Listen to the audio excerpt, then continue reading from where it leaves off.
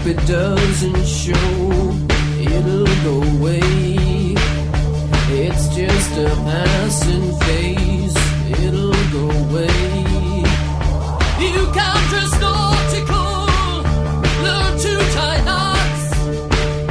Take lots of traveling out on your yachts. But when you're all alone and nothing bites, you'd wish you'd stayed at home with someone nice. But when you think you made it disappear, it comes again. Hello, I'm here and I've got angst in my pants. You can be smart as hell, know how to add, know how to figure things on yellow pads. Answer so no one knows what you just said. But when you're all alone, you and your head, what's the computer say? It's molding now. It says, hey Joe, it spelled it out, and you've got angst in your pants. You've got angst in your Hey gals and guys, this is Michael Ferrari of Cinema to Meep. Welcome to episode 48 of the Retro Movie Love Podcast. So today we're joined by my pal, Daniel Archer. He's back on the podcast. Hey Daniel. Hey, how's it going? It's good. How's it going with you?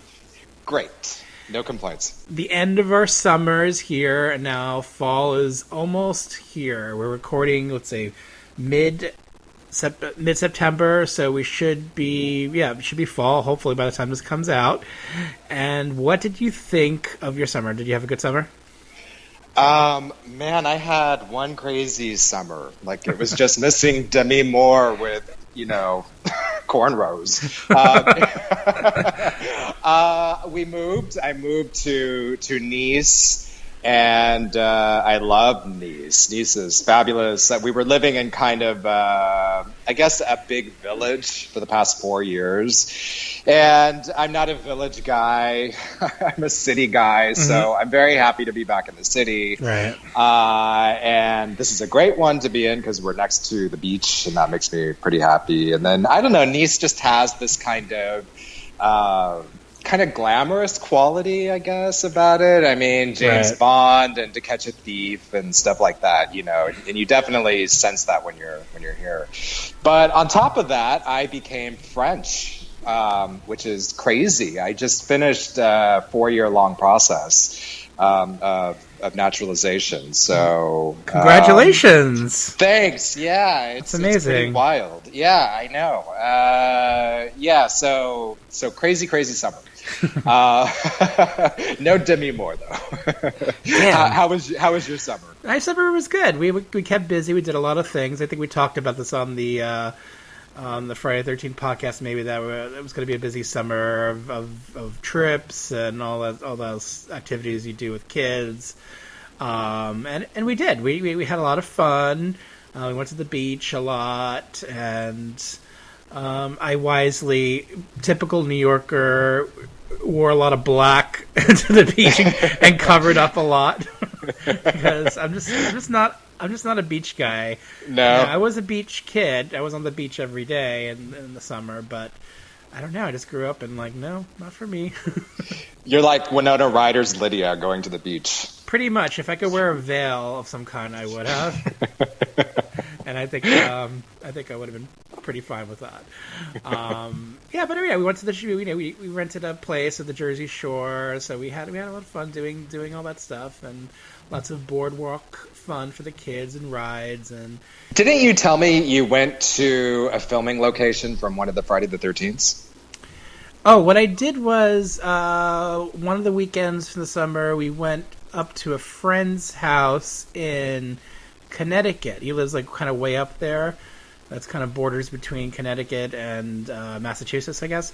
And he lives right near the lake that they filmed Friday the 13th Part 2 on. Oh, that's so cool. So I was near that lake. I was near, but the thing is, a lot of the filming locations for Part 2 are gone. So there's nothing really to visit, but it was just nice being in that atmosphere of Friday the 13th Part 2. Yeah, I bet. And I would have went to the casino, as it's called in Friday the 13th Part 2, but sadly I think it's burned down, so it's no longer there. Too bad. I would have stayed behind with everybody else and looked for those after-hour places. You wouldn't have hung out with Vicky. Yeah, exactly. Yeah. So yeah, it was a fun trip to Connecticut, and I'm sure we got bit by some mosquitoes, as we always do. Just right. love going after us. But no one in the woods was watching or chasing after us, so that was good too. Yeah, that's good. Yeah. Before we get into our topic, which is Teen Angst. Now, we've been talking about doing Teen Angst for a while as a topic. I know I've personally always wanted to record a Teen Angst podcast. I've done teen comedy in the past. But along with teen comedy, I think you have to talk about Teen Angst. I mean, it's a very essential part of our youth, for sure. Oh, yeah. And we're going to get into that soon, and we'll talk about why we're recording that. But let's talk about what we've been watching lately before we get right into that. Well, I've been busy going to movies. I mentioned on the last podcast that I was pretty movie deprived, but now we've got tons of cinemas. In fact, I can look out my balcony and see this digital marquee for the cinema just down the street from where I live. It's great. I'm cooking dinner and I look over and there's like Tom Cruise's face, it's very nice.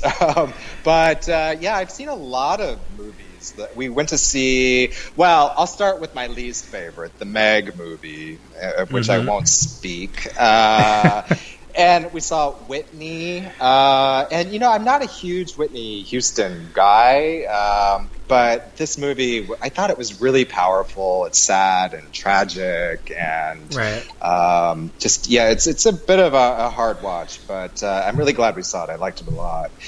And we did see Mission Impossible, which I loved. I especially loved Henry Cavill's hot Tom of Finland mustache. I think Henry Cavill should have a Tom of Finland mustache in everything.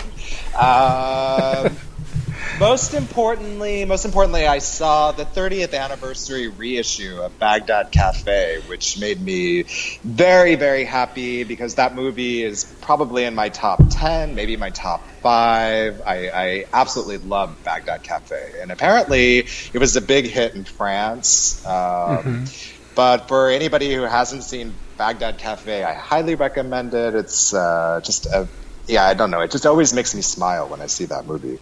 And then the other one that I saw was Book Club. And this was so hard for me to find. And it killed me because I've been like an obsessive Diane Keaton fan since I was in the 9th grade or 8th grade or something like that. And I absolutely adored Book Club. I'm so happy to see Diane Keaton not playing like an angry mom, I mean, Diane Keaton could do so much more, and she seemed for a while to be relegated to just playing those kinds of roles. But this movie, I thought it played up to all of her strengths. I mean, her comedy, she's vulnerable. I think she does really well in scripts where she's performing with lots of other actresses. Like female-heavy movies are great with Diane Keaton. Her sense of style is spot on in this movie. I just loved it. And then on TV, we've been watching Insecure, which I love. Do you watch Insecure? No, I haven't watched that show. No. I think it's really great. We also watched Sharp Objects, which isn't. I don't know. I guess it's a thriller. I guess it's kind of a gothic horror.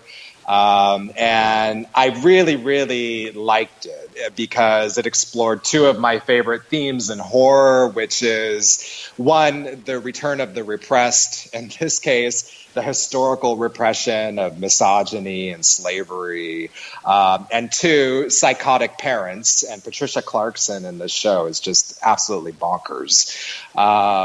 And then finally we watched Hereditary, which we talked about last time on the podcast. And I know you weren't a huge fan of it, but I don't know. I really liked it, actually. I thought it made some pretty bold choices, and I was really surprised by the ending of the film. And I mean, I'm not sure. I guess it's about a boy experiencing a kind of mental breakdown or schizophrenia or something. I'm not exactly sure, but I thought it was a pretty unsettling movie. I liked it. I liked elements of it. I just wish it didn't fall apart at the end for me like so much. I know some people have a similar issue with it, and some people love it, but I don't know. It also was a little bored by it. I thought it could have been shorter. Yeah, I can see how it's a divisive movie. Right.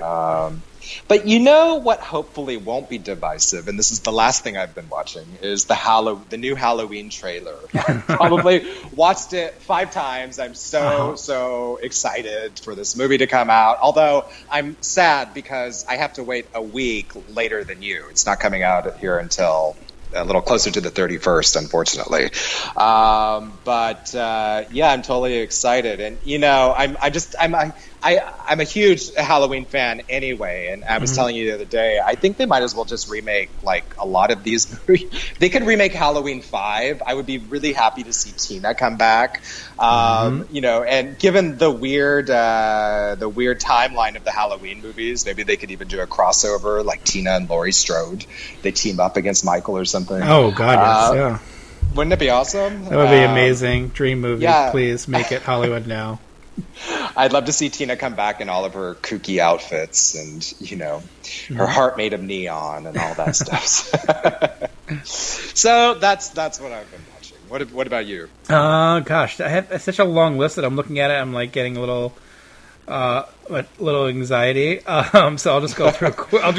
I'll just do the highlights. Let's see, Bad Samaritan. I thought that was pretty good. A little movie that came out. Didn't do too well, but I thought it was a decent movie. Sudden Death, the Van Damme versus Powers Booth in a hockey stadium. That's always a lot of fun to revisit. Heathers, we're going to get, we're not going to talk about Heathers today in the Teen Angst podcast because Heathers is a very, let's say, very well-traveled movie. It's everything that's been said about Heathers has been said. There's a new Blu-ray out for it, and in the UK, and I'm tempted to buy that because more Heathers, please. But we're not going to talk about Heathers. But I did watch the show. I finished all the episodes for Heathers, the show that was pulled. Oh, is it good? From TV here. I liked it, actually. I'm not a big fan of remakes and reboots. The new Halloween coming out notwithstanding. It's just, I don't know, it does something a little bit different with familiar territory that I liked. And I know it was controversial because of violence in school that happens in the show. It's very much a part of the theme, but also part of the satire of the show. I thought the show was pretty funny and compelling at times, and I liked that about it. So I actually did like the show. So I would recommend it with some reservations because it's maybe not going to be for everyone. But there were some surprising deaths in it that were really well done, and I think had a lot of emotional impact, which I wasn't prepared for.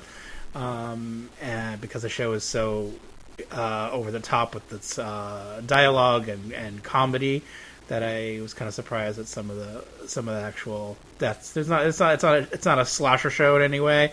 It follows pretty much the movie in different ways. But I was surprised that I liked it as much as I did. So, and I'm sure it's not coming back, and I don't think anyone else has picked it up for any kind of run here, other than after the initial Paramount Network airing of the first or 2 episodes. I think that was it. Yeah, we get a lot of American TV shows here, but that one hasn't received. I don't think it's received any press in France. I don't think it's on. Right. So I don't really know anything about it. Is it still set in the 80s or? No, it's very much a contemporary show. But taking ideas and even dialogue and parts of the original film and kind of updating it in a way. I like the movie a lot. I think the two leads that play, the one that plays Veronica and JD, aren't very good. I think they're the weakest part of the show, but that the actual Heathers are a lot of fun, and other elements of the show I think work really well. I am gonna look for it. Yeah, I think you might enjoy it. Yeah. I saw The Meg as well, which was a big disappointment. Oh boy. To take the idea of a killer shark, a huge killer shark, and make it into a kind of a boring movie, a boring action movie, just didn't. I don't know. It was just a big shame. Not my thing. No. Unfortunately. Yeah. And oh gosh, what did we watch? The kids watched Mac and Me on Blu-ray. I love Mac and Me, and it was a big hit at our house. Oh, good for family movie night. Supergirl was a big hit for family movie night. So we had some really successful family movie nights. That's great. Thanks to kind of hated 80s movies or perceived as bad 80s movies. I don't know. Sometimes. Not here. Not here, no. No. My wife and I went to the theater and went to see the Happy Land Murders. Yeah, the puppet movie, and nope, not good. Okay. Sorry. Yeah. It's definitely one of those, like, it should have been like a short kind of thing, like it's stretched out into feature length, so it's kind of boring. The plot is like a standard noir plot, and the typical detective and voiceover, and it just was kind of not funny. Okay. A couple of wacky moments that were, maybe a chuckle, but that's about it with that one, sadly. Movie that definitely needs to be mentioned is Support the Girls, which I thought was pretty outstanding.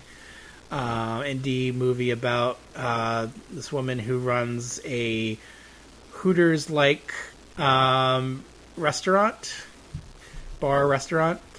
and I just thought the relationship between her and the women who work there and the characters were just so well done. Bloodfest was one of those like direct to video, very limited release kind of movies. Did not enjoy that. I don't know this movie. It's like it's like an amusement park that's horror themed. Like it's supposedly it's like horror movie related theme park, and maybe because it was low budget, that it didn't come across as anything in horror movies that I knew anything about, and the horror becomes real as it's all set up for them to get killed off, and it just was really poorly executed, and it was supposed to be funny too, and it wasn't very funny at all. Did not like that movie at all. Juliet Naked. I went to the theater a few times, and that was one of the ones I went to see. Juliet Naked with Rose Byrne and Ethan Hawke, and I always forget his name, but he is the Irish guy that was in Bridesmaids, and he's in a few other things. Yeah. I don't know his name either. I know who you're talking about. Right. He's in a Rose Byrne is in a relationship with him, and he's obsessed with a singer-songwriter from the 90s who was popular for a very brief time and then kind of disappeared off the face of the world, and he's obsessed with finding him, and then she eventually tracks him down and kind of gets involved with him, and it becomes kind of like I would say like a love triangle of sorts kind of movie. It was a decent movie, and I thought it was pleasant enough. I thought Rose Byrne was really good, and she's usually the reason I'd watch the movie in the first place. And I thought she was fun to watch, but the movie was just okay. Okay, but I liked it enough to recommend to you, maybe. Yeah. Well, I know the book by Nick Hornsby. Right. That book was really, really popular here, so I'm assuming the movie will probably get a release here. But even if it doesn't, I'd still like to see this movie. Yeah, it might strike a chord with some people who like the book. I don't read any of those Nick Hornsby books. Hornby, not Hornsby, right? Hornby, yeah. High Fidelity was one of them, right? Yeah. I didn't like that movie, so maybe I'm the wrong audience for his books, but I thought she was good in the movie for sure. And Sierra Burgess is a loser. Netflix does all these new teen movies now. I just added it to my list. Is it good? No. Oh, okay. Then I'm taking it off my list. Just to be honest, no. I like a lot of those Netflix teen movies that they've been doing. They've been really pumping them out. I know. And I wanted to like it, but it's not a good movie. It's like a bad variation on, I want to say, Can't Buy Me Love and The Truth About Cats and Dogs. It's somewhere in between. It's somewhere like a mix between those two, the teen movie version of those. And you think that would be great, but it's not. It feels really dated. Like the ideas behind it feel really dated, and in a bad way. Like it was written to be a movie in the 90s, maybe direct to video, like a ripoff of Mean Girls or something. It just didn't really work. I think the actress Shannon, I forget her name. Really bad with names lately. She was the redhead in Stranger Things that doesn't make it, the friend. Oh yeah. She's the lead in this one, and I think they do a real disservice to her character by making her pretty unlikable. She does some really unlikable. She's supposed to be really likable, and she is, and the actress is naturally likable. But then the script goes out of its way to make her unlikable in the second half of the movie, and because it's so dumb that it just it kind of loses me. It just really loses me, and I just thought, oh god, this could have been good, but they just really didn't. It just really didn't come together in the way it should have. But there was a good performance in it. You're talking about the actress who played Barb on Stranger Things. Yeah, yes, right. The one that. Yeah, that's too bad because I like her, and also she's been in Riverdale, and I think she's great in Riverdale also. So that's too bad. Riverdale. All right, I liked Riverdale the first season. I thought it was decent. The second season, I started watching that like last year, and I got a little bit too soapy for me, so I kind of tuned out. This one, she's good, and I just think the movie really fails her as an actress. I think she deserves a lot better than all the negative things that are in the movie. And I think I've read articles about it recently saying how it is kind of stuck in a certain time period where it's a bit racist and homophobic, and it's just not. Yeah, just something about it's a little bit off. Not in a good way. Unfortunately, I saw The Nun in the theater. And? Skip The Nun. the Nun is Oh no, really? The Nun was a big old snooze. Unfortunately, again, I feel like I've been striking out lately in the theater. It didn't really work. I mean, it wasn't scary in the least. And there were a couple of jump scares that kind of like wake you up because you're pretty much asleep for the movie. It's just one of those movies. I expected a lot more because I do like the Conjuring movies a lot. The second one, me too. The second one I think is great. I think it's the Godfather 2 of that kind of movie. It's pretty good. And I didn't care for Annabelle so much, so maybe I should have known. But it was a huge hit. So what do I know? But it wasn't a very good movie. Yeah, I was on the fence. I mean, I did like the original Annabelle, but the second one, just no, that's not for me. And I kind of thought The Nun might be similar, but I was holding out hope. You killed my hope. That's what I do. St. Elmo's Fire. Was, it's not on the Teen Angst list because I've covered it before, and then it's also post-graduation college, so you can't really call them teenagers anymore. But that was a great rewatch because it's such a comfort movie. I was like kind of having a bad day, and it kind of lifted my spirits. I was having, oh my god! I loved that movie. I was having Demi Moore's day in this movie. Oh no! Did you freeze yourself to death? I was trying to freeze myself to death with billowing curtains and Billy Idol looking over me, and this movie somehow lifted me out of that funk. So. God, that apartment is just amazing. I mean, it's definitely in the top 5 movie apartments from that era. It's incredible. For sure. And then a couple more. Destination Wedding, the new Keanu Reeves Winona Ryder movie. Yeah. That came out. That came out on demand, and I liked it actually. Oh, good. Okay. I don't know. This one can go. I'm like, this one can go either way. But I thought she was super charming. They're really cute together. It's one of those like they hate each other from the beginning kind of movies, and you know where that's going to go. Right. Yeah. But I think they have a natural chemistry together. The only problem with this movie is, unfortunately, Keanu Reeves. I love Keanu Reeves. I think he's great. We're going to talk about him a lot today. Yeah. But he's given a lot of dialogue. A lot. There's more. Keanu Reeves talks more in this movie than he does in all of his movies combined. Like, is he speaking in soliloquies or? He's just it's like it's supposed to be like 30s style screwball, like you know those 30s screwball movies where it's always like couples who hate each other or are on the outs, divorcing. It's that kind of couple. They're always bickering. They hate each other. And so he's given so much dialogue, and it's supposed to be like rapid fire, and you know it just doesn't suit him as the Keanu Reeves we know from the last 30 years. No, not quite the dialogue guy. You know, I'm having a hard time imagining it, but I'm still going to check this movie out because they're both in it. Exactly. No, I'm not discouraging you from watching this movie. It's like a speed bump. You have to kind of get around.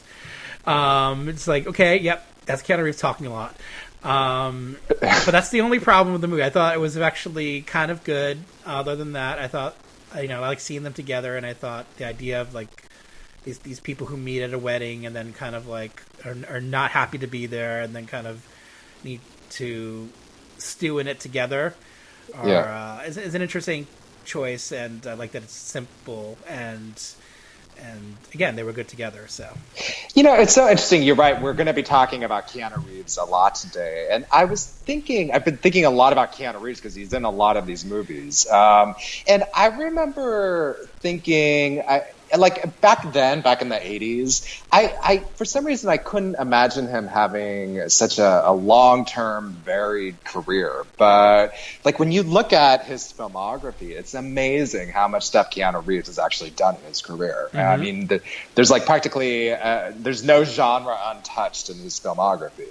And I don't know, it's a nice surprise. Like I just wouldn't have thought it. I guess it all kind of changed with Speed, maybe. Mm-hmm. I mean, he bucked up with, or maybe it was Dracula. I'm not sure when the change happened, but he kind of broke out of the teen movie roles that he was known for, and really just like demonstrated this incredible range that not every actor from that period was able to successfully do also. So yeah, it's nice to see him still making movies, and it's such a pleasure that Winona Ryder is back.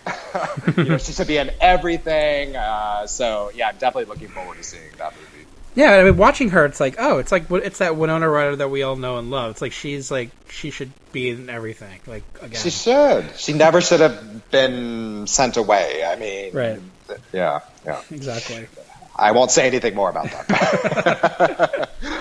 And two more. I watched the new Nicole Holofcener movie, The Land of Steady Habits. Ah, you're so lucky. It's not here. It's on Netflix here, and it just arrived on Netflix on Friday, and I watched it on Friday, and I liked it. It's maybe my least favorite of her movies, but that's like her least favorite is somehow still a really strong movie.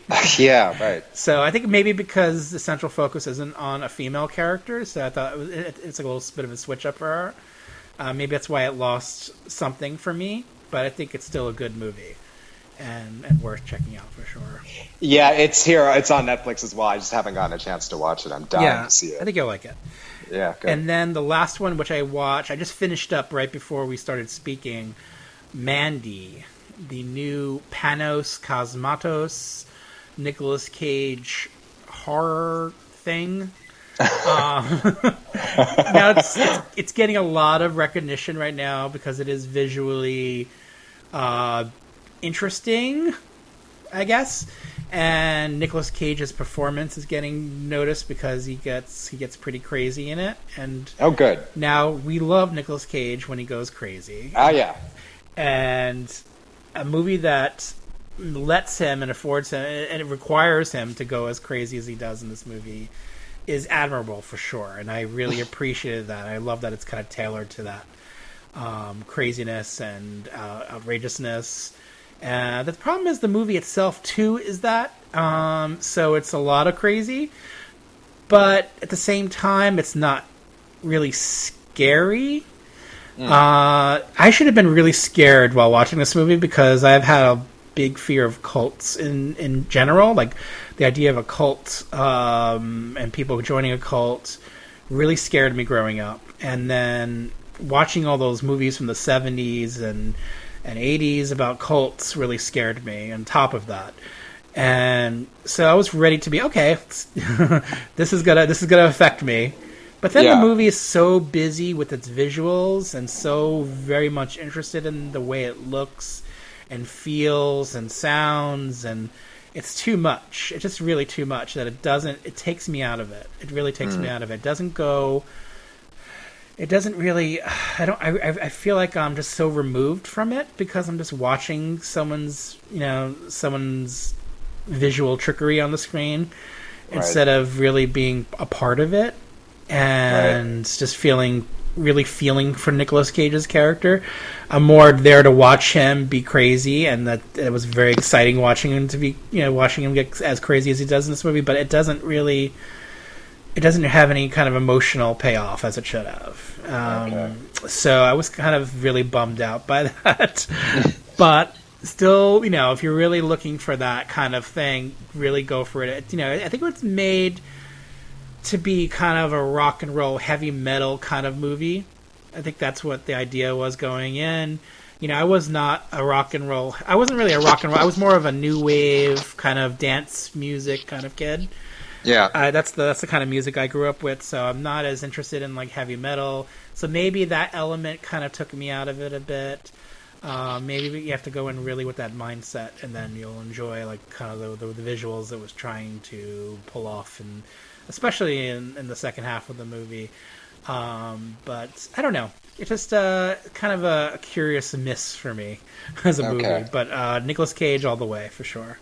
And that's it. That was enough. Yeah. Let's get into Teen Angst as we know it. So, yeah, we were talking about like Teen Angst and why Teen Angst? Well, I don't know. Oh boy. Teen movies in general is such a big part of my life that talking about them comes so naturally to me. I mean, that's what all those movies we grew up with in the 80s especially just really connected to us for good or for worse. I don't know. I think for good. Yeah. We live vicariously sometimes through the characters' lives. We enjoyed the silliness of the teen comedies, but I think the teen dramas that came out really I kind of forged a special relationship with them. I felt like a lot of them were speaking to me, and they were talking to me about things that I cared about. I felt a lot of honesty and a good deal of them, and especially the ones we're going to be talking about today. There were definitely movies that were made by older people who kind of didn't really understand the teen experience as much, and in those movies we won't be talking about today. But clearly, there was a time in the 80s where they were trying to capture the youth market and make movies for teenagers, but not exactly the best way possible, and not really in the most honest way. But there were definitely movies growing up that really spoke to us. The origins, I would say, of Teen Angst came from, I would say, a good deal of the 50s movies with like Rebel Without a Cause and those kinds of like High School Confidential kind of movies. There were quite a few of them. Even movies like Jailhouse Rock had a big influence because it was so popular on the teen film as we know it. And so really a lot of the teen drama, I would say the teen drama was popular before the teen comedy really bust out with like, say, the beach movies in the 60s. And but then they got a bit serious towards the later part of the 60s with like movies like The Graduate and there's movies like If and Billy Liar that were good examples of teen angst movies of the 60s. And then, of course, in the 70s, they kind of changed a bit. They got all kinds of teen angst experiences. You got movies like Cooley High and Class of 42 and its sequel, and even later in the 70s with movies like Breaking Away and the Lemon Popsicle series, and overseas, like in movies like Scum. All kinds of teen movies were coming out at that time period. And then into the 80s, the teen sex comedy got really popular again, with Porky's, of course, and Fast Times, like that one big 1-2 punch of those two really good teen films. And we may be talking about one of those today. And then, drama came back with like a lot of good teen dramas, and then I got to watch a lot of those movies first run in the theater or on VHS, and I was very happy. So it was a lot of many hours of teen movies for me, and as well as horror in the 80s. So I was a very happy kid. How about you? Well, I have sort of a long-winded response to this question. I mean, more long-winded than mine. Yeah, I think so. I kind of have a hidden agenda here. I mean, that was a great overview of the genre, but for me, I don't know. I don't know if it's because I turned 45 this year or I just read Parker Posey's autobiography or what, but I've been thinking a lot about Generation X, and I really, really wanted to talk about the genre with you because I was really interested in looking at films specifically that reflected issues, societal problems, what America was like in the 1970s and 1980s, the early 90s, and how they reflected specifically concerns that were relevant to Generation X.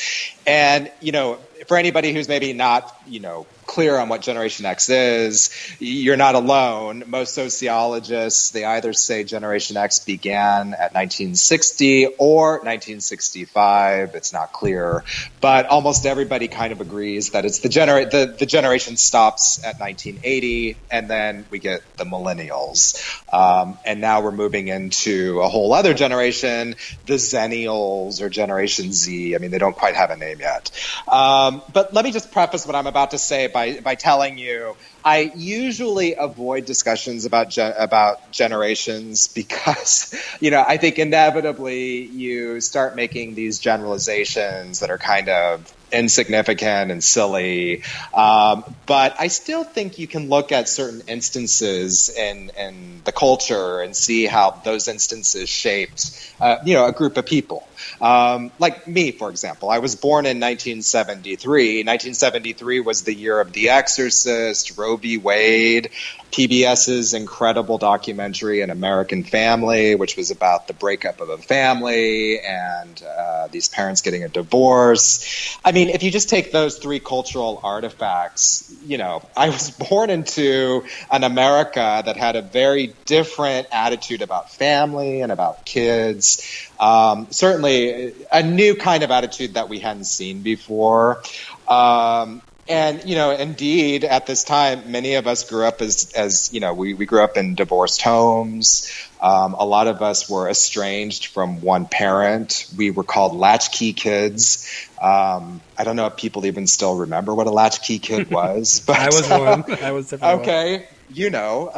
Basically, we were sort of forced to kind of grow up very quickly. A latchkey kid basically just meant that, when we left home to go to school during the day, we had like a key tied around our neck because there was nobody at home to let us in, so we had to, we were kind of responsible for ourselves. But yeah, divorce rates skyrocketed in the 70s and 80s. And, a lot of these divorces were ugly. I mean, there were no pretty Gwyneth Paltrow conscious uncouplings. That did not happen in the 70s and 80s. But and I think it's because divorce laws, I don't know, I think they're a bit different now, but they were pretty ugly back in the day. And so a lot of kids grew up without, without one parent. But I want to say also more generally, 1973, the year I was born, was also the year Watergate broke. It was the year that we pulled out of Vietnam. The dollar was devalued by 10%. I mean, the entire country at the beginning of the 70s was not in a good place. And, you know, a lot of us, that's where we grew up. Moreover, you know, we were the first generation of babies, the first generation of babies that people took pills not to have. 1975 was a record low year for births. To add insult to injury, we all grew up under the threat of nuclear holocaust, the Cold War, the Reagan administration making cuts to the social safety net. We grew up with AIDS, crack, our grandparents joking about how they were going to spend our inheritance on, you know, cruises. It was just a very, you know, there were very unique things going on at that time. And I was really curious to see how those kinds of problems are reflected in these movies. So that's my answer. And you know, I don't know. I think Generation X in general has gotten sort of a bad rap. If you Google Generation X now, they still refer to us as the forgotten generation. It's sort of like we're sandwiched in between the baby boomers and the millennials. And we don't get a lot of press, but we've also never been a generation that's called a lot of attention to ourselves. When I was growing up, you know, the baby boomers were everywhere. I mean, they had their own movies. We were listening to their music on the radio. I mean, the baby boomers controlled everything. And it's interesting to me now. I mean, when I look at the United States, I mean, Generation X has had one Generation X president, Barack Obama. He was born in 1961. Just made it. We had our little moment, and then, you know, we snapped back to that guy we have in the White House now, who's, you know, a baby boomer. You know, the other thing I want to say is that, you know, I was researching what people were saying about us back in the 80s and 90s. Man, people were harsh about Generation X. There was a book that was a really famous book called The Closing of the American Mind, which was written by a boomer, of course. And this guy was, you know, he wrote 400 pages basically on how stupid we were, on all of this stuff we didn't know.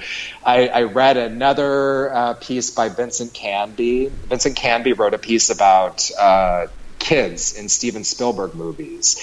And he basically described the kids in Spielberg movies as, you know, we all fall asleep with the TV on, we're all playing video games, we eat chips in our beds, you know, we're like a bunch of techno zombie slobs, basically. So if Generation X gets short-sighted now, it's not a surprise to me. I think it's a generation that's always been short-sighted. When I read about millennials, it seems like, you know, basically the same criticisms are leveled against the millennials. The only difference I pick up on with millennials is people say that they're less able to handle the sort of stresses of life. I have no idea if that's true. I'll leave that up to millennials. I have no part in that argument. But Generation X grew up fast and had to deal with really, in some ways, very sort of traumatic day-to-day experiences. And so a lot of my movies that I chose reflect a lot of those experiences. So that's my answer. Well, I love it.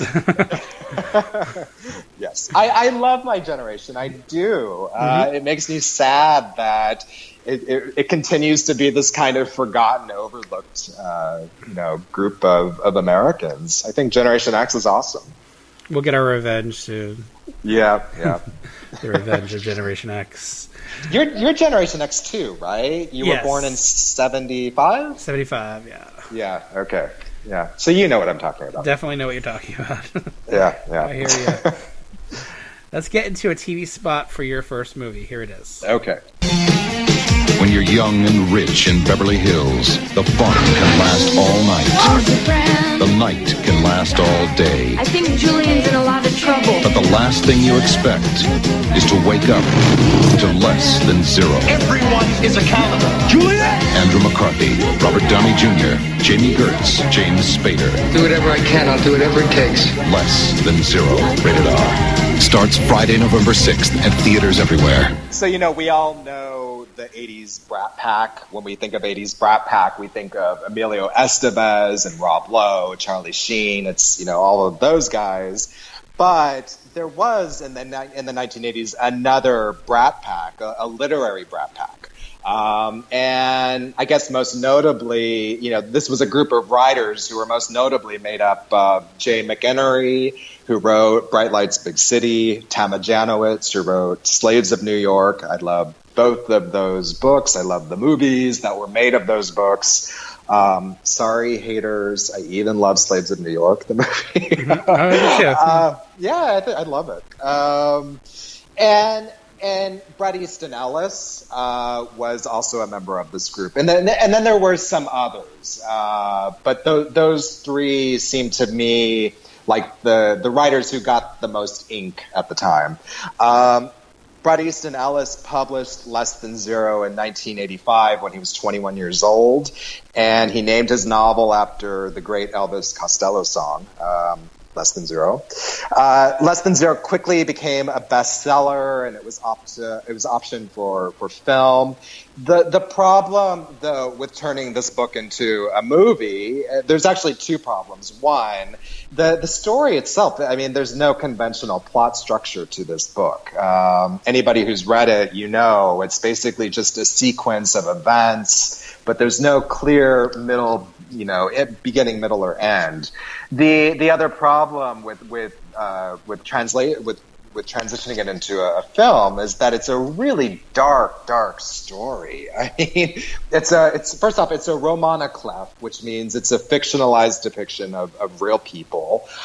In fact, Ellis was writing about people that he grew up with in the San Fernando Valley, and he describes those people as being very blank, cynical, detached. They're even scary. There's one scene in the book that doesn't make it into the film where some kids are making like a snuff film.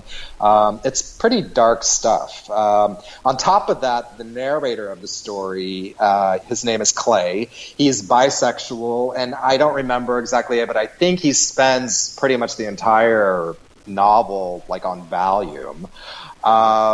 So how do you get Andrew McCarthy to play a bisexual, drugged out, protagonist of a film? Mm-hmm. So making the transition to screen was very, very difficult. On top of that, I think the culture, between the time that the book was published in 85 and then when the film came out in 87, the culture was different. I think it had become actually more conservative as the 80s went on. Reaganism was in full effect. It was all about family values and just say no. There were all of these PSAs on TV about the dangers of drugs, and ironically, even Jamie Gertz, who's in Less Than Zero, she actually did one of these PSAs.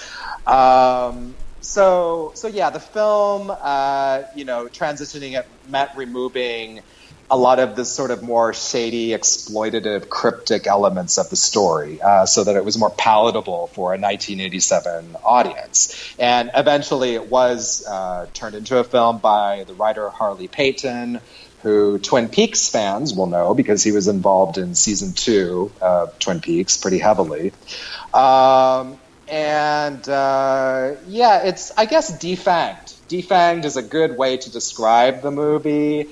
There's a scene where Jamie Gertz's character dumps a baggie of Coke out into a sink, but her character would never do that in the book. But it's a clear-cut message to the audience that the film is siding with the morality of the day, which was very anti-drug.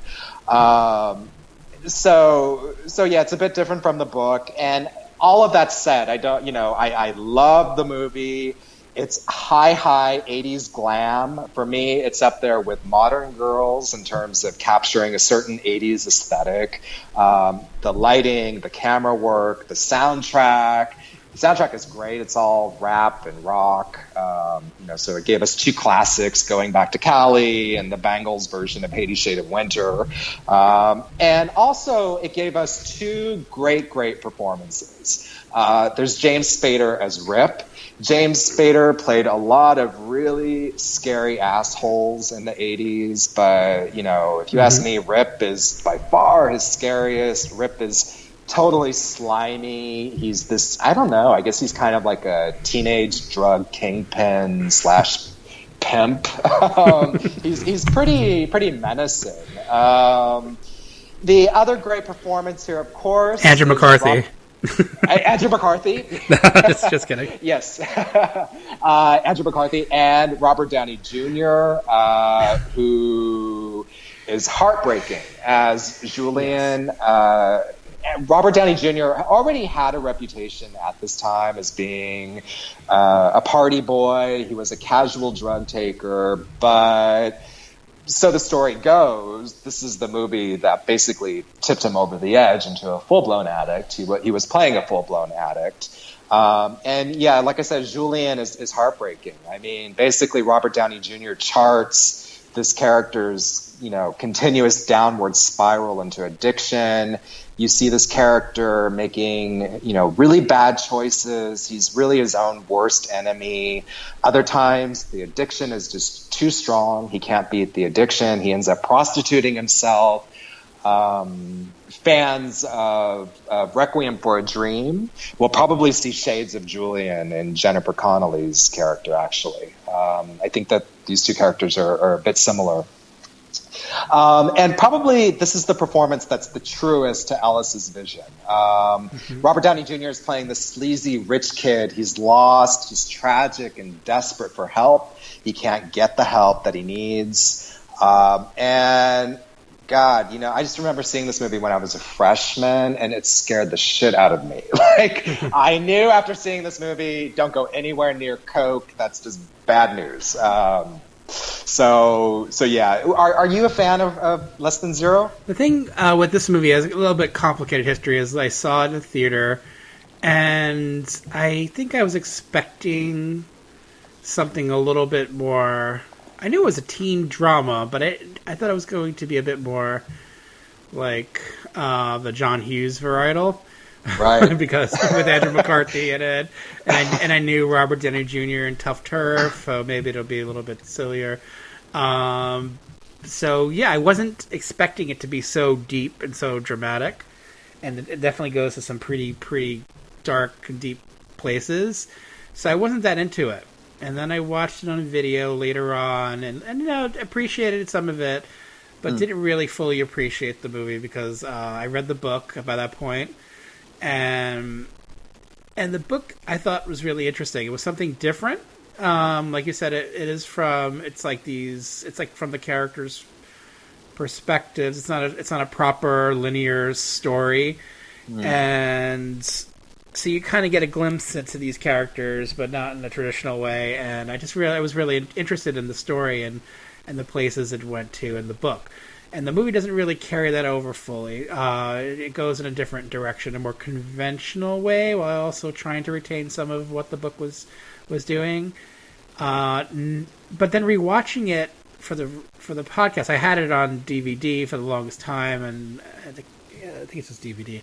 And so rewatching it for the podcast, I sat down and watched it, gave my full attention. My wife watched it with me, and I found myself engrossed in it for the first time. Where in the past I kind of checked out a little bit. I mean, I always thought Robert Downey Jr. was pretty amazing in it, and one of his best performances. And I don't know, I just couldn't connect to maybe Andrew McCarthy, to Jamie Gertz in the past. Here I kind of saw a little bit more of myself in some of the other characters when I didn't before, which was interesting. I just coming at this movie from an older point of view. I don't know, I kind of see what they did with that. kind of got that. Yeah, they had to change him more into that character, because by the end of the movie, you wouldn't like anyone.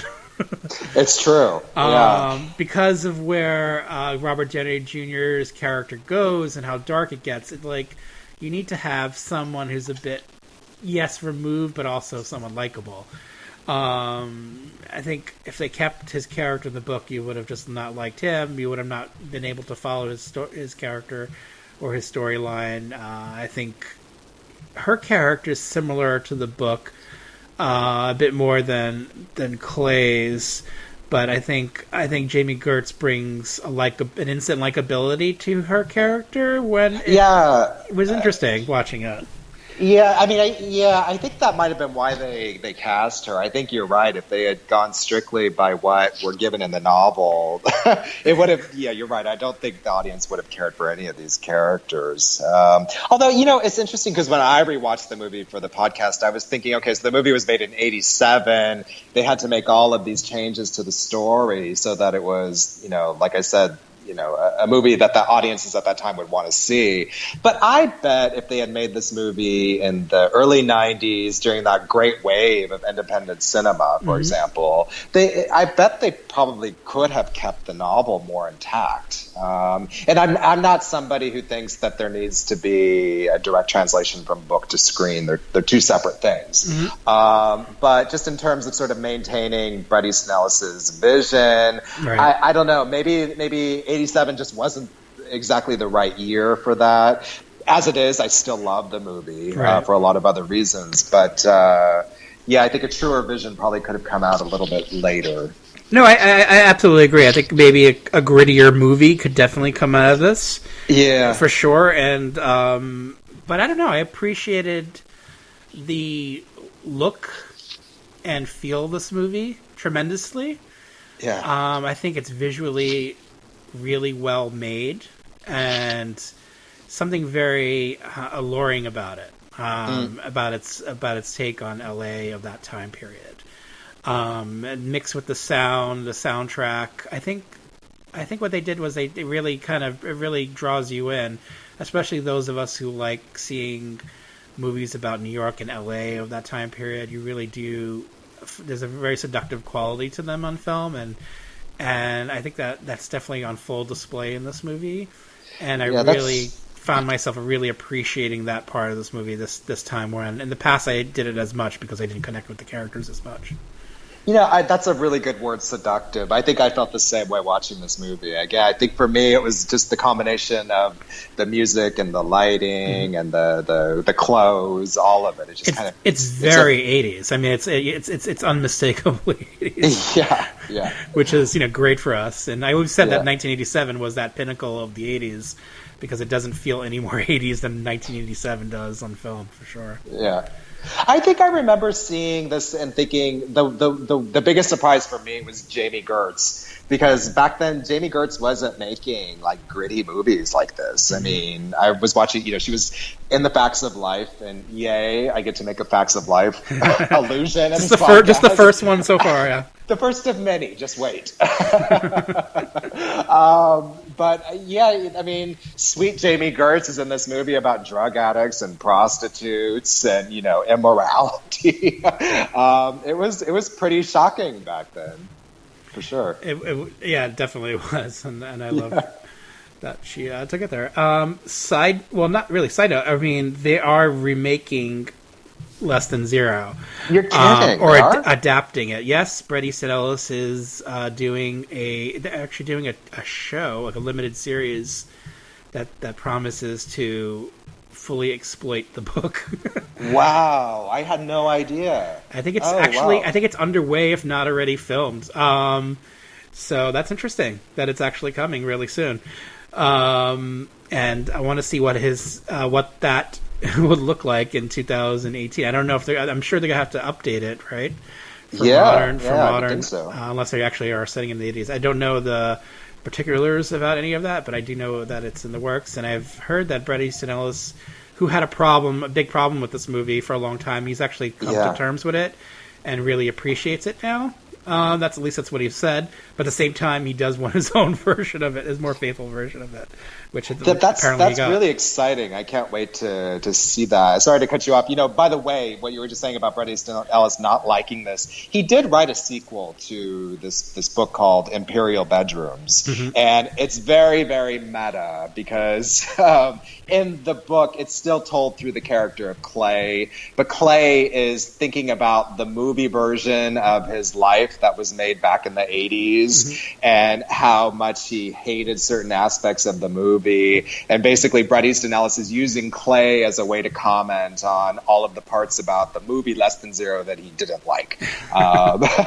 So I'm glad to see that he's involved in a new version of his story. I think that's so exciting. Yeah, curious to see what it's going to turn out to be. All right. Yeah.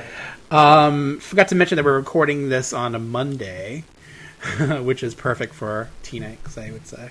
The day of Teen Angst. That overwhelming feeling of going back to school. And this is obviously back to school month for. Are your kids back? They are back. They're in school. They're not quite of the age where they're like dragging their feet yet to get to school, so which is good. Yeah. I'll get there eventually. Get to experience all that. But I do know that feeling that that having that heavy heart on Monday, not wanting to get out of bed, not wanting to go to school. I know. I'm married to a teacher. I feel poor guy. He loves his job, but it's the same for teachers. Of course. Yeah. All right. There isn't a trailer for my number 10. This movie might as well as not exist anymore. It only exists on. It's not streaming anywhere. It's not on DVD. It's not on Blu-ray, obviously. It's only on VHS. There's no trailer on YouTube or anywhere else. It's called No Secrets. It's from 1991, which is weird. You think a movie from the 90s, they would have something out there, floating out there somewhere. It's about these three young women who were best friends growing up, and they're very different. I'm not sure if time has changed a lot of why they're so different, but they've definitely grown apart. And the idea is them to come together and spend some time together at one of their fathers has a cabin, like a kind of a remote cabin in the woods. This is not a slasher movie, I promise. And just to like reconnect. And I think what happens is their differences come out and in different unusual ways. And this is manifested by a man who is on the run and who's a criminal who kind of holds up there. And then as they arrive, he hides and then pretends to be someone else, and or is wounded in some way, or wounds himself so he can get their sympathy.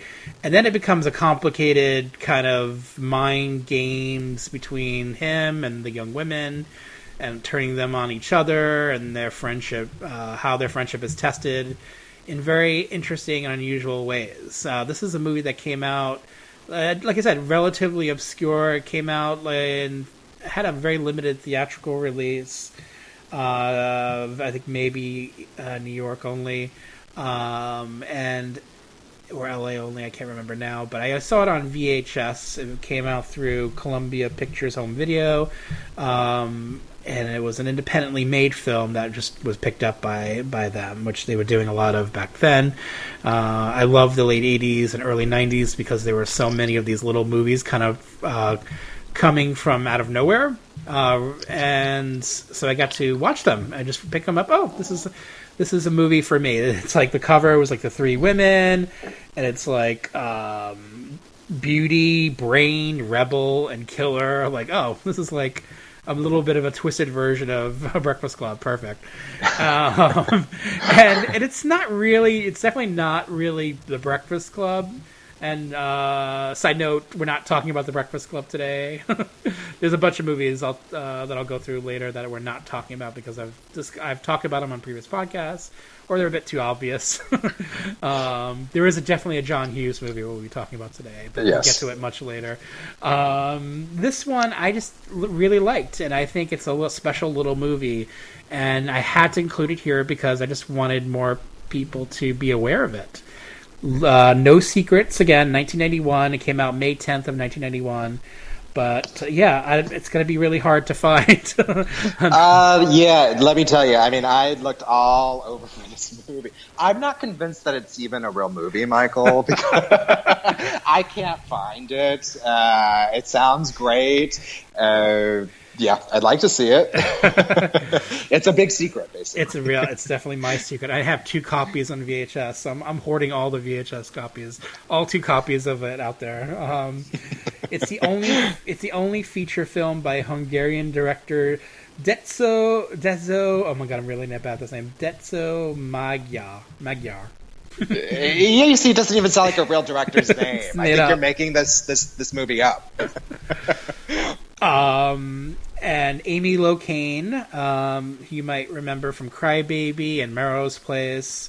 She is the beauty, and on that cover, Tracy Lind of Fright Night Part 2, and My Boyfriend's Back. She is the rebel.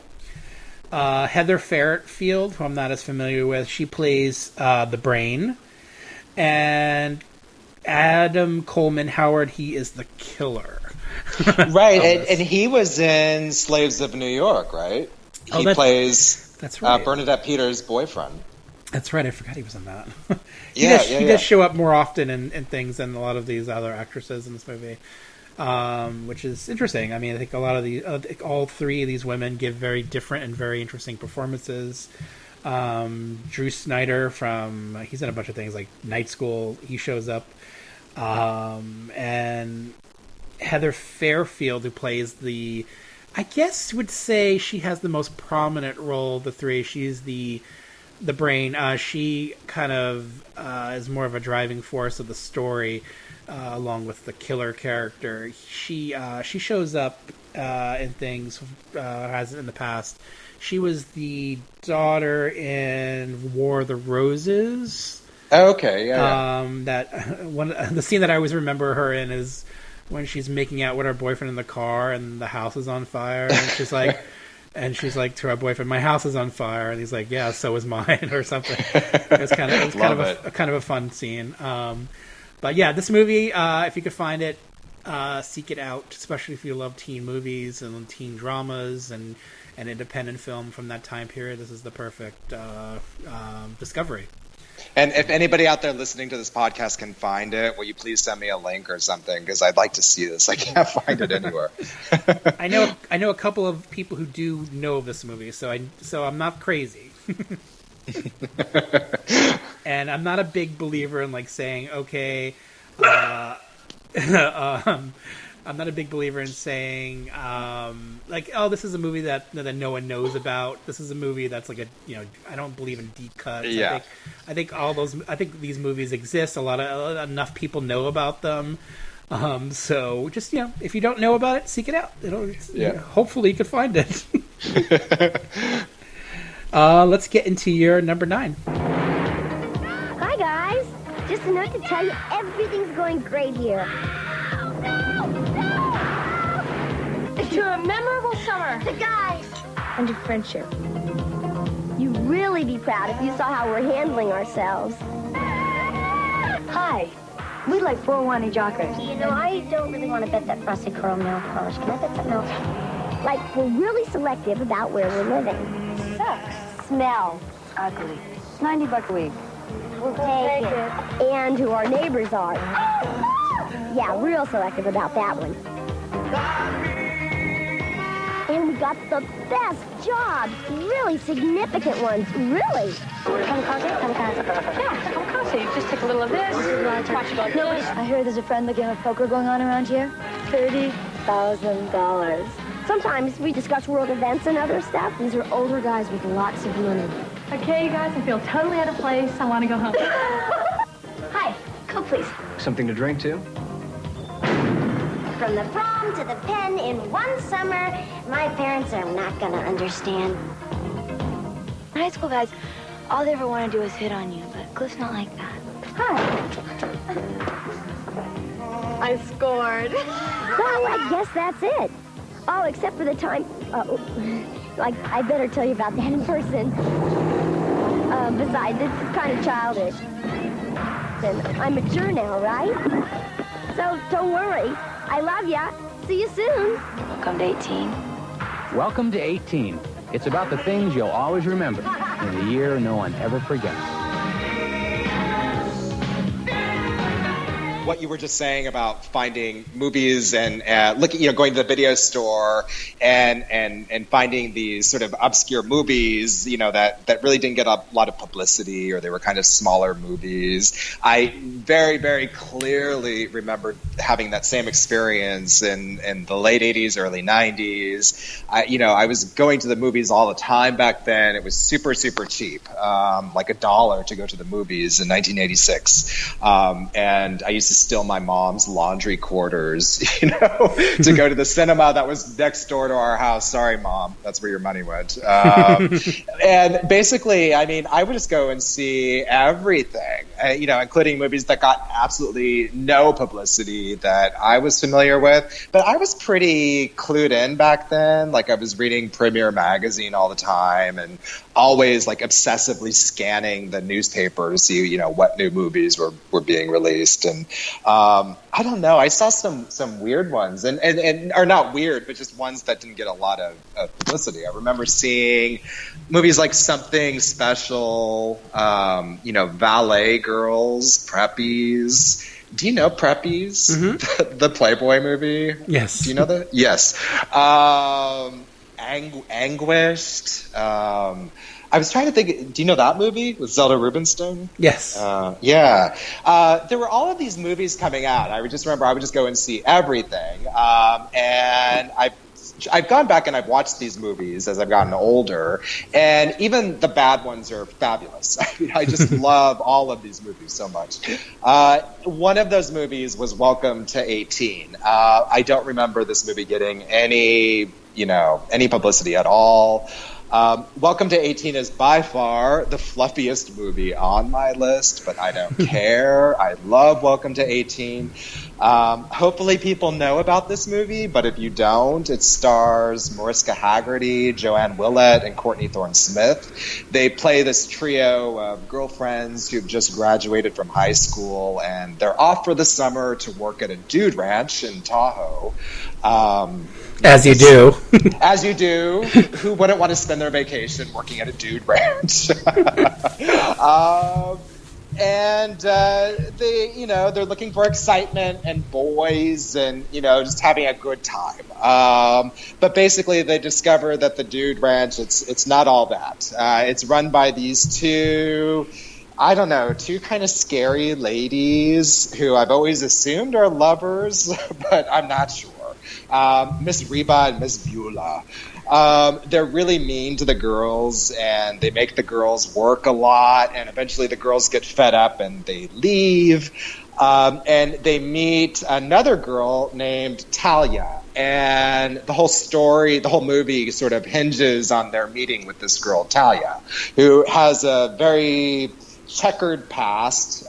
She's shacking up with some guy named Rob E. Eric Anderson from Friday the 13th Part 4. And I don't know, you don't really need to know too much about Roscoe, except that he's friends and business associates with a guy named Trump. Trump. That's all you really need to know. Trump. Trump is pretty gross, as you would imagine. Trump refers to girls as broads, which just wasn't done in the 80s. I mean, you should never refer to a woman as a broad unless it's 1940, and you're talking about Betty Davis or something like that. But yeah, Roscoe's a sleazy guy. He's a real dick, basically. He abuses Talia. He manipulates her. I don't know. The movie hints that maybe he's pimped her out, or she was prostituting herself before she met him. It's really unclear what her story is. He's also an amateur pornographer. He films Mariska Hargitay in the shower. As you do. As you do, yeah. The whole story really just it sort of hinges on the girls rescuing Talia from Roscoe. while finding love and dealing with personal issues. Courtney Thorne-Smith scores. She scores with hunky Jeff McGregor, who some of you might remember was the host of the all-new dating game. I certainly remember him. And it's, kind of an early depiction of girl power. There's an exciting speedboat chase. One of the things I think maybe the reason why this movie stayed with me all of these years is there's this character in the movie named Fuchsia. And Fuchsia is so interesting to me because Fuchsia is one of the first non-binary genderqueer characters I'm pretty sure I ever saw in a movie who wasn't scary, wasn't the butt of the joke. Fuchsia is just really sweet. She's helpful. She has kooky outfits and wigs. She makes the girls drinks. I don't know. They're all drinking like brandy. I don't know what the drinking age was back then, but she doesn't think twice about mixing them a good drink. Mm-hmm. And it's just, back then and even now when I watch it, it's such a surprise that this little teen movie has this kind of progressive agenda. I mean, it's in a way, it's a movie about embracing people who are different and embracing people like Talia who maybe don't have such great pasts, but they're trying to break whatever that cycle was in their lives. The other thing I like about this movie so much, if anybody listening to this podcast is a fan of movie montages, this is the movie. I counted no less than 10 montages. There's the montage to driving to the dude ranch, cleaning up the ranch, doing their makeup and hair. There's a montage in the jacuzzi where they also play dress up and play volleyball. There's the big chase rescue sequence montage. It's a movie made of montages, basically. And they're all fabulous montages. Mm-hmm. Set to very 80s music that sounds like music you may know. I don't know any of the bands in this movie. Mm-hmm. But they all kind of imitate like more famous bands. Like there's a song that sounds like Kate Bush, and another song that sounds like Crowded House, but they're not Kate Bush or Crowded House. So yeah, a big thumbs up from me. Do you like Welcome to 18? I do actually. I had to look up in the credits, like who sang that song, like. I had to look through several songs like to see who that person was because it sounded like you said it sounded like so many of other other people like that was so familiar, that song. We were always like, I think I've heard that song. I think it only exists in this movie somehow, but it sounds like something else. This is definitely a movie that kind of surprises me every time I watch it. I haven't seen it for a long time. I actually owned it on VHS and I saw it in the 80s. On VHS, but I hadn't watched it, I guess, since then. I feel like it's been a really long time since I've watched this movie, maybe 30 years. And I forgot how enjoyable it is, and I forgot how much stuff is in this movie. There's a lot going on. This is a movie jam-packed with stuff. And I mean that in a good way. It's never boring, this movie. This movie has a lot going on, but it doesn't sink the movie at all. It feels like you're just kind of on this journey with these girls, and it has, like I said, so many montages, and it has a speedboat chase, which has maybe the worst explosion I've ever seen in a movie. If you watch it, it's like the explosion is somehow superimposed on to a still of the scene. It's amazing to watch though, like that moment, because it's so. It's just so telling of maybe the small budget they had, but how much they did with the small budget. Because again, there's like a lot of scenes in this movie, and there's a lot going on, and yeah, just handling it in that way, and such a small budget was very, very admirable. And I don't know, I found myself. I watched it actually twice. It's a really watchable movie. I'm with you. I could watch this movie all the time. I feel like I missed stuff when I watched it the first time, and when I went back the second time, there was stuff I missed because there's so much going on, and I like those kinds of movies that do that. Like it's jam packed with fun, Yeah, it's just a really fun movie. Yeah, and I want to, I'm tempted to say it's fluffy, but it's not as fluffy as you think it would be, because, like you said, there is some really like kind of almost sinister stuff going on in it. Yeah, and you just feel like these young women, and much like in real life, how you can just get exposed to these things, and they're just trying to live their life and enjoy their summer, and yet there's all these dark elements out there trying to ruin their lives. Right. And, yeah, I know. I'm so fascinated by Talia. I want to know more about her life on the streets, or however it is that she hooked up with Roscoe. Right. I'm sad that he didn't scream, "He's killing me," at some point in this movie. I kind of wanted that. I know. But, yeah, and I love Talia's hair. Her hair reminds me of what's her name? Lorraine. What's her name from Jaws 4? Lorraine Gary. Yeah, I think they went to the same stylist. They definitely have that asymmetrical bob going on. Yeah, it's pretty good hair, pretty good 80s hair. What a fun movie! Yeah, I really like this movie. I think this one is ripe for rediscovery as well. I think it could also maybe be a cult classic in a way, because there's so much fun in it and so much going on. Yeah, good stuff. It's definitely good stuff. I'm glad you put it in your list so I could just take that dusty old VHS that I have of it and put it to good use again.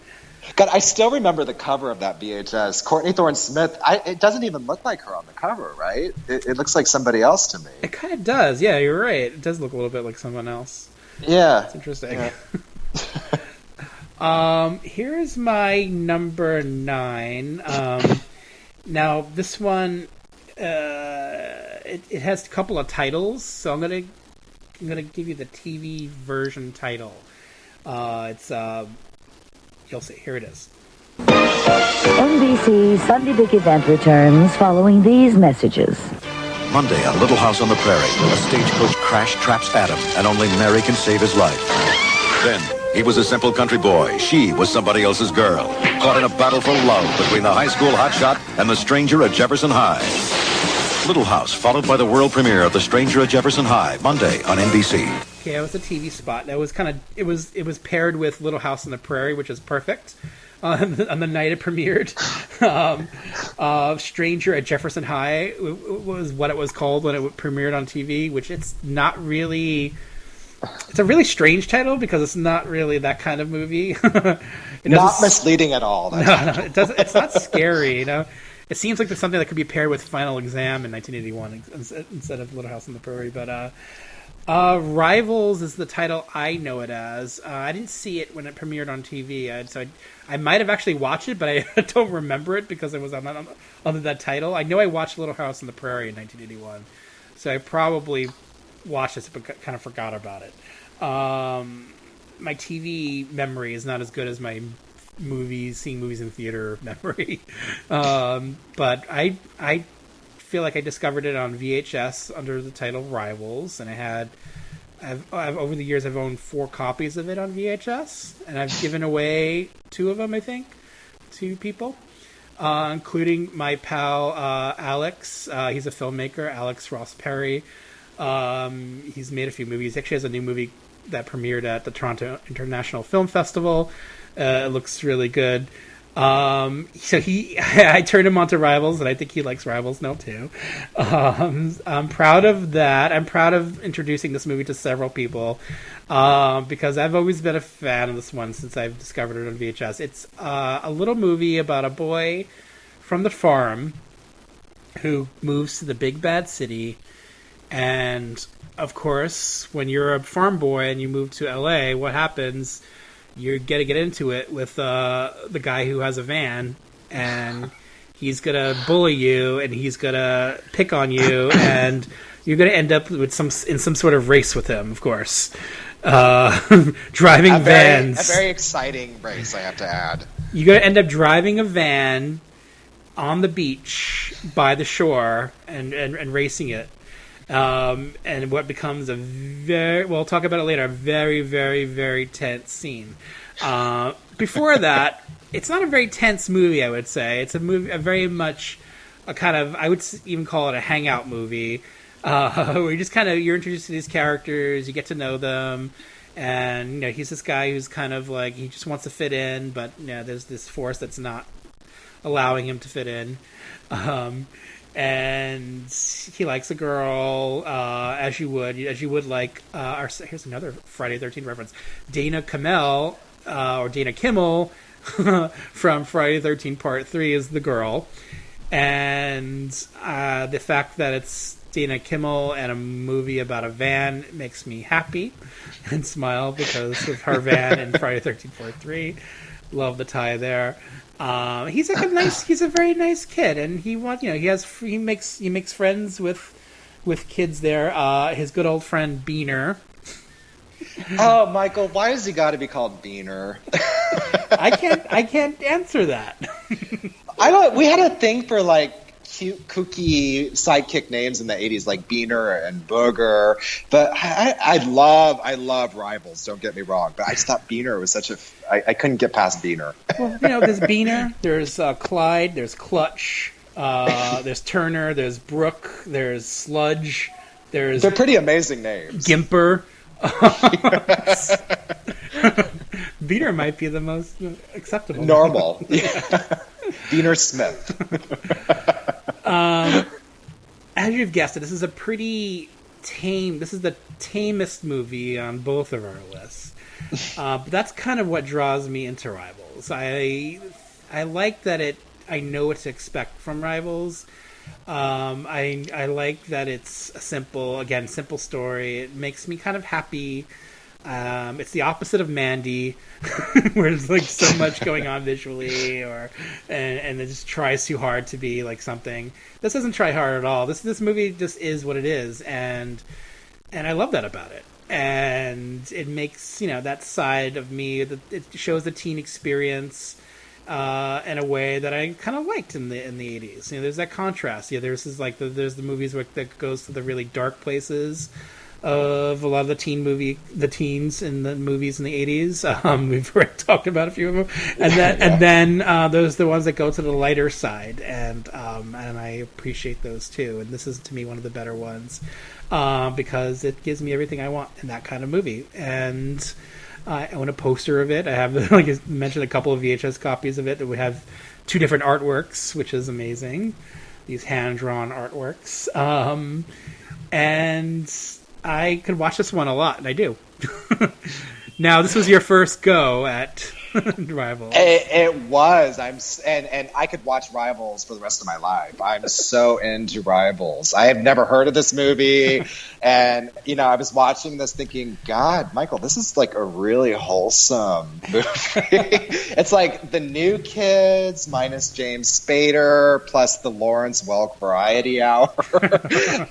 After watching it, I wanted to like drink milk and eat corn and change my diction. So I start, pronouncing there as there. Like it's a 2-syllable word now for me.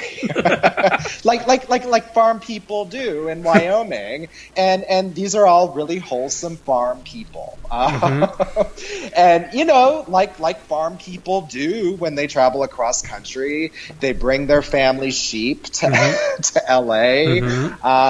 And I love that they have a family sheep. I love Dana Kimmel. I don't know why Dana Kimmel wasn't the face of van ownership really in the 80s. I mean, what a great surprise to see her once again being pursued by some, scary guy and having to like drive off in her van to rescue herself. Although I have to say, I really prefer Dana Kimmel's outfits here to the ones that she wore as Chris. I mean, in this, she wears a lot of like Mexican fiesta dresses. Right. High cork wedgies and things like that. This movie is I should have mentioned that it came out in 81 and it premiered on TV in 81, but it was filmed clearly in the late 70s. Yeah, it has that vibe, and it's a really, you're right, it's a mellow, relaxing, low key vibe, and I really dug it. Adam, the main character, he's this like blonde haired, purveyor of all that's good in the world. He's well groomed. He's nice. He's not afraid to make friends with a boy named Beaner. He's basically the complete opposite of like Robert Downey Jr. in Less Than Zero. Yeah, what else can I say about this? I grew up in Southern California. I spent a lot of time on those beaches. Not once did I ever see anything closely resembling van drag racing. I mean, it's spectacular. Moreover, I never saw wild horses on the beach. I was going to say. Corral and ride as you want.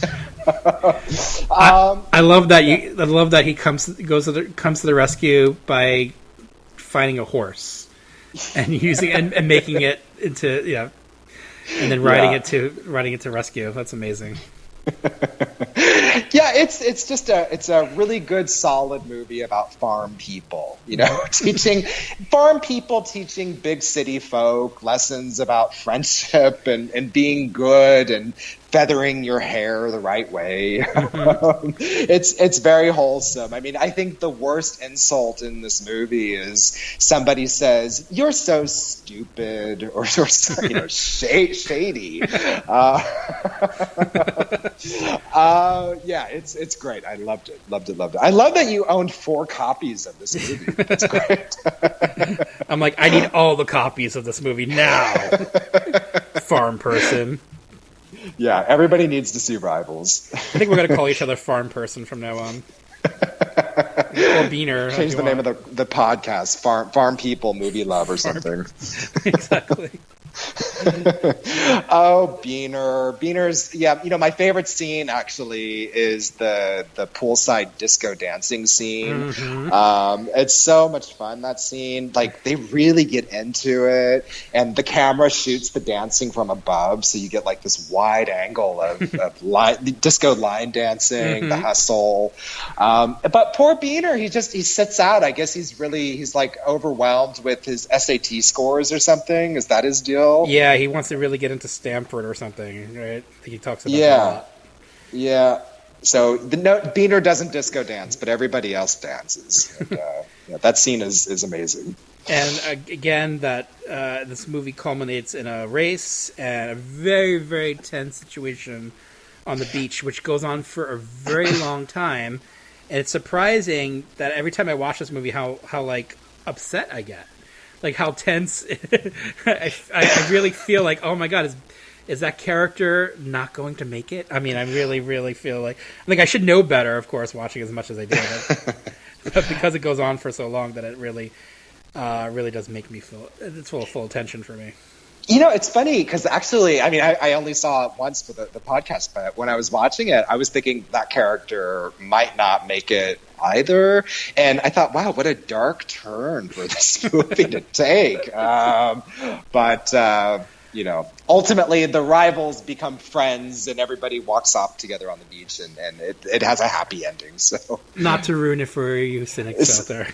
Sorry, yeah. Not a movie for cynics, maybe, but for the rest of us, it's good stuff.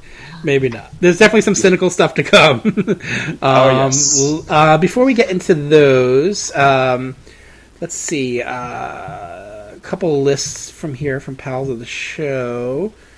Let's see. Ara Alishan, our good pal Ara Alishan and Patreon supporter. His number 5. He went a different way with this list. His number 5 is The Lost Boys. His number 4, The New Kids, also known as Striking Back, masterfully demonstrates the struggles of 2 siblings trying to adjust to the impossible task of losing their father. The patron saint of the Retro Movie Love podcast, Tom Atkins. The kids could have gone on to live relatively normal lives running an amusement park with their relatives, but alas, James Spader in this movie, it's James Spader in this movie and sort of has a thing for one of the siblings, played by the irresistible Lori Loughlin. The rest, as they say, is history. Number 3, Disturbing Behavior. Number 2, Class of 1999. Cody Culp, a troubled teen trying to get his life together following a stint in juvie, admirably steers clear of the drugs and gangs that landed him in the slammer and even garners the attention of one of my biggest childhood crushes, Tracy Lind. But unfortunately, the dystopian future of 1999 was a pretty rough place to be a teenager in. Sure, the Breakfast Club thought they had it rough, but at least that prick Mr. Vernon didn't turn out to be an unstoppable killing machine. And his number one is Carrie. So thank you, Ara, with your all horror list. Great stuff. Jeff Thomas, he wrote in The Last American Virgin, Pump Up the Volume, Class of 1999, Carrie, Ginger Snaps, Graduation Day, A Nightmare on Elm Street 2, Freddy's Revenge, The Beast Within, Female Trouble, Young Davenport Scenes, and Teen Titans Go to the Movies. And actually, I like Teen Titans Go to the Movies, by the way. The animated movie that I liked. Interesting. Eric Threlfall. His number 10 is Lucas. His number 9 is Lucas. His number 8 is Lucas. 7 Lucas. 6 Lucas. 5 Lucas. 4 Lucas. 3 Lucas. And then he wrote in 5 Carrie. Sissy Spacek is the most sympathetic teen ever. She is amazing in this movie.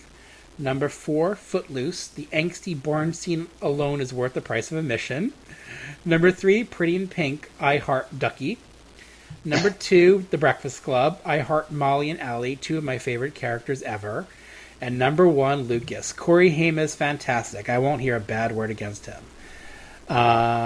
Stand By Me would be in there, but I'm unsure if the teens... I'm not sure if they are teens, but it is a stunning movie, and it has a Corey in it. Breakfast Club would be my number 1 if it had a Corey in it. I don't know. Would you consider Stand By Me a teen angst movie? Because I thought about putting that on my list, actually. It's weirdly, I guess it borders on teen. It's kind of like that Monster Squad where they're kind of almost teens, like 12, around that time. Yeah. So maybe I probably thought about it, but I think I've covered it in the past, so that's why I'm not discussing it today.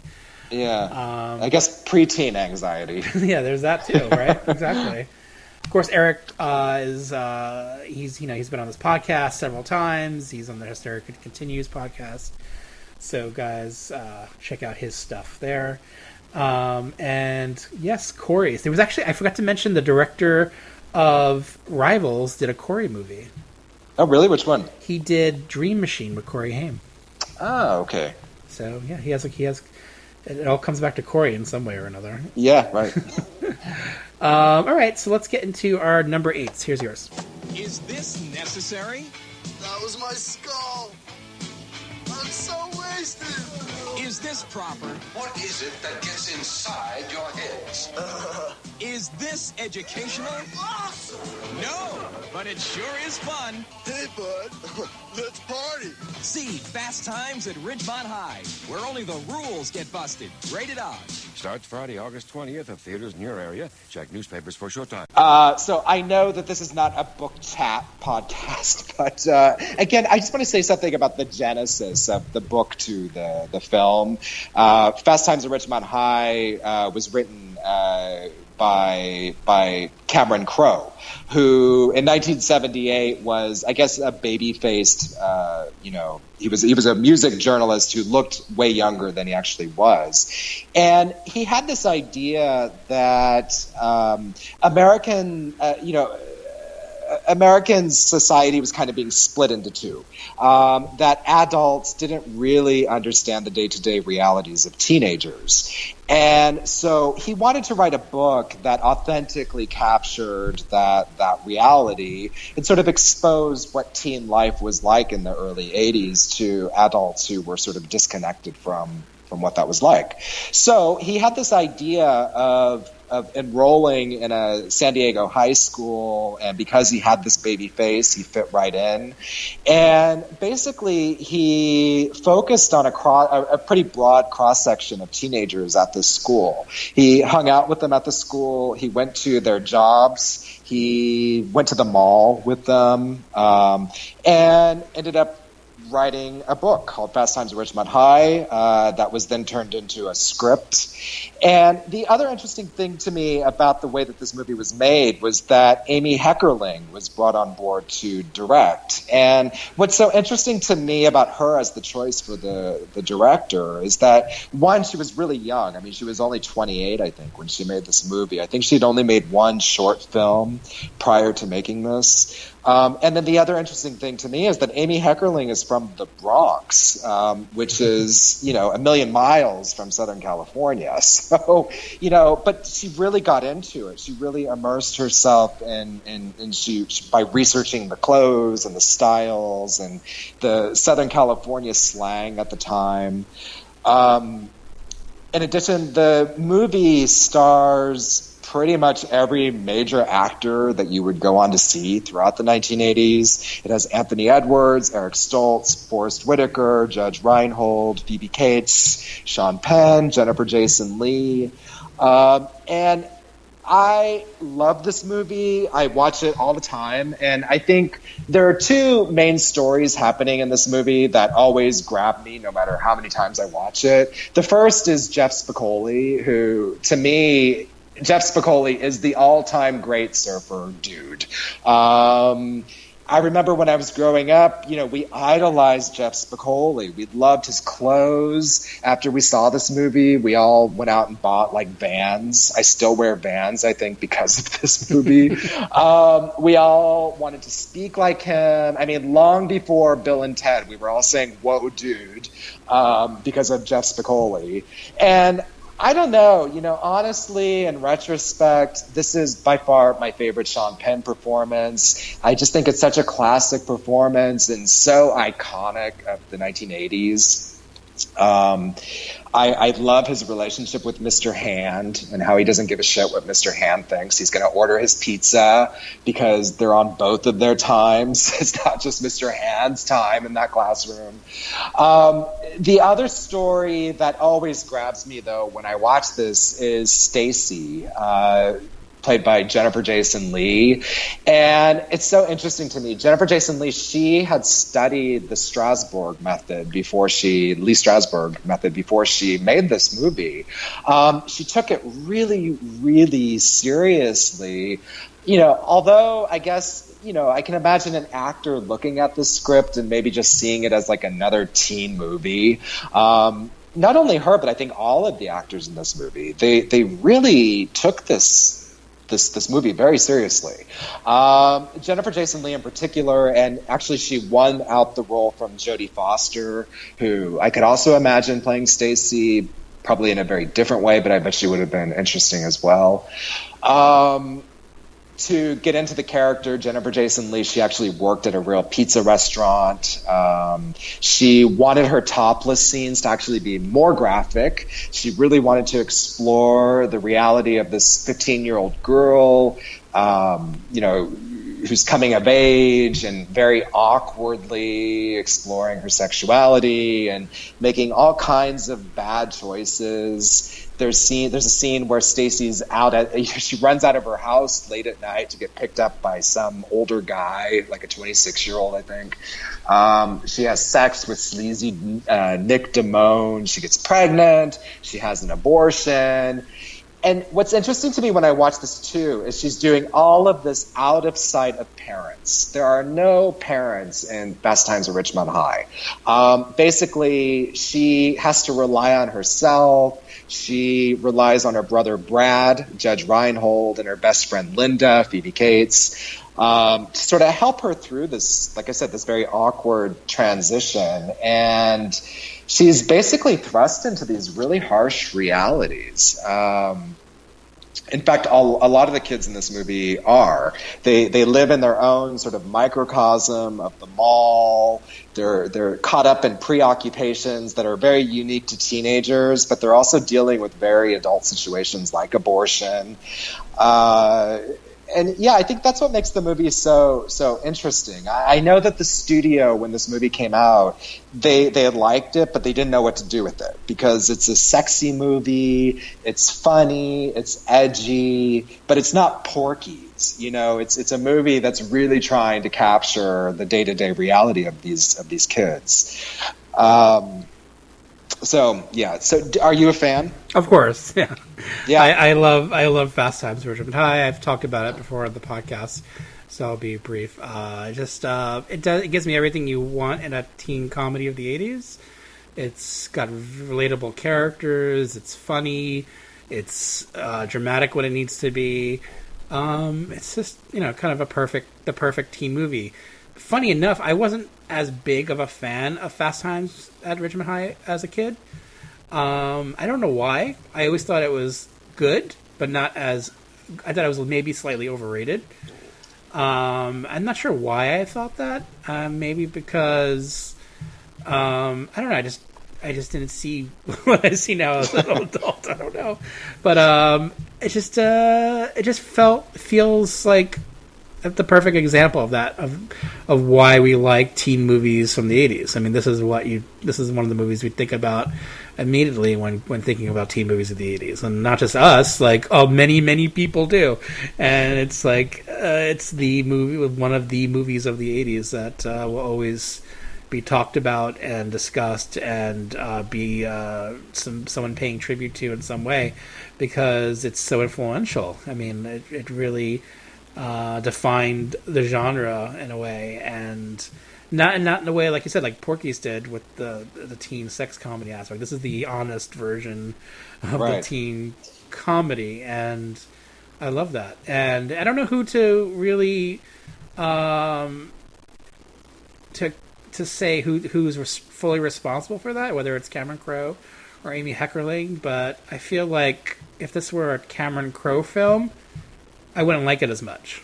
I think you're right. I think Amy Heckerling, she brought maybe kind of an outsider's perspective to the movie, which really helped, because the movie, it's really about details. I mean, exactly. Those mall scenes are amazing. I mean, she gets the arcade and the cinema and the Chess King clothing store in the background.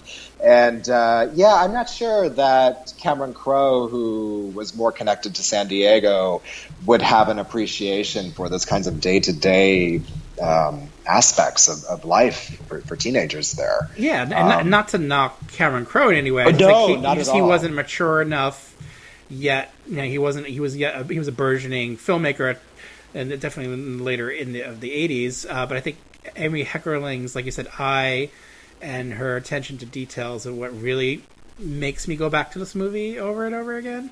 Yeah. And I think having the female point of view is really essential to why I love this movie. Seeing it through those girls' eyes and their innocence and the changing of all of that, and it's special. That's what makes it special to me.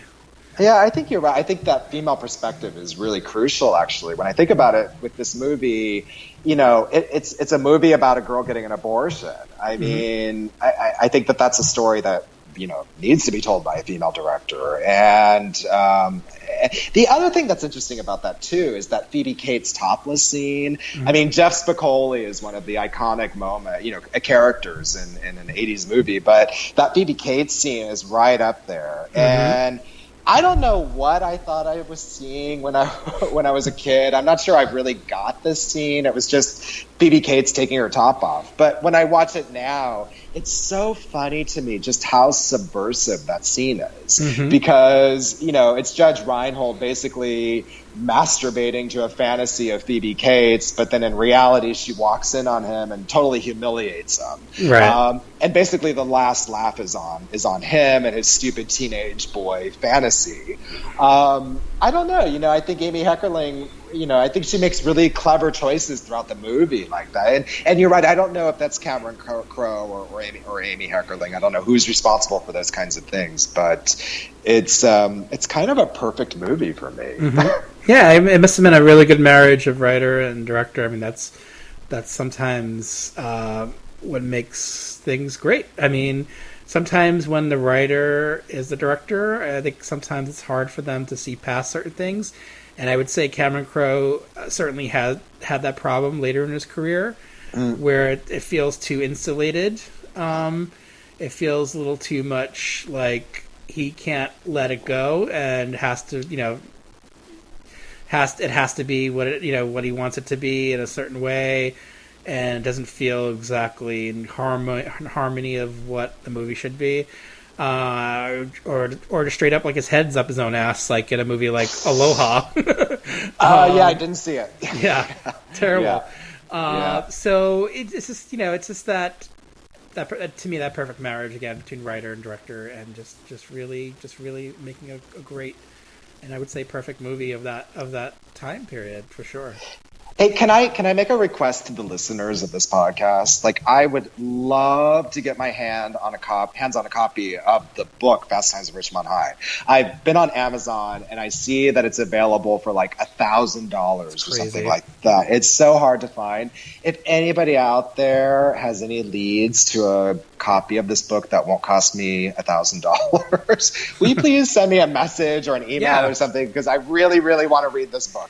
Reach Daniel Archer on Facebook. If you can't get to him, you could message me on Facebook, or our Retro Movie Love's Facebook page, or Cinema de Meep's Facebook page. It's crazy that's not available, considering I know how influential the book was with the movie and how influential the movie is. So it's like they kind of need to exist together, Seriously, and I love my books, but come on, $1,000. Right. I mean, that book must be like a gold brick or something. I'm poor. I can't afford that. I can't afford that for a book. Exactly. All right. Here is my number 8. Here's a TV spot. New Granada, a perfectly planned community where something strange is happening. Something that wasn't part of the plan. Something that could drive this town over the edge. Over the Edge. Rated PG. Okay, that's the TV spot for Over the Edge. I have loved this movie for a really long time now. I think it's a really special film in the teen angst genre, subgenre, whatever you want to call it. I think Over the Edge is a movie about, obviously it's a movie about teenagers who are driven over the edge, and I could relate. I felt I didn't live in this kind of environment. These kids are forced to live in this new development, New Granada, that wisely or unwisely was made to not really meet the demands for what kids need. It really was made by adults who just didn't think about that, and so the kids end up going wild, and very much in line with what parenting was of that time period in the 70s, where parents were, what was the 70s, the me decade? Is that the me decade? The me decade. So the parents were self-involved, letting their kids run off doing whatever they wanted, and of course it comes to just ignoring the children in general, just not really getting what they wanted out of life and what they needed, and so of course it comes to a head in this movie and boils over and then some, and that's what the drama is wrung from this movie. It just really gets inside of these kids' lives and shows you glimpses of where they're at that time period and where they want to be going or might be going, and the dark places that it might be going for some of them. And Over the Edge, I remember watching it when I was pretty young.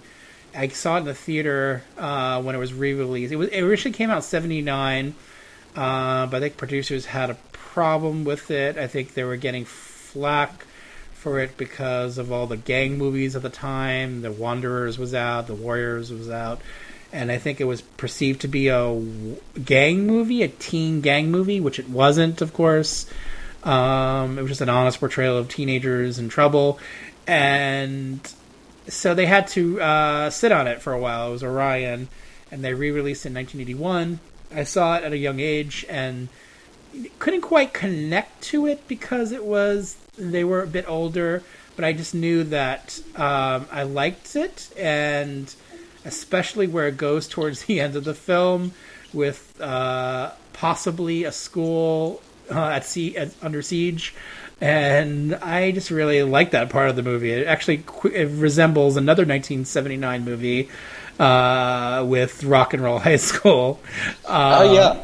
But, of course, that being the comedic take on teen angst. And this being quite a serious film, but never in a way that you can't enjoy it. I think the actors are very engaging in this movie, and a lot of them seemingly plucked out of obscurity. This was Matt Dillon's first movie. He wasn't an actor proper before this movie. He was pulled from like a high school, I believe, and someone liked his look. And yeah, I remember hearing there's a great podcast on this movie called the Projection Booth podcast, and they did an episode on Over the Edge, and it was like a 4-hour podcast on this one movie. And That's great. They had interviews with the writers and a lot of people involved with it, and they talked about Matt Dillon and how he didn't trust them. He thought they were trying to make like some sort of like sex movie, and like he was like ready to like cut them, but then he realized it was like a real legitimate movie, and that they were expecting a performance out of him, so he rose to the occasion eventually, and then of course they did get a good performance out of him, and he's very believable and interesting to watch. And of course this is the beginning of Matt Dillon, and we all really like him as an actor. And there's a lot of good actors in it. A lot of these kids are very believable, and as an adult, I do connect more to it than as a teenager, strangely enough, because I think we are from that generation that was ignored, as you mentioned, and you can kind of see yourself in their shoes now, and being put into that position. You would probably react in a negative way, and you would probably get into all the trouble that they get into, and understandably. I mean, I probably wouldn't do some of the things these kids do. I think my common sense kind of prevailed over my youth, and I was put into situations maybe where I could have easily made the wrong choices. And then I lived in New York City, and there were a lot of bad things going on around me. But I think, you do make those choices, and sometimes they don't reflect the ideals of your parents. Sometimes they have to be your own choices, and when you're younger, you don't always make the right ones, and just kind of you have to kind of live and learn, right? And I like that the movie explores a lot of those ideas, and I like where it goes for sure. And I've always been a big fan of it, and I'm glad I could talk about it a little bit here. How about you? Oh yeah, I'm a huge fan. You're not kidding. These kids are ignored. By the way, interesting tidbit. I just looked up. Do you remember those baby on board signs? Yep. Those did not even appear until 1982. So we didn't even grow up with that amount of emphasis on children, right? But you're right. These kids, they're very marginalized. So the movie, it starts off with that great shot of the sign, "Welcome to New Granada, Tomorrow's City Today." And, from the start, instantly we're offered this hopeful, promising future. That's where the story is going to take place, Tomorrow's City Today. But then we're quickly thrown all of these facts and figures about juvenile delinquents and crime rates, and we're told that this is a movie based on the real-life seedy exploits of today's kids. And we're also told that this is the story of kids who are growing up in an average planned community, like so many that were coming up after World War II, I guess. And the planners didn't develop this with with the kids in mind. So I feel like just the opening shot of this movie, it basically tells you everything you need to know about this film, and also some really interesting insights about what was happening in the U.S. at this time, because the movie, the focus is on this community. It's focusing on progress and growth, but at the expense of kids who seem to have been forgotten in all of this development. And moreover, the kids are even seen as kind of dangerous. We're told that they're involved in criminal activities. In fact, the kids aren't criminals at all. I have huge amounts of sympathy for these kids. They're just bored and neglected, and they're looking around at all of the adults that they're surrounded by, and they're seeing this world for what it is, which is pretty empty. Mm-hmm. The parents are pretty self-involved and clueless. There's a broken pact here between kids and adults. The adults are kind of in it for themselves and how much money that they can make, from their developments. The kids are kind of just like, swept off to the rec center, where fortunately there is one adult there who's caring and understands where the kids are coming from. But for the most part, these kids, they're on their own. The other thing that I really like about this movie is how it portrays the American landscape. I think it shows a lot of iconic images that we tend to associate with the United States. We see these long shots of freeways and cars, big houses. The kids' bedrooms are stuffed full of TVs and phones. I mean, these are kids growing up in affluence. But this, to me, none of this has ever looked emptier or scarier than it has in Over the Edge. Mm-hmm. It's like these kids, they're being given everything and none of it means anything. It's kind of a trap. And at the end, the kids, they see that none of this is working for them, that the parents are only interested in themselves, that they're even kind of shallow. And the kids go crazy, and the film kind of descends into this, nihilistic nightmare where they're destroying the school, they're destroying the cars. They're refusing to accept this kind of passive status quo that they've been given. Mm-hmm. If any listeners to this podcast are familiar with Allen Ginsberg's epic poem Howl, I think that this movie is picking up on a lot of the same frustration and anger that Ginsberg explores in Howl, that great poem. And essentially, the kids, they become vigilantes, but they're not vigilantes against criminals. I think they're vigilantes against a specific way of American life, which just doesn't work for them. I think this movie is a total classic. I can't say enough good things about it. It's fabulous. Everybody should see this movie. Yeah, it's definitely a special film from that era that I don't think you could reproduce in a modern version. I think we've become too homogenized of a culture. We've learned to accept things too easily. You see rebellion now, like we've seen it with the past election, of course, and in a way that's hopeful for the future. I agree. I'm with you. And but in terms of films and filmmaking, you haven't really seen a lot of that. It hasn't really infiltrated the filmmaking landscape yet, that kind of attitude. So I'm kind of curious to see where things will go with that.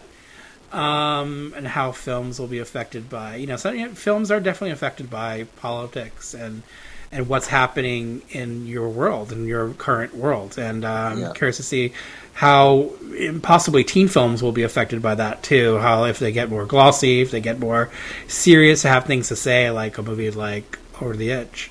So I'm curious to see where things will go. But I'm glad we have this one to look back to, though. Yeah, me too. And, I want to say I saw this when I was a kid, too, and I didn't get it. I mean, it's pretty heavy stuff. When I watch it now, that the final sequence, it's just this, raging primal howl. These kids just, so angry, so frustrated. Nobody's helping them, and I really feel for them. And I'm also with you. I hope that the current political landscape will result in more filmmaking like this. I'm cautiously optimistic, but I would very much like that. It's interesting seeing like some of the marketing for this movie, how they just they tried to sell it as kids are scary, like almost like zombies in the poster art. But I'm telling you, I think that really was the attitude at that time. Right. I mean, evidence after evidence shows, if you weren't looking at Linda Blair in The Exorcist, then you saw the zombie kids of Over the Edge. There just seemed to be this real fear, and I think that's where Cameron Crowe's book stepped in. I mean, I think Cameron Crowe was trying to show the reality. We're not a bunch of scary demon-possessed monster criminals. And of course, Sir John Hughes kind of made a lot of those ideas very palatable for like a mass audience, and that's why we appreciate him too. Right. For that. Let's take a break, and we'll be back right after this.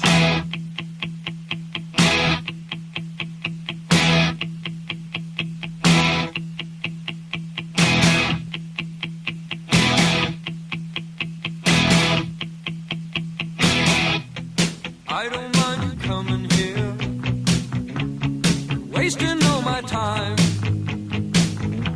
'cause when you're standing oh so near, I kinda lose my mind. It's not the perfume that you wear, it's not the ribbons in your hair, and I don't mind you coming here and wasting all my time.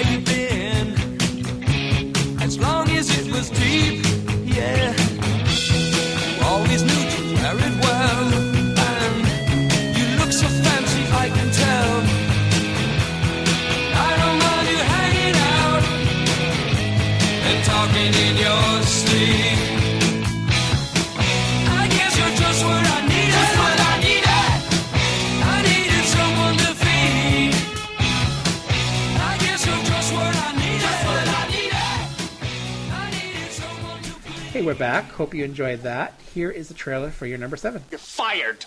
I need the money.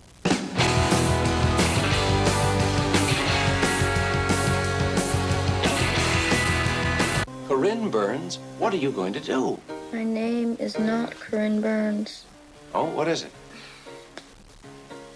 It's Third Degree Burns.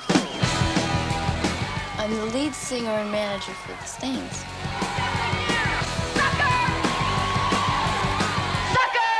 It has become clear to several thousand very young women inspired by an unrecorded rock and roll band with see-through blouses and white stripes in their hair that life is to be lived right now.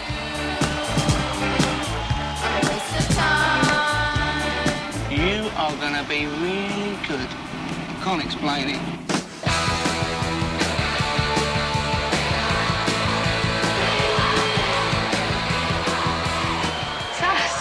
What it really amounts to is girl dropouts who are using the media. She said things that I've always wanted to say, and I haven't been able to. We're the Stains, and we don't put out. We weren't like that, were we, Brenda? No, we weren't. You are moving so fast. You're happening so fast. You can't afford to be loyal.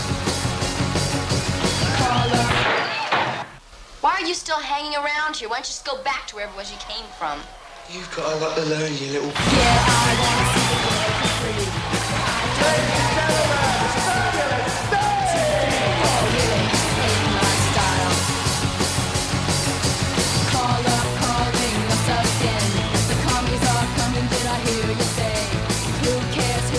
Paramount Pictures presents a Lou Adler movie.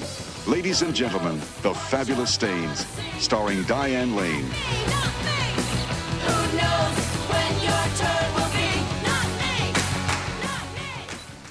Corinne, Third Degree Burns. We're the Stains. I'm perfect, but nobody in this shithole gets me because I don't put out. You gotta love a teenage girl who talks like this. She's a total badass. This is a new movie to me. I watch this movie now and I'm like, where have you been my whole life? I only recently discovered it, and it's quickly become one of my favorites. I think it's a great film. Diane Lane plays Corinne Burns, who's this orphaned girl living in a dead-end town with no prospects for a girl except maybe getting, pregnant after high school or becoming an alcoholic, like her aunt, played by Christine Lottie, is. She's a frustrated girl. She's really angry. She needs an outlet for her self-expression. And one night, Corinne and her sister and her cousin, played by Laura Dern, they go to see this really cool punk band called The Looters, who in real life were made up of members of The Clash and the Sex Pistols, which is pretty cool.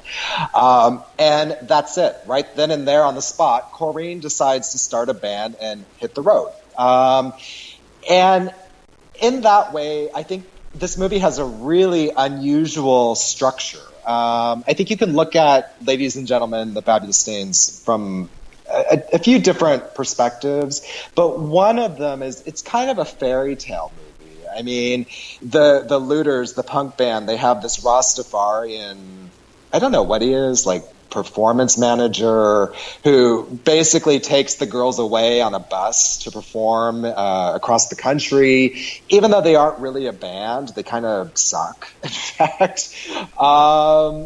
But dreams come true in that fairy tale kind of way. They hit it big.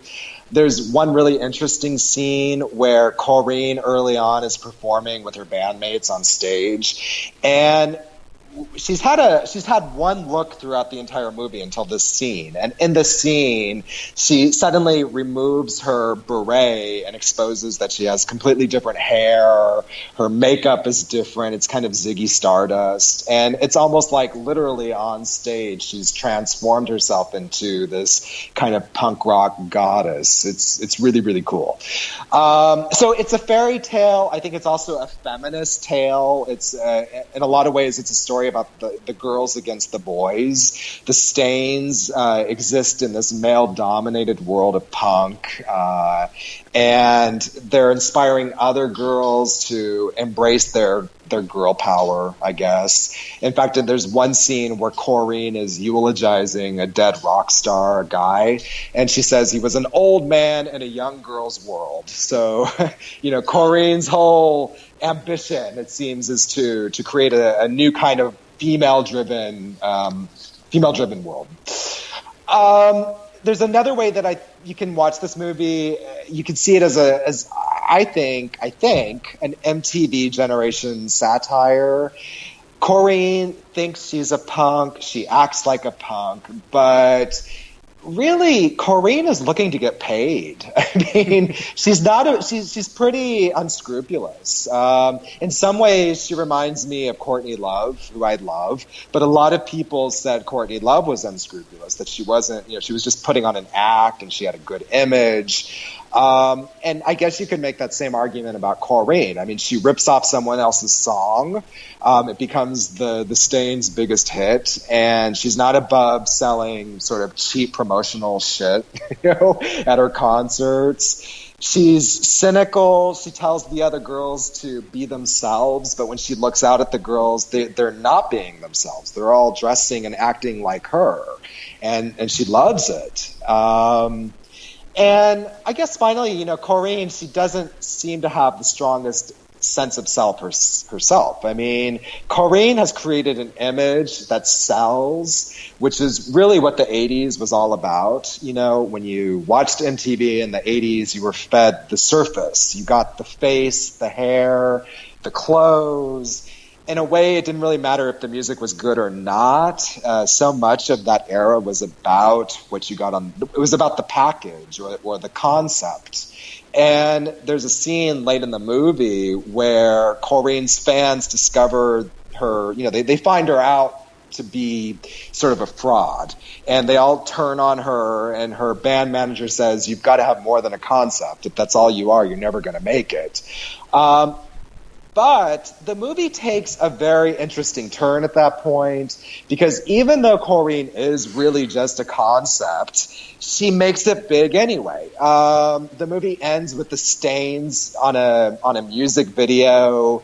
They have they're still performing their one big song that they ripped off from somebody else. They've kind of adopted a new look. They're no longer punk, but I guess they're kind of like Go-Go's, you know? And I don't really know what to make of this movie, except that I think it is cynical in a funny way, and I think it is a satire of what MTV culture was like at the time. I do love it, though. I love the look of the film. It feels very DIY. It feels very punk aesthetic. And it just seems like a movie that really was made for that time, and it really couldn't have been made at any other time in history. It's true, yeah. Yeah, but I just love it. I'm so glad that I found it. It's a special little movie that, for the longest time, this movie wasn't available. It wasn't available on VHS ever. It came out in the 2000s, the aughts, on DVD, and that's when I first watched it. I know Kim's had a bootleg of it before it came out on DVD. I just never got around to watching it, and I should have, because Diane Lane, teen movie, the early 80s. Like, why didn't I run to get that bootleg copy and watch it? But I never got around to it. So when the DVD came out, my distributor gave me a copy, and I snapped it up and was like really happy. I'm like, I could finally watch this movie, and I really enjoyed it. I'm like, this is a fun music movie. But then I noticed that I was definitely commenting on music, what was happening in the music scene of the time, and the changing attitudes, and how the business went, and how musicians were getting screwed, and and all that stuff. I'm like, this is pretty interesting stuff for like a teen music movie. Like, it was what the things it was trying to say. It doesn't completely work, maybe 100%. I think it needed a bit more work on the screenplay to really drive home some of those ideas. But I like that it was a little bit haphazard. It does match the attitude of that character and of that punk scene of the time, and it's not it's not a glossy kind of put together studio movie as some of the other ones are. But I think that's its charm, where the charm derives from. It's fun. It's fun to watch the transformation of the character and where she goes and her attitude. And Diane Lane, of course, is magnetic to watch, even not playing this character. So you get a lot of it's just a fun movie to watch. I mean, it is. I had fun, and Laura Dern, of course, is great. I nearly picked a Laura Dern movie for this podcast. I went back and forth with this list. I wanted to do Smooth Talk, which is a great teen movie. I know. I love Smooth Talk. I was with you on that one. Yeah. And I need to fit it in somewhere, maybe independent films of the 80s or something. I'll eventually get to it, but I'm glad we got to talk about a little bit with Laura Dern here. That we will. Is there another Laura Dern movie on this list? Maybe not. I don't think so. The ending is my favorite part of the movie. Something about the spirit of that ending I just love that montage at the end. Are you talking about the music video? The music video, that it becomes a music video at the end? I have watched it like 100 times. I'm so in love with that sequence.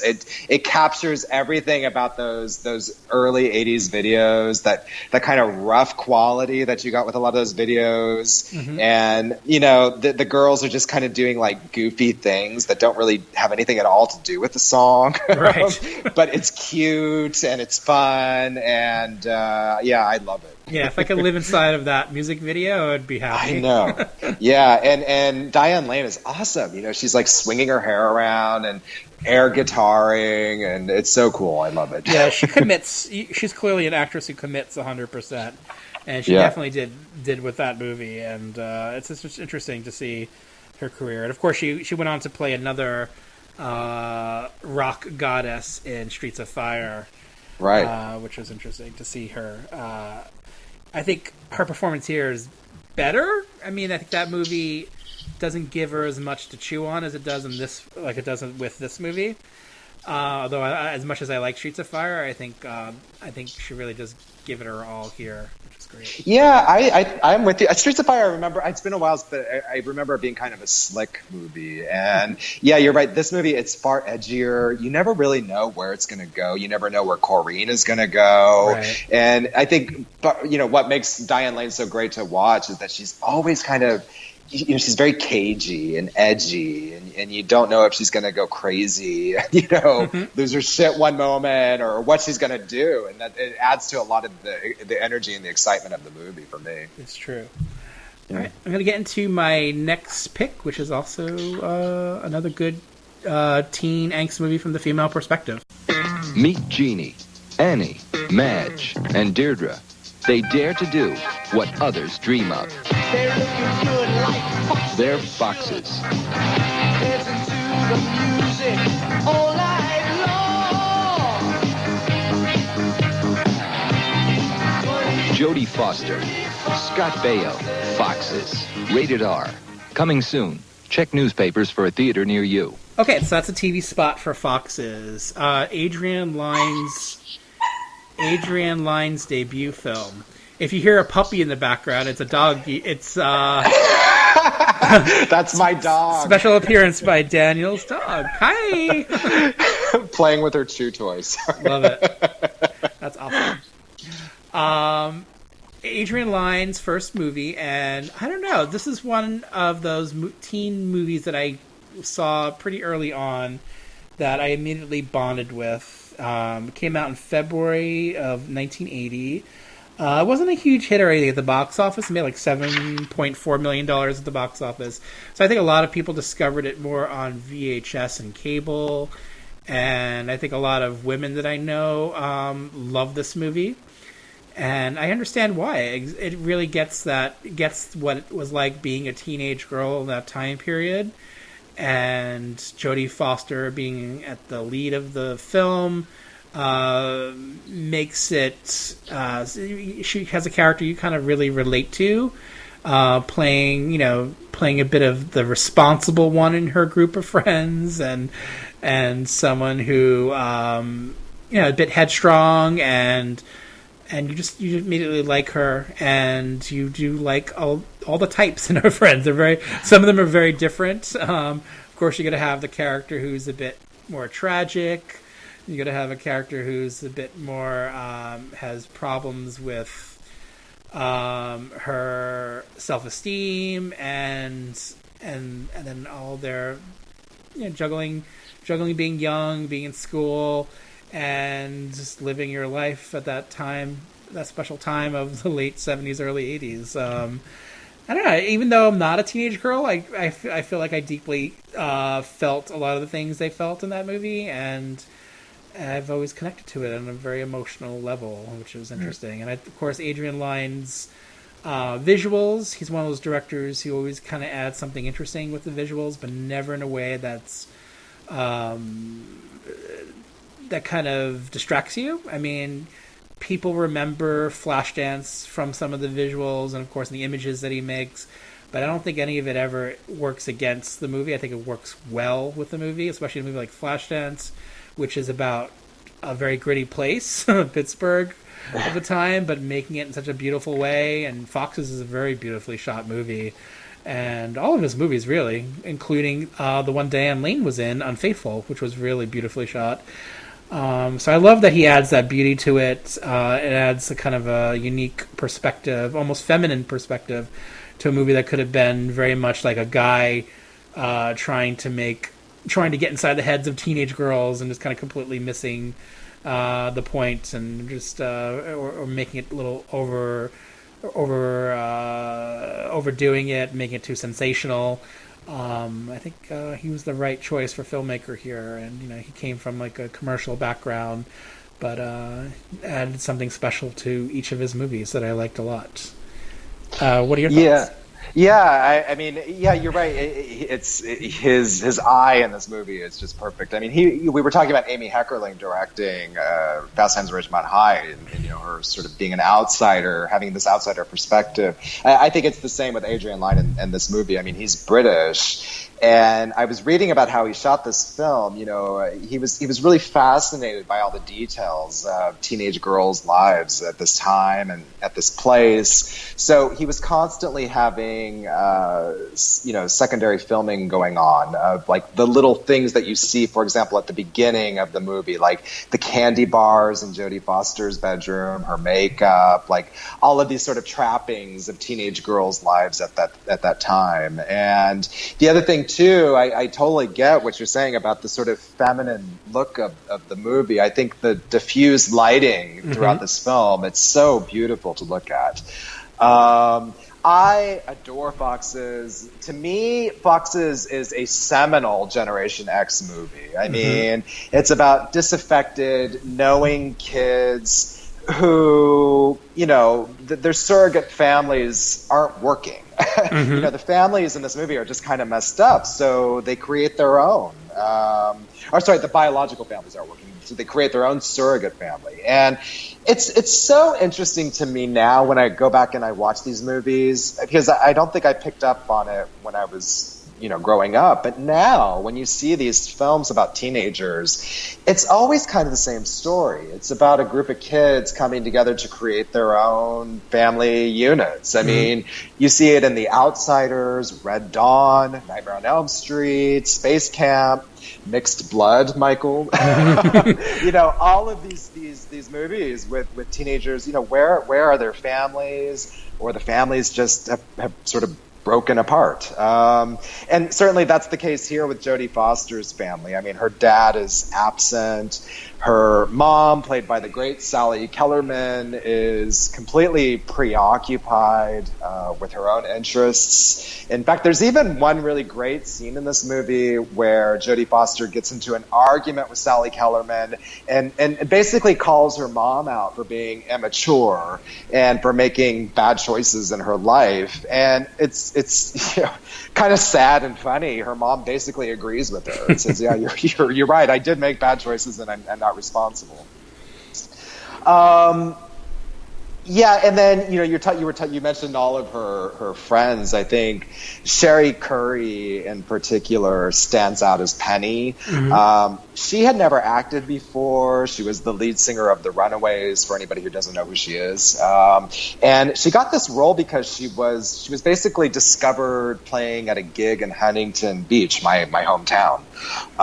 And the casting agents or whoever it is casted her, they saw her and thought she looked perfect for the role, that there was something about her onstage presence that really captured the wild quality of Penny. And I think she's really great in the movie. I guess the last thing I want to say about the movie is that it was produced by Polygram, Casablanca, and Filmworks. There's a lot of music in this movie. Right. It's basically produced by a recording company. It had Casablanca produced it or co-produced it with the expectation that some of their biggest stars would appear on the soundtrack. And they really wanted to get a soundtrack out of this movie.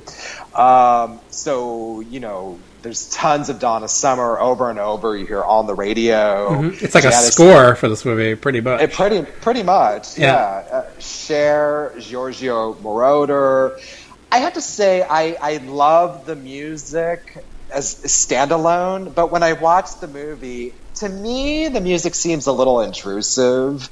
Like, I don't really know why on the radio I don't quite get it. Why it's so important, yeah.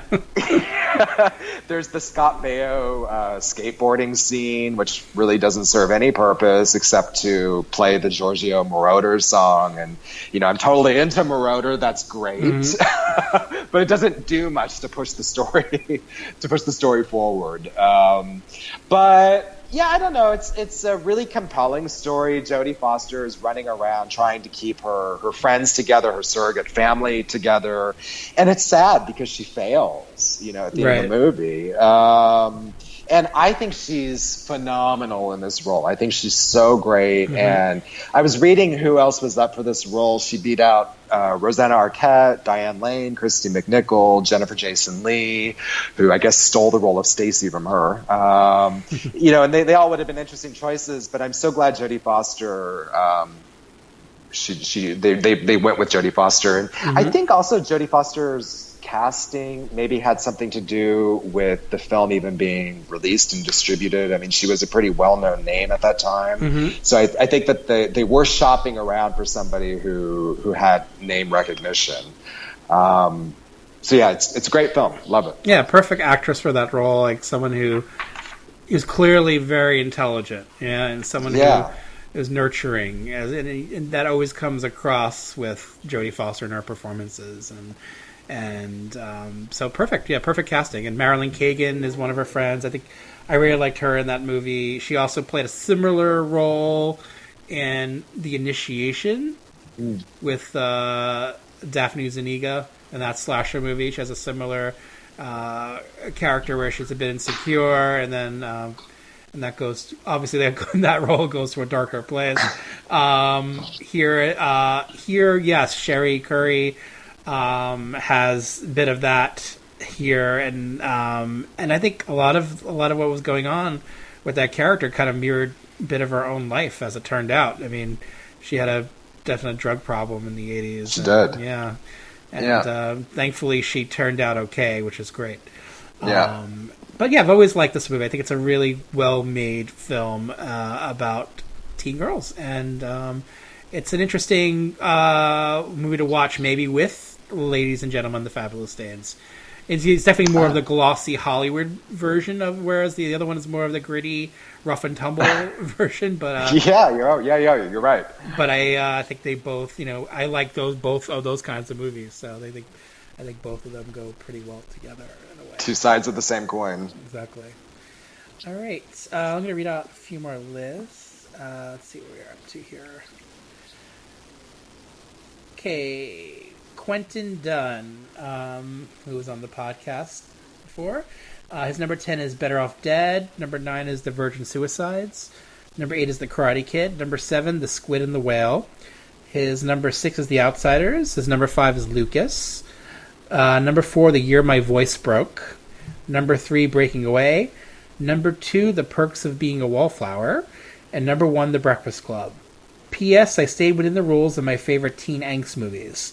But if I could have included a childhood angst one, it would have been Lasse Hallström's lovely and lyrical My Life as a Dog. Good choice. Perfect. Love it. And the perfect timing with the dog in the background. Yeah. And PPS, best title ever for a teen angst movie, I Was a Teenage Werewolf. Jason Blanco, Palavine, Nightmare on Elm Street, Me and Earl and the Dying Girl, Donnie Darko, River's Edge, Out of the Blue from 1980, Smithereens, Teen Wolf, Just Another Girl in the IRT, Spring Breakers, Kids in America, has that Pump Up the Volume Spirit, Crazy Beautiful, Dope, Paper Towns, It Follows, Wisdom very much feels like one, Boys in the Hood, Let the Right One In, Rodrigo D, No Future, Some Kind of Wonderful, Better Luck Tomorrow, My Bodyguard, The Duff, Moth Diaries, The Boy Next Door, and I would include Battle Royale. God, I love that list so much. I know, it's a lot of really interesting choices. And Smithereens was another one that I had spent a lot of time considering for my list. That's such a great movie. And it's out on Criterion, which is amazing. Mm. Hopefully Desperately Seeking Susan will be Criterion. Yeah. Many of these are among my favorite films of the time, rich, varied genre, and so many gems get overlooked for Hughes and Crow and even Diablo. Kids in the Hood got Angst 2. Oh, Kids in the Hood got Angst 2.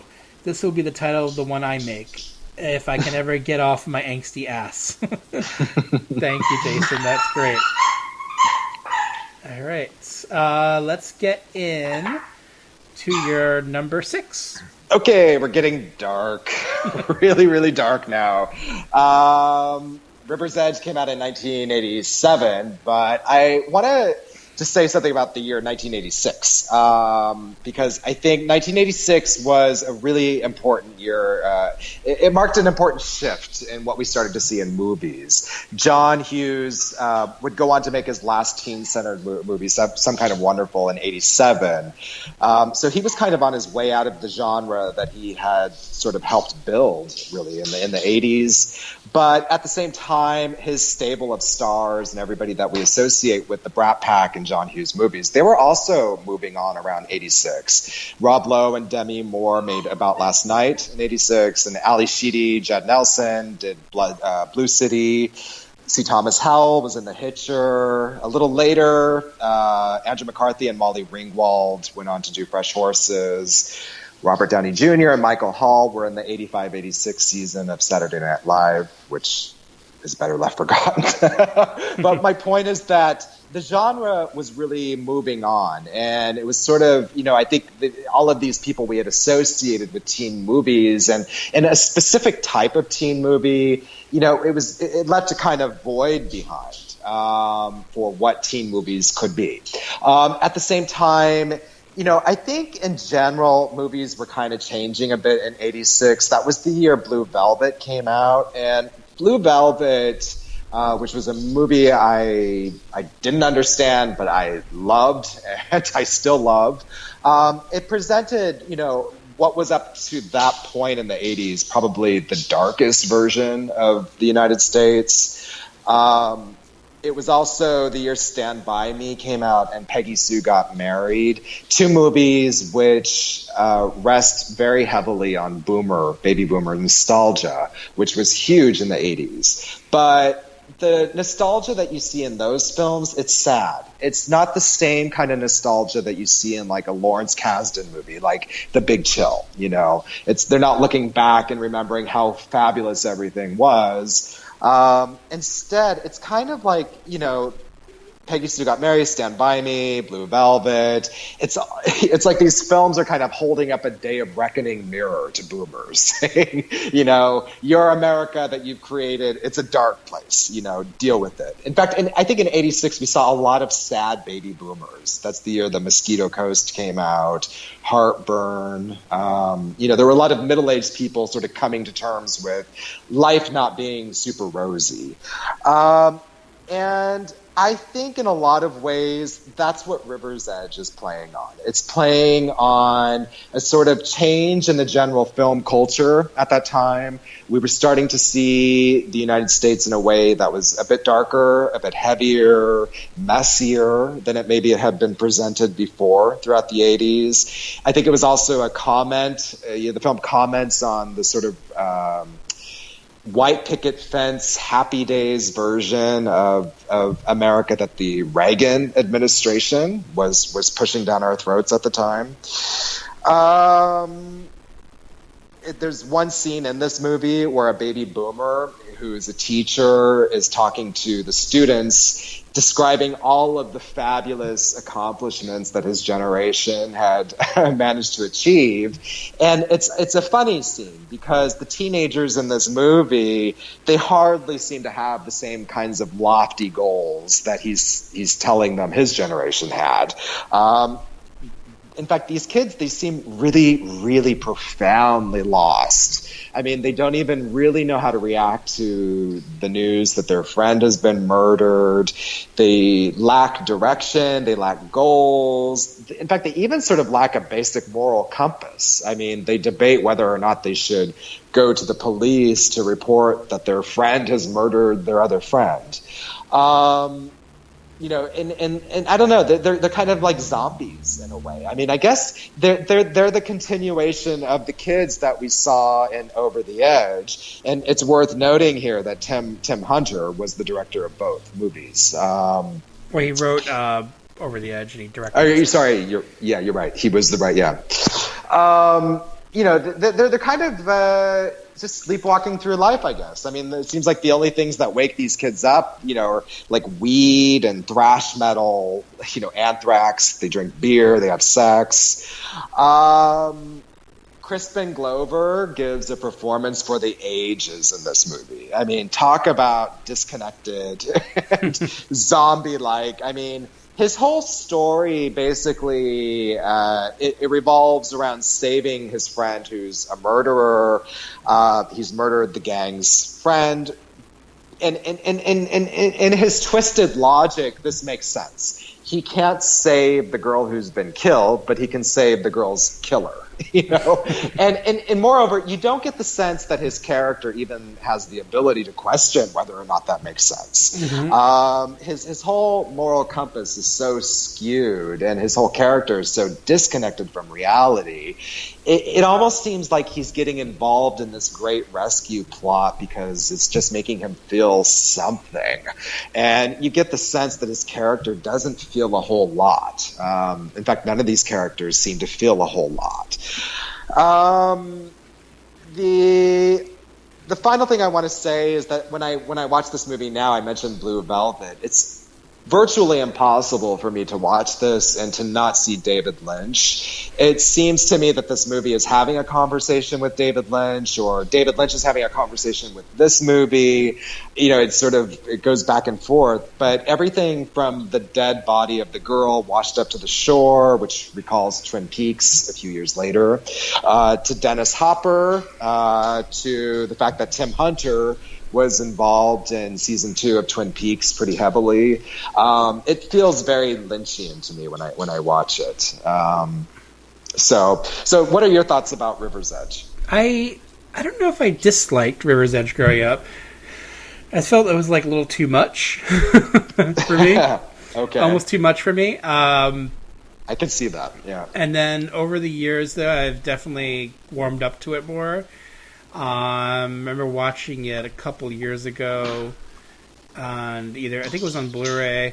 I just was really just kind of blown away by it. I'm like, why did I not love this movie before? Because it's pretty amazing.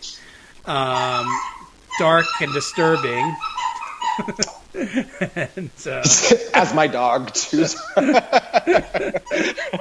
She doesn't care about River's Edge. Not a big River's Edge fan. No. I love the contrast though. Just let me say this, Al. I don't want to hang out in this town. Oh no. With these people. No. I might want to hang out in Twin Peaks. I don't know. Maybe because it's a little bit quirkier. These people are scary. Yeah, there's no charm. I don't know where the city is, but it's not charming or quirky. Very sad and very scary at the same time. Yeah. All the performances are so great. I mean, I don't know how this movie does it with Crispin Glover giving his crazy performance. The performance of Dennis Hopper and his crazy character, and then the brother character, Keanu Reeves. Mike? Yeah, Keanu Reeves' brother's performance is quite something. So I don't know how this movie doesn't explode.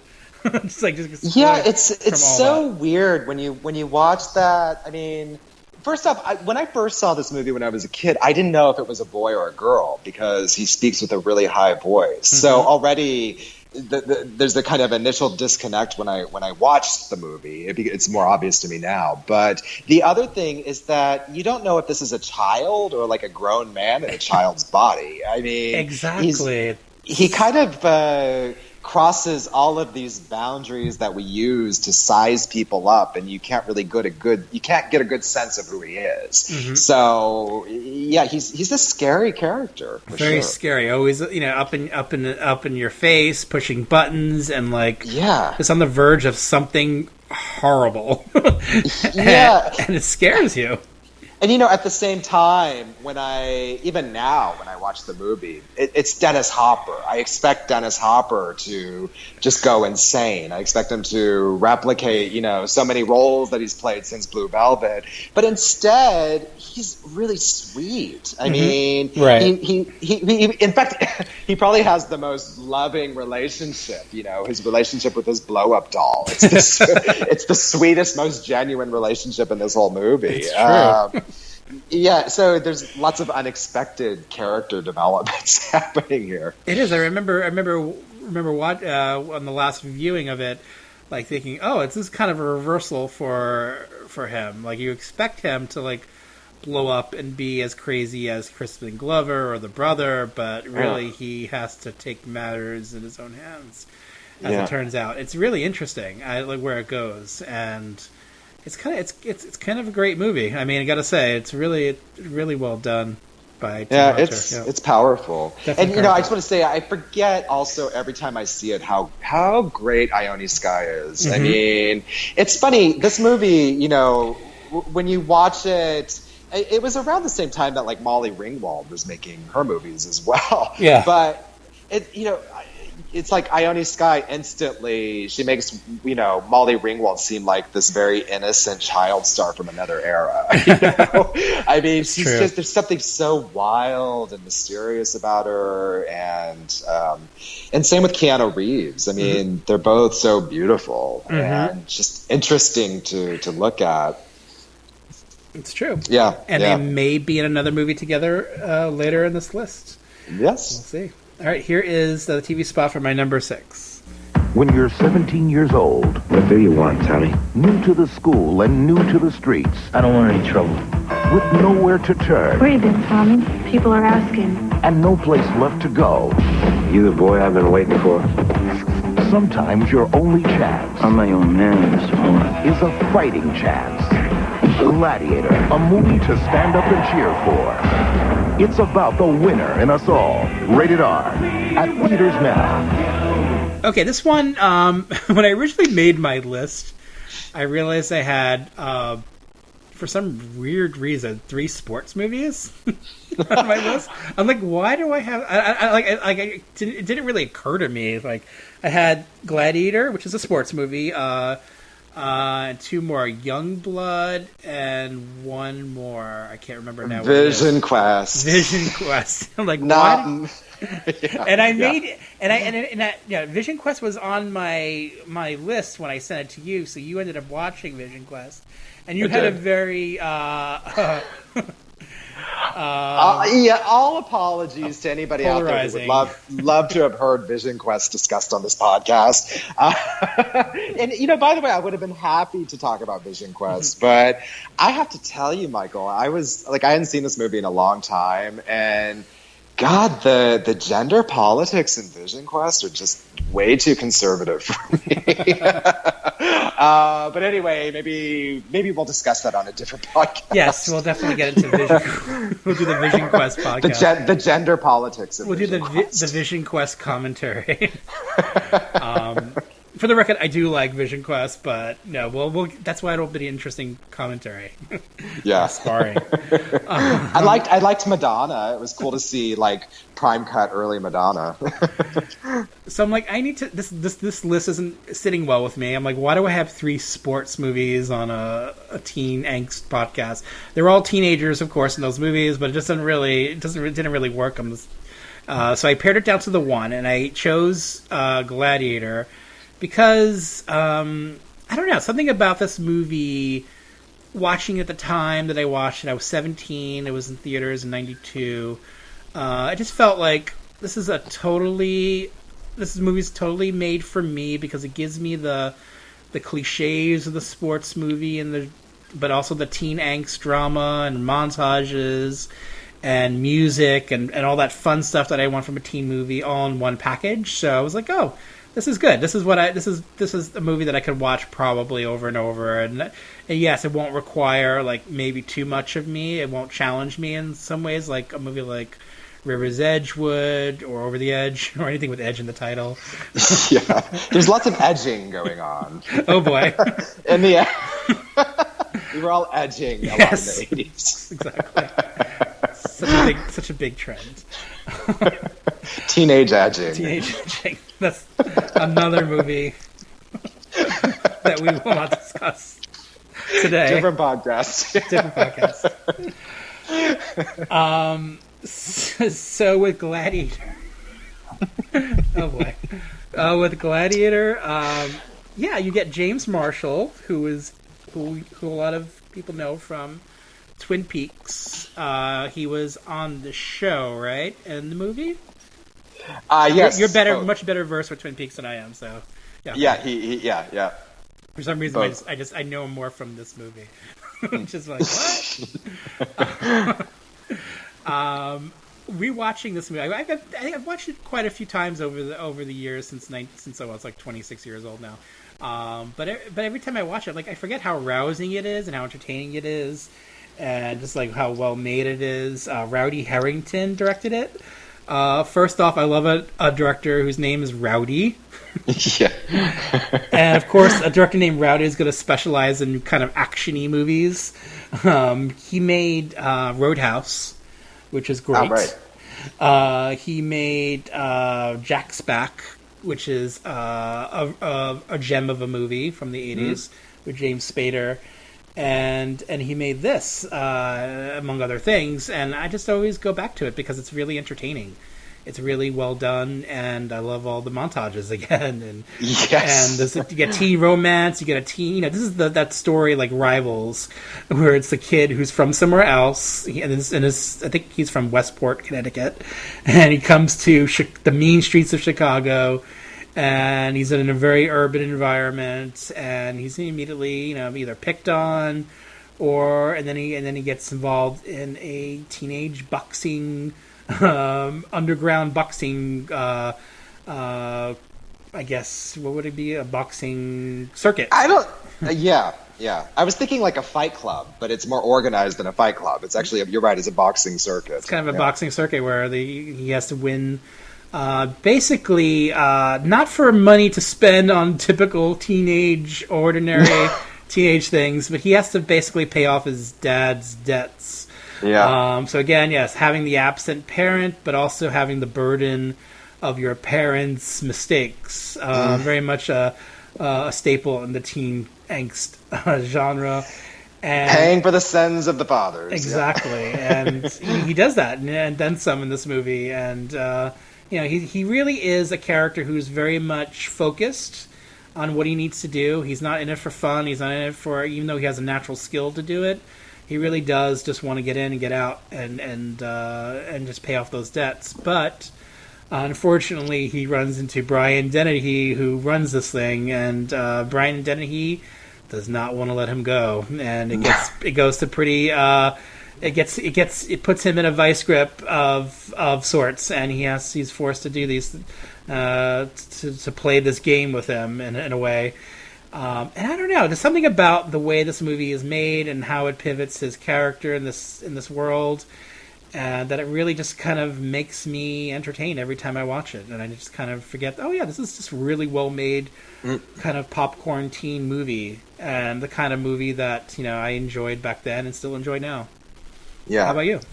Well, first off, when you told me you were going to watch Gladiator, I thought you meant the Ridley Scott movie. And I'm like, that's a really weird choice for this podcast. Are we going to talk about teen angst in ancient Rome? But nope, it's this one. And I was actually very pleasantly surprised because, I got to be honest with you, the sports movies aren't really my thing. There's the odd one. Certainly, I like Rocky, but I'm not like a big boxing, person. But I actually really got into this movie. I mean, I think a lot of the strengths of the movie, stem from this really amazing supporting cast. I mean, John Hurt plays James Marshall's biological dad, is alcoholic father who's trying to get his life together. But then, there are all of these other actors who play kind of, I guess, surrogate fathers for James Marshall. There's Robert Loggia, and like you said, Brian Dennehy, Ossie Davis, and they're all just amazing. This movie has a great cast.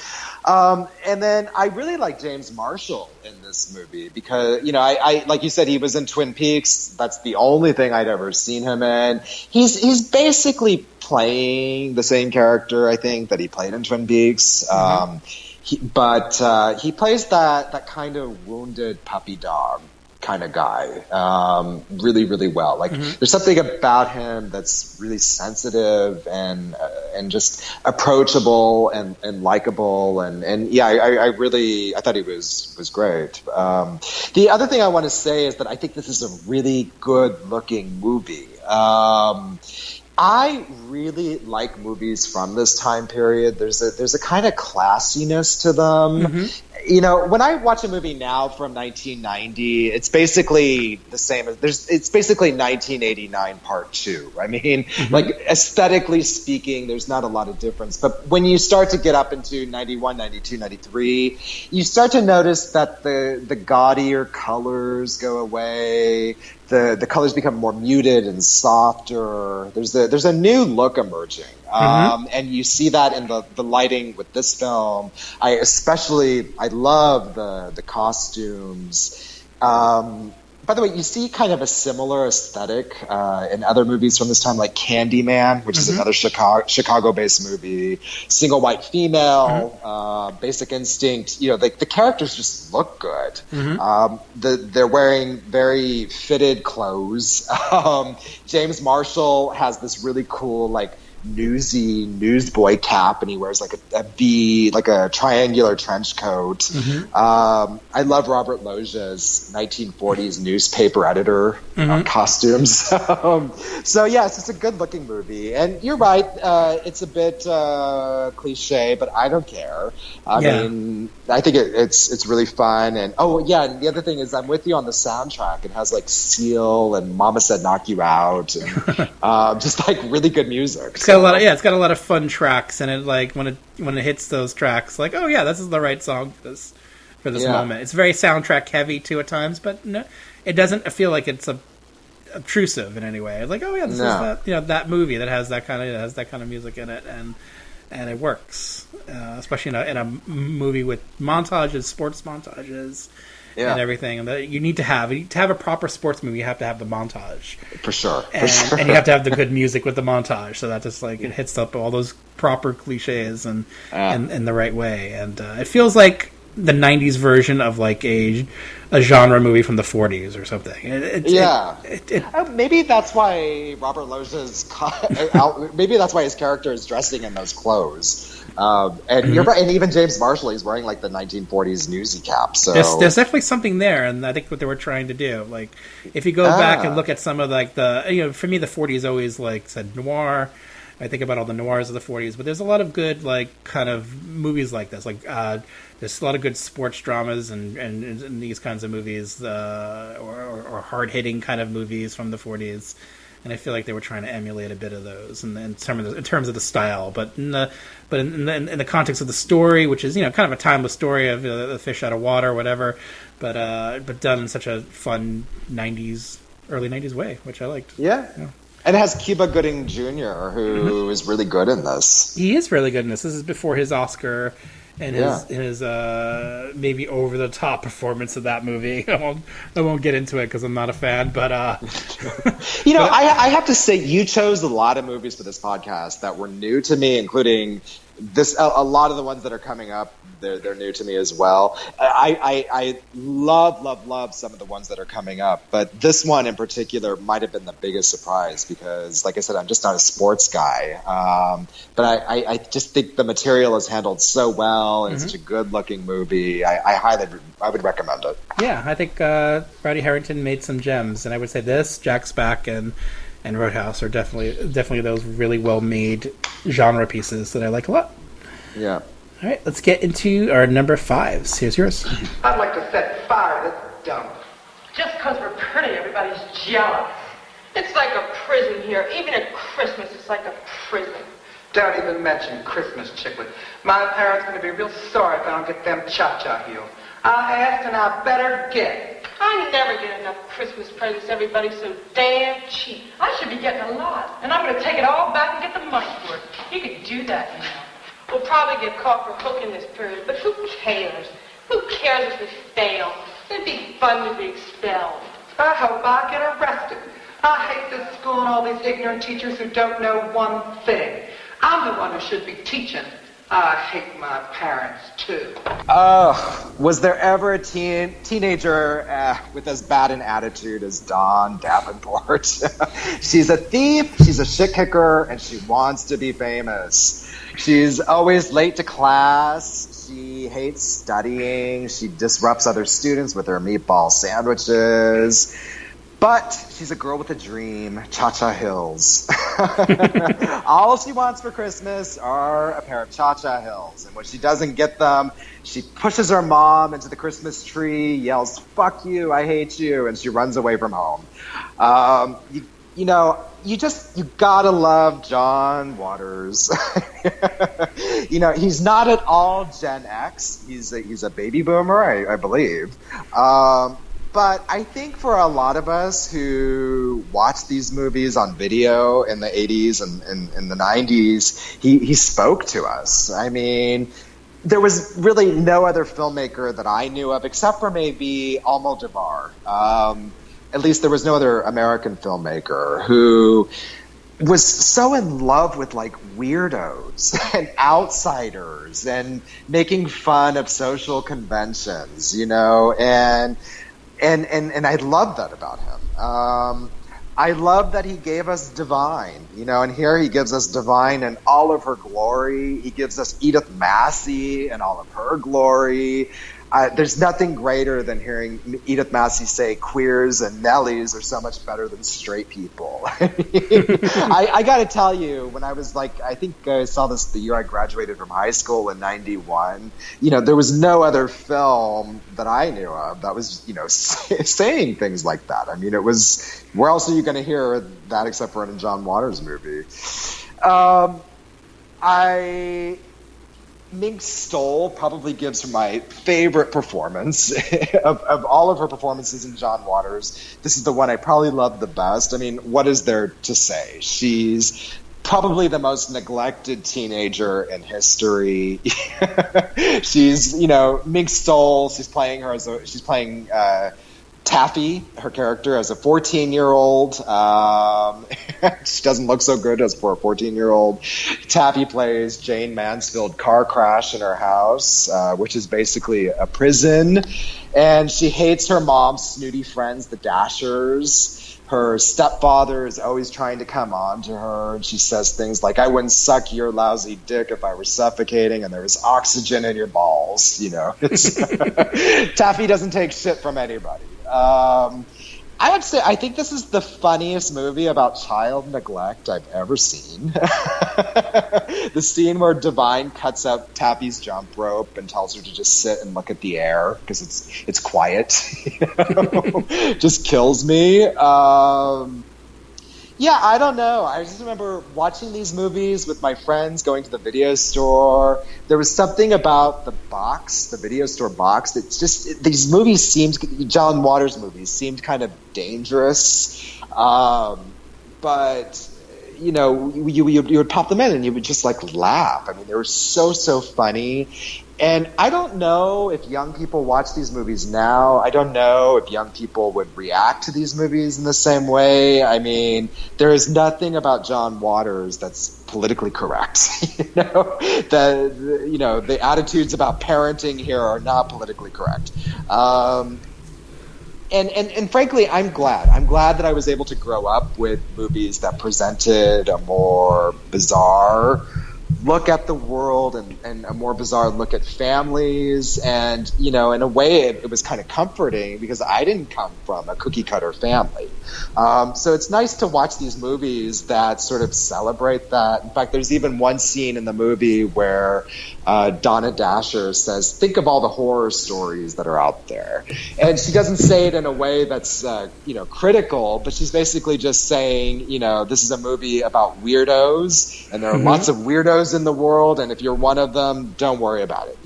You're not alone.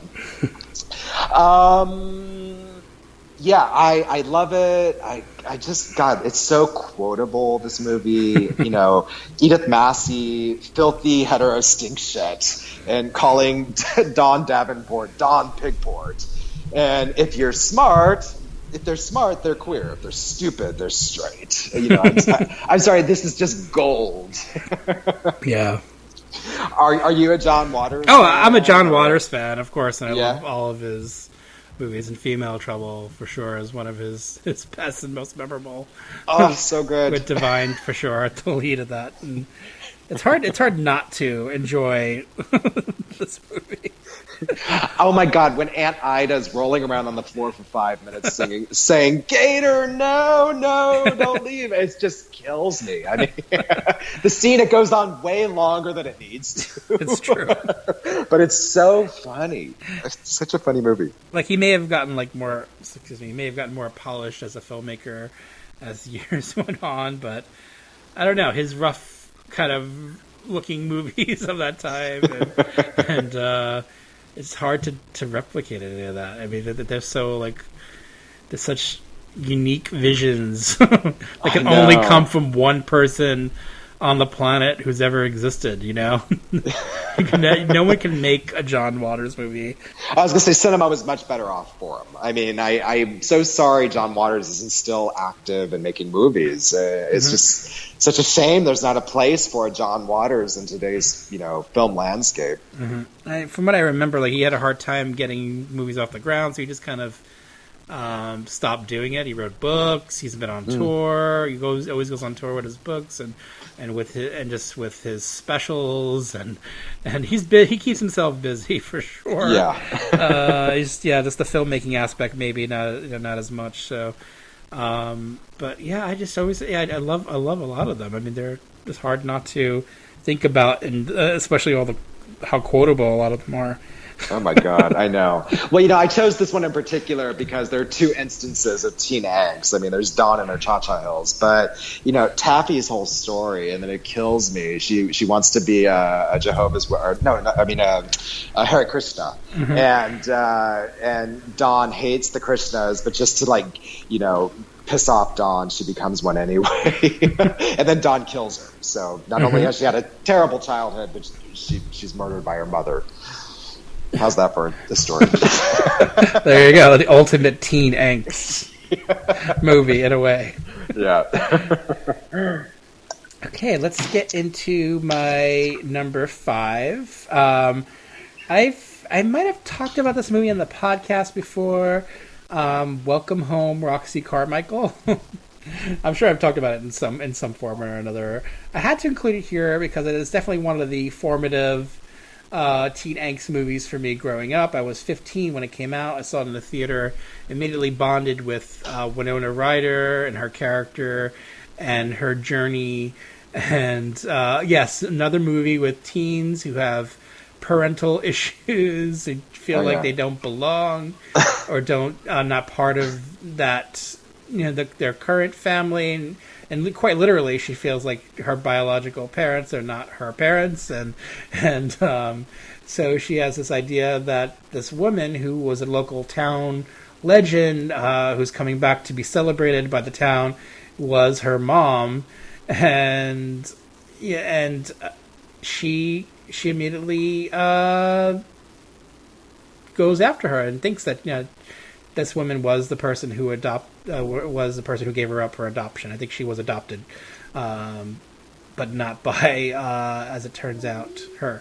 It's very much an interesting movie about relationships between her and Jeff Daniels and her guidance counselor and some of the other smaller characters in the movie. It goes for that ensemble feel, while at the same time being very much from her point of view too, which I appreciated. It didn't stray away from her too long, where it kind of lost me as a film goer. I really feel like the movie does hit home a lot with her character, and I've always been a fan. I mean, I've always wanted to see more with Dinky Bazzetti, as she's named in this movie.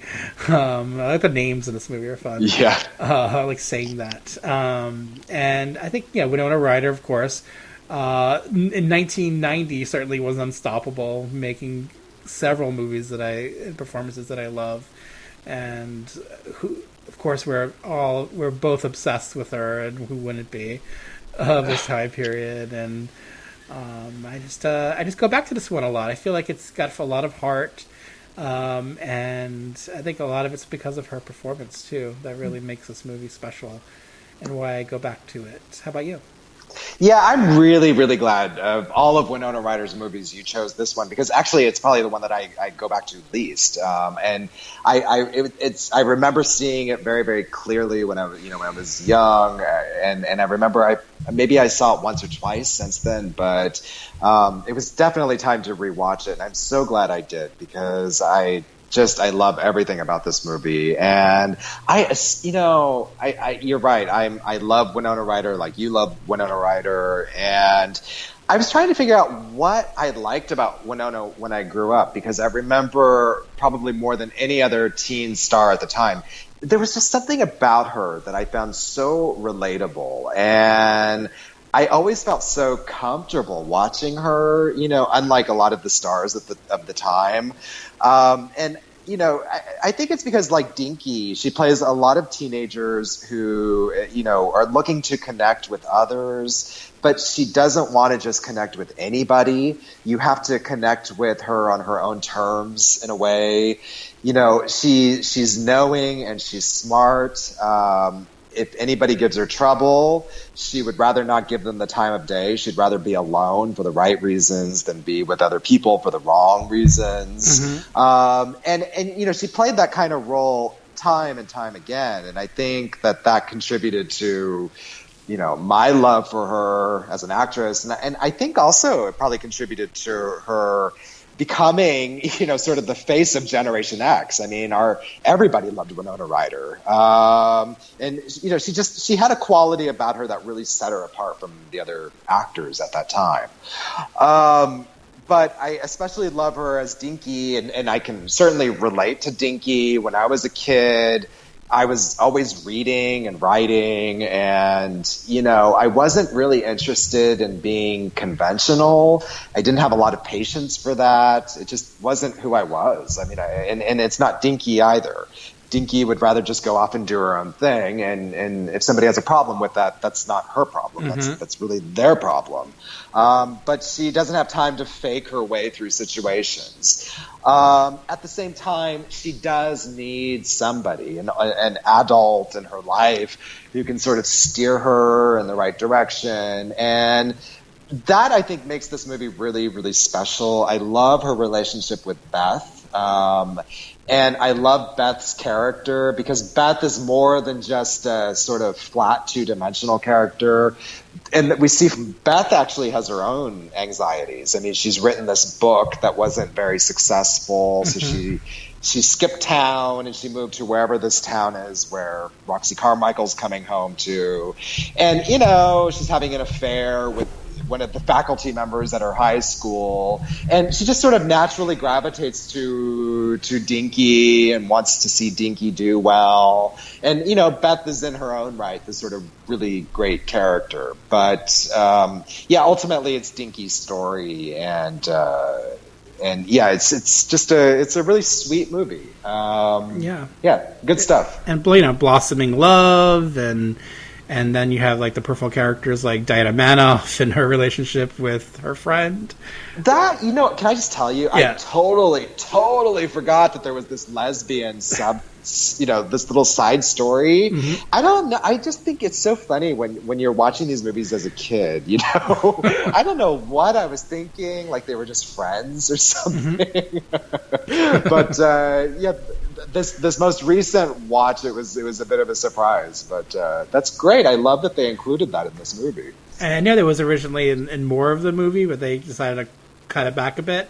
And I'm not really offended by that they did that. I think because it would probably take away more from Dinky's story by adding more plots to the adult characters in the movie. Like you had enough with Jeff Daniels and and him being dissatisfied with his life and of course obsessed with someone, that obsession, how that affects your life. So there's enough there for plottage for adults. I think any more of that might have taken it away from, again, Winona Ryder and her performance. So I'm glad it's it feels the right kind of pacing of the movie. It feels right. Yeah.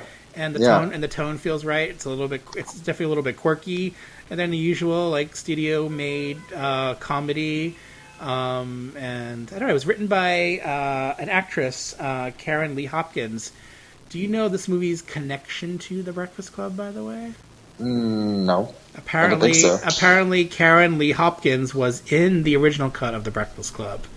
Oh. As she played the coach. I want to say she played a soccer coach or something in the movie. Oh, okay. And she was cut out of it because it was originally a 3-hour movie. And there were more characters in it, and apparently she was one of the people who got cut out of that movie. So if you look online, there's an article with her and how she talks about that and her experiences making The Breakfast Club, which is interesting. Having it here. And then she went on to write this movie, which I think is a good little movie. It's such a sweet little unassuming movie. There's nothing false about it. When it seems so genuine, and I love the love story. I love that they give Dinky a boyfriend, and it's so sweet at the end. They have like a little ice cream party on the lawn. And, it's just a sweet movie. Jim Amon's directed it, the guy who did Airplane, so it's weird. Yeah, that is weird. Yeah. He also made a favorite of mine, Big Business. Oh, I love it. Yeah. Which is so good. Which is a lot of fun. Sorry, I'm just God, what a bunch of range, that guy. I mean, that's huge range. That's a huge range. Those are 3 very different kinds of movies. So I'm just cleaning up some blood. Hold on. No problem. Hey, actually, I need to go to the bathroom again anyway. Yeah. But are you bleeding? My foot is bleeding. I don't know why. I think I opened up like a little cut while I was talking to you. But yeah, let's take a break. Okay. Don't bleed to death. So what do? I'm a suit salesman. Would you excuse me? I cut my foot before and my shoe is filling up with blood. All right, let's do it. Let's get into your number 4 while I'm still alive. Here it is. Okay. Always know where I am by the way the road looks. River Phoenix. If I had a normal family and a good upbringing, then I would have been a well-adjusted person. Depends on what you call normal. Well, normal, like a mom and a dad and a dog. So you didn't have a normal dog? Keanu Reeves. When I turn 21, I don't want any more of this life. I will change when everybody expects it, at least. This road will never end. It probably goes all around the world. My Own Private Idaho. I graduated from high school in 1991, and just as I was graduating, movie theaters were starting to regularly show these films which were reflecting really complicated LGBT realities, unlike anything I had remember seeing up until that time. And it was super, super exciting. I mean, I got to tell you, it seems like every week there was some new LGBT film coming out. I remember going to the cinema to see Jenny Livingston's Paris is Burning, and oh my God, it was amazing seeing that movie in a cinema.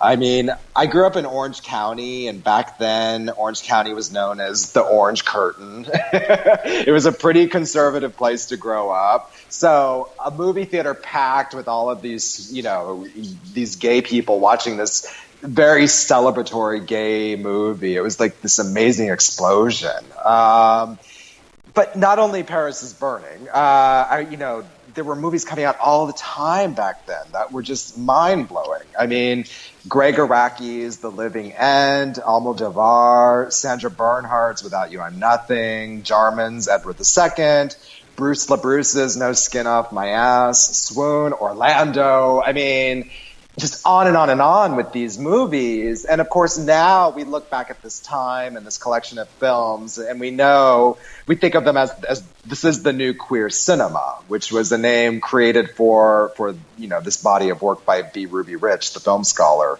But, back then it didn't have a name. It was just this sort of revelation. And, for the first time, I was seeing gay stories about real gay lives, gay subjectivities, movies that weren't pandering, but they were just trying to present a very honest portrayal of gay experiences, for better and for worse, warts and all. And I have to say, it was truly, truly a high point of my movie-going experience, my movie-going history, to see these movies on the screen. They just seemed to come out of nowhere, and it was like I said, a revelation. It really was. But anyway, of all of those movies that were coming out at that time, that were part of the new queer cinema, one that I absolutely loved, and I think pretty well captures the sensibility of new queer cinema, was Gus Van Sant's My Own Private Idaho. Because on the one hand, this is a movie that totally validates the experiences of young queer kids, which is underscored by the fact that it starred two big stars. River Phoenix and Keanu Reeves play the leads. And that was incredibly rare in the early 90s. Big movie stars did not take on gay roles. They especially didn't take on gay roles in films that were gritty like this. And it was amazing to see these two teen actors that I had grown up watching playing, these queer characters. But so as much as the film validates the experiences of young gay kids, queer kids, on the other hand, it also complicates those experiences because these kids are sex workers. And what's so interesting to me now when I watch My Own Private Idaho is that these boys, they're social outsiders, and they don't necessarily want to be integrated into mainstream culture. They're good as outsiders. And, looking back, I think that this really was an attitude a lot of queer people still had back then. And you see it in movies like Without You, I'm Nothing, Paris is Burning, The Living End. It was a time when there actually existed a queer subculture, and it was separate from the mainstream. And, that was good for a lot of us. We embraced the subcultural notions of being queer. Things are very different now. It's not like that now. But, I think that's where these kids are coming from. They sort of exist on the periphery of society. At the same time, they want to be loved. They want to have families. They want to live full lives. And that's really River Phoenix's character's entire thrust throughout this entire movie. I mean, he goes to visit his estranged brother. He wants to make a connection with his brother. He wants to tell Keanu Reeves that he's in love with him, which is an absolutely heartbreaking scene in this movie, by the way. At the end of the movie, there's a scene where River Phoenix is with all of his friends. They're at a funeral. They're making tons of noise, and they're upsetting the more conservative funeral that's going on next to them. But I think the point of this scene is that they're trying to tell the conservative people in this movie, and maybe even in the audience, we're here, you can't ignore us, we're different, but our experiences are valid, and we have a place in the world, and if you have a problem with that, fuck off. I think the movie is really unapologetic, and, in 1993, when it came out, it was, I think it was a pretty bold movie. I mean, now, with time, maybe it's a little tamer, I don't know, but there was really nothing like it when it came out. So that's why I chose this movie. But what do you think of it? I mean, I had a similar reaction where it felt like when I saw it in the theater that it was like something I've never seen before, and I really appreciated that. It was definitely a vision from a filmmaker who wanted to tell a story in the way he did, in a very unique way, an interesting way, and it never really ever feels like it's in the way of its characters. I feel like if anything, it makes the characters more interesting, and the actors, of course, give great performances. River Phoenix especially. Keanu Reeves is really good here too, and I don't know. I liked it a lot. Maybe the section that is more Shakespeare is not my favorite part of the movie, but I understand that part of the movie, that section, where it's full on it becomes full on like Henry the Fourth. I think so. Where it's so that's like maybe the part of the movie that I'm not as enamored with, but I like a lot of it. I mean, I feel like this film really is one of Gus Van Sant's best films, and maybe don't appreciate where he's gone as a filmmaker as much.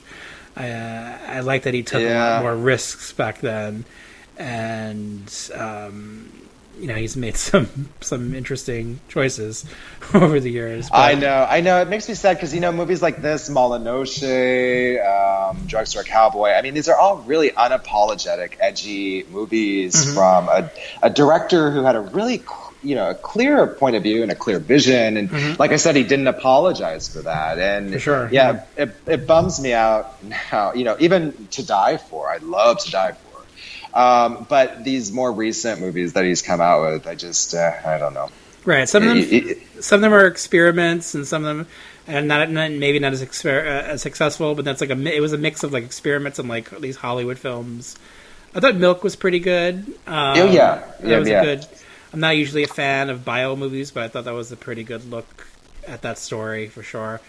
But yeah, some of the other ones are kind of misses for me. But I do go back to like Drugstore Cowboy and this one, and Malinoche is a really good film as well. I think his early career really was a good indicator of his talent for sure. Thank you for. I don't want to diss Gus Van Sant, but I'm thinking about like Psycho, things like that. But the early movies are fabulous. For sure. All right, here's my number 4. Here's a TV spot. Two lovers. Now you know the rules. We're moving. One chance. Would you come with me? You ran off on me, boy. I'll hunt you down. No time. Fire with fire. Leave us alone! Fire with fire. Did you trust me? Fire with Fire. Rated PG-13. Starts Friday, May 9th at a theater near you. Okay, I'm pretty sure I've mentioned this movie before in the podcast, so it's maybe no big surprise it's here. I'm a big fan of Fire with Fire. I'll be relatively brief on this one. I think it's, to me, one of the better teen dramas of the 80s because it's really is truly about these two teens who find connection in a world where it doesn't want anyone connected to anyone else, and they're locked up in a way, both of them, him in a boys' detention center, her in a Catholic school, and their lives shouldn't cross paths, but they do in a very interesting way. He's running through the woods so they could win a chance so that these boys could win a chance to go to the movies, and then he happens on her, who's reenacting Ophelia in a pond. And seeing this in the 80s, I'm like, what is going on? Right? Why is she doing this? And then, of course, the movie explains that she is reenacting that, and I understood more that it's a teen movie about that uses art as a plot facilitator in a way, uses movies in an interesting way, and connection in an interesting way. I mean, and then it's gorgeously filmed. It was made in Vancouver. It's got two very attractive leads with Craig Sheffer, even with his unibrow. And then Virginia Madsen, of course, a luminous beauty, who I was so ethereal in this movie. So I was instantly obsessed with seeing Class and then Electric Dreams, and then everything else she's been in since. Just that connection and that love story that blossoms, and then these two who will do anything to be with each other, and of course it goes to some places where they have to fight to be with each other, literally, and run and to be together. So it has some of those conventions from some of those maybe 50s teen movies with juvenile delinquents, and mixed into an 80s movie with a fun pop soundtrack when it gets to the great dance sequence of this movie, which is about 15-20 minutes of screen time. I love it. I love that it's that long. I love that it plays all these fun songs. I love Brian. I think Brian Ferry is on the soundtrack. I was so excited. Or Roxy Music or something like that. It seems pretty random, the songs that are played, but that kind of makes sense. Those are the popular songs of the time, and they would play the song from Fletch at a dance, even though this is not Fletch. I just like that it does that. It feels kind of real to me, and I like her friends and the movie and the group of boys, and there's a rival there with one of the guys, and it's just interesting. I like this. I like what this movie has to say about teenagers and love. Why not? Well, I got to tell you, I mean, I love this movie so much. I hadn't seen it in a really long time. I didn't make the connection to teen films from previous generations. When I was watching this movie, I was thinking, God, man, in the 80s, we set a really, really high bar for true love. True love means jumping off a cliff and, running away from helicopters full of men who want to split you up. And I was thinking, Frederick and I haven't done that. Like, is our marriage stable? But, so I think this movie gave me like a really warped idea when I was 13 of what love was like. But fortunately, it's not quite that. Can you guess what my favorite scene is in this movie? The scene when they go see Friday the 13th Part 5? Yes, because you know why? It's a special director's cut of Friday the 13th Part 5, because this time it starts off with Pam crawling through the mud after Joey gets killed. And, that's all we see, but I'm so intrigued to see how the rest of this movie was cut. I mean, that just sounds crazy to me. The other thing that kills me about this scene is that there's a boy, just as Pam is crawling through the mud, he stands up and says, "I have to pee." And I'm like, are you kidding me? Who got up to pee at the end of a Friday the 13th movie? Like, that's the part you don't miss. Exactly. But everything you mentioned, it's great. I was also thinking, the prison industrial complex sure has changed a lot, because when I watch a lot of like prison documentaries and like youth detention documentaries and things like that on Netflix, and the prisons I see aren't filled with like cute male models in denim and running around in prisons where there aren't any walls or fences. And it's just really good melodrama. And also shout out to I'm blanking on her name, from Designing Women. Jean Smart. Yeah, I love her in those. She always has such a presence in movies, but it makes sense that she's playing the sort of head nun of this convent. Or girls' school. It's well cast and a well made movie. I'm a big fans of those kinds of teen movies. Yeah, I feel like they were made for teens at the time, but they didn't really feel as condescending. Like the ones that don't feel condescending, they feel like they were just trying to explore those themes for a teenage audience, and including a Friday the 13th out of order scene. Why not?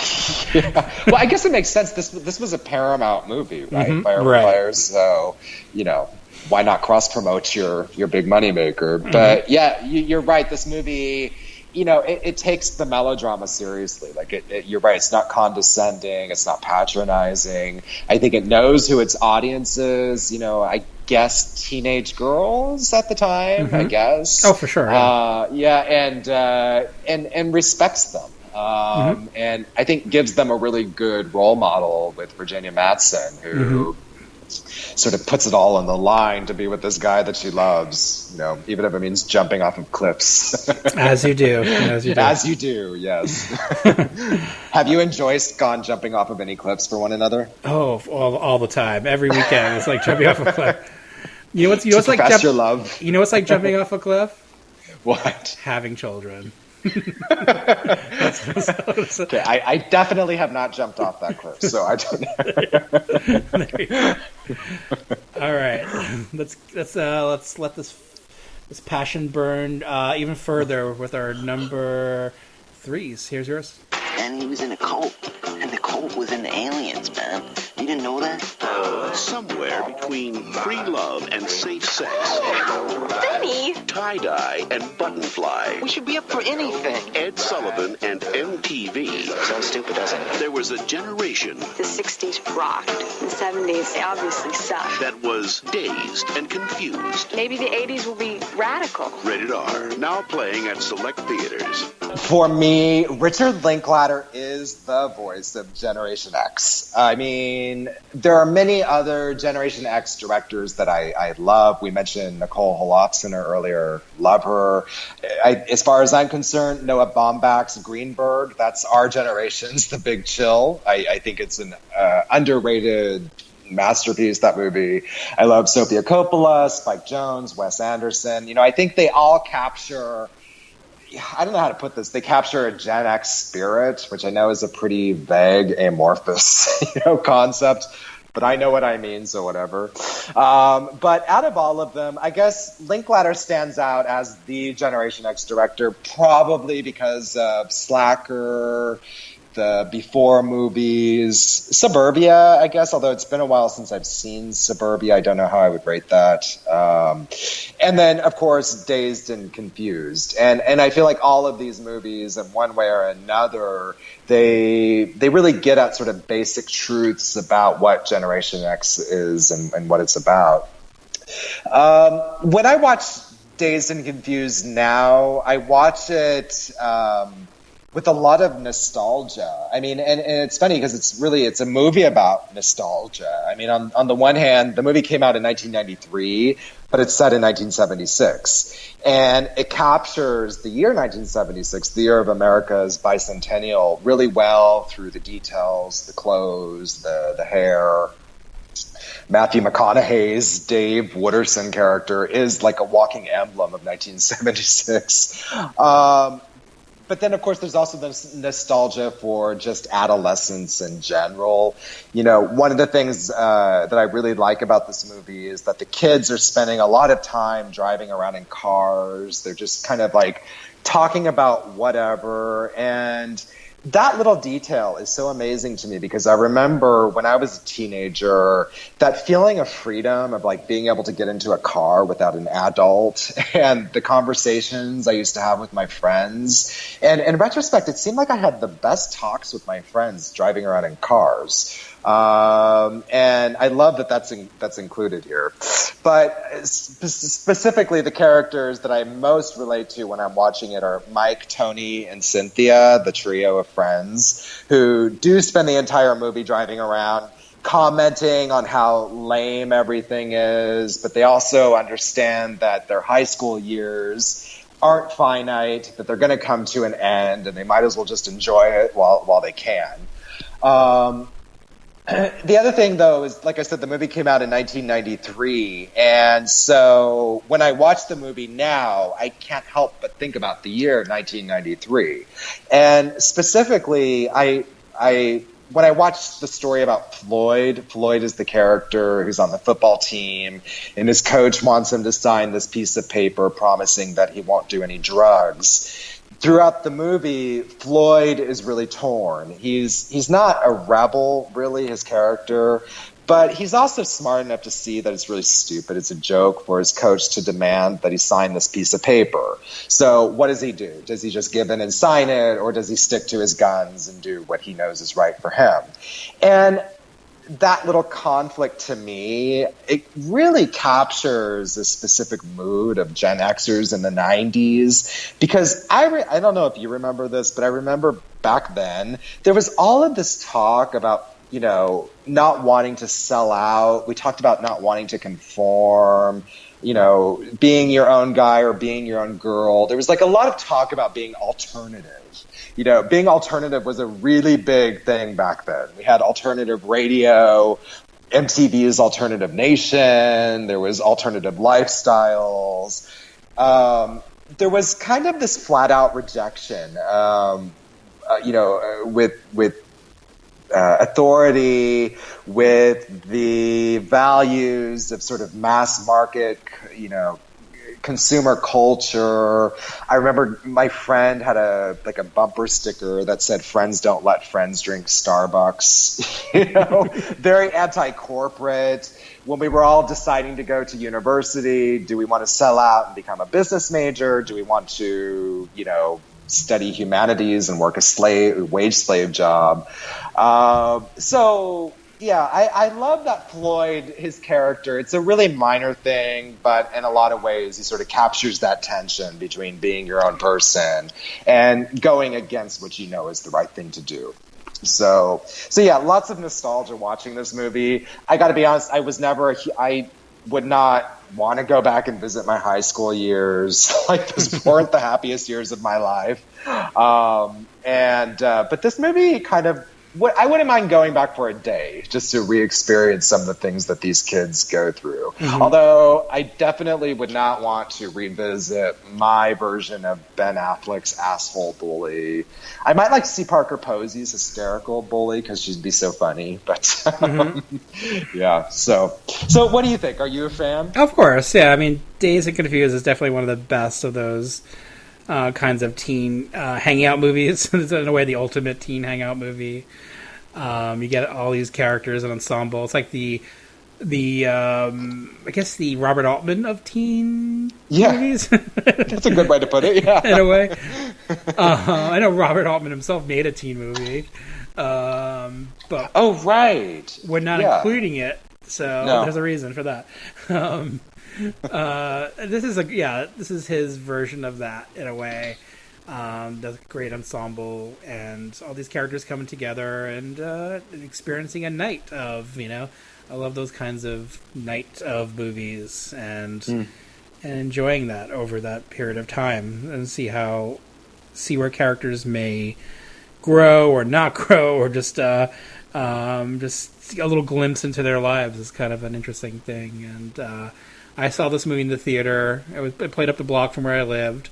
It was just me and like this other group of like older teenagers. I would say they were not maybe. I was a teenager then, so I think they were maybe in their 20s, early 20s, and they were all smoking pot while watching the movie. And I'm like, maybe I should be doing that while watching this movie. This is that kind of movie you should be doing. But I didn't back then, so I was kind of square, I guess. Although my grandmother was a pothead. So I enjoyed Dazed and Confused maybe with a contact high the first time I saw it. And then subsequent viewings I've grown to appreciate it even more. And I've always go back to it every once in a while because it's one of those movies that you just kind of get something new from it, and you have characters you like, characters you dislike, and Grady from Halloween 4 is in this movie. Oh, right. Yeah. Right. I've always hated that guy because when I went to see Halloween 4, the first time I saw it, it was on a date, and the girl was more into him than me, which is totally fine because I was into no competition. Yeah. I'm sorry. So I was into other things, and he was in that. He played. He was. I forgot his character's name in Dazed and Confused, but. I don't remember. Yeah. Not sure. Anyway, so I always associated with that bad date. But I've always enjoyed this movie, and Ben Affleck's a real asshole in this. Oh, man. By the way, I have to tell you, I love it when you tell stories about your grandma. I think you need to have a whole podcast devoted to your grandmother. She sounds like such an amazing character. She was a crazy character, for sure. Like, I had a very strange childhood, as you can imagine. And I should do a podcast, like, my grandmother's picks, like grandma's picks, maybe call it that. You should. That's a great idea. Like, one will be like Last House on the Left. The next one will be I Spin Your Grave, or Cannibal Holocaust, or whatever. All those crazy movies she made me watch. Would your grandmother have liked Dazed and Confused? She liked Dazed and Confused, actually. She did? Yeah, we watched it. I rented it on VHS, and she watched it, and she actually smoked pot while watching it. So that was my next question. It's like, oh, good idea. Yeah, she smoked. She smoked on and off as a Jehovah's Witness. She smoked pot, and when she got sick, which was, I want to say 2001, she started smoking again because it helped with her sickness. Right. And yeah, it was just she was a pothead for a long time. That's her. Yeah, she sounds like a character. She definitely was. All right, here's my number 3. So I'm not going to include a trailer for Permanent Record because it's pretty long, the trailer. In the sake of brevity, I love this movie. Permanent Record is definitely one of the more serious movies on my list, I would say, looking at it. Yes, a movie about teen suicide. Don't do it. It's one of those movies that I connected to really quickly when I saw it. I saw it in the theater.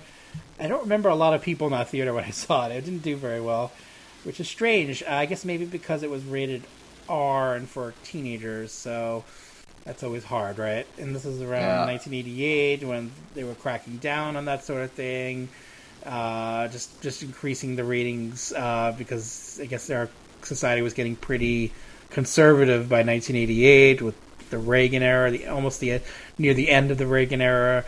It's a pretty conservative world, 1988. If you remember.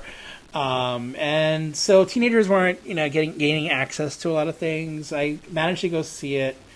And really was kind of blown away by it. It's such a moving film and sad film. In my opinion, Keanu Reeves' best performance on film is in this movie, playing the best friend of this character who initially it's from this character's point of view, who's kind of seemingly has it all, a great girlfriend. He's very talented musician, and he has a good relationship with his parents. But then something's missing in his life, and we never really catch why. And then he's gone, and it shifts focus to his friend Keanu Reeves, and really the movie's about them trying to figure out what happened. Like, why did this guy end it all, who seemingly had it all? And this is when you realize that we don't really know people as intimately as you think we think we do, as much as we think we do. And it's an interesting film to focus on that subject, especially with teens, because teens are definitely, like we've mentioned in this podcast before, neglected, feel like they've neglected or misunderstood or not understood, or just no one really understanding them and their problems. And a lot of our problems we internalize, a lot of our problems we try to shrug off and not pay attention to, and sometimes they catch up with us, and sometimes that leads to tragic things. And this is a movie that explores some of those ideas and the relationship he has with his friends and the parents who just don't understand of Ken as they don't do in these movies and a lot of times real life. I just liked it a lot. I really was always moved by this film, and it really, when I think of teen angst in the 80s and movies, I always think of this movie because it really beautifully captures that and that sadness that comes with it, for sure. What's your I saw it when it came out as well, and it always stayed with me. I was so glad that you included it in this list. And I'll try and be quick as well. I mean, it had, I think, the same impact that it had on you, it had on me.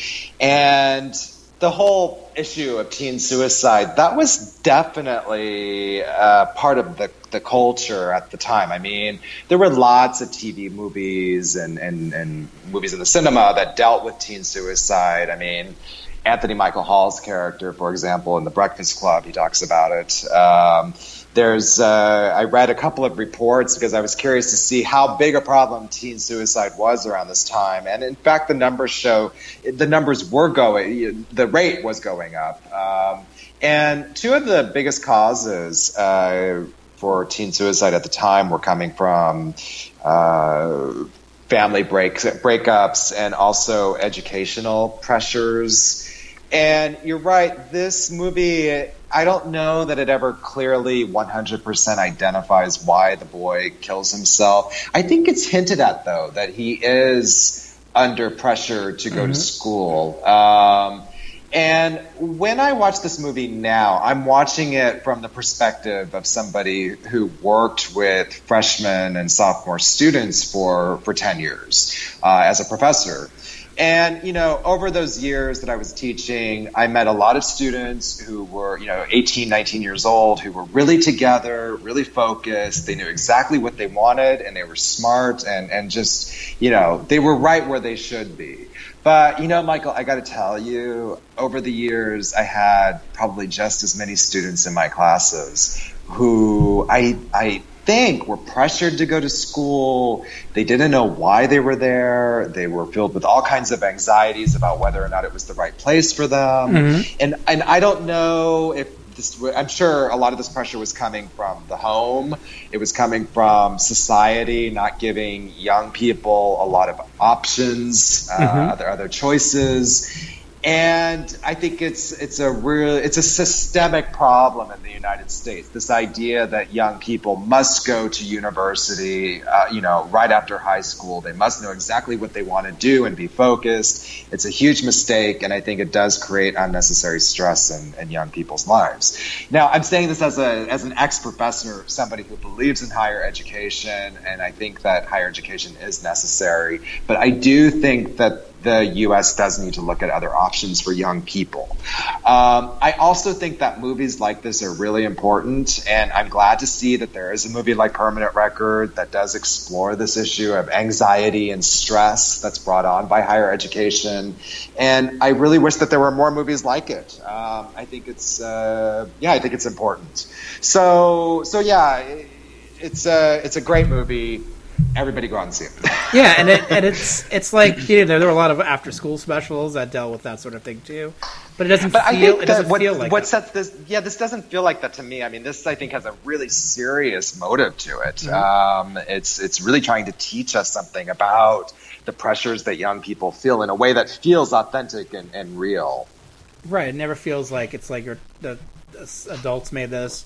They're talking down to teenagers. It always feels like, like you said, authentic. Like it feels real.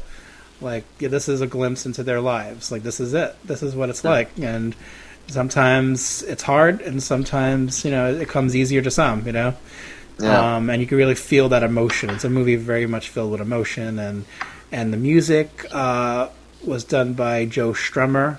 He did from The Clash. He did the music for the movie, and even Lou Reed pops up in the movie. It's interesting to see that aspect of it too, because it's very much influenced by music. This is a movie about the Pacific Northwest and that burgeoning scene of the time.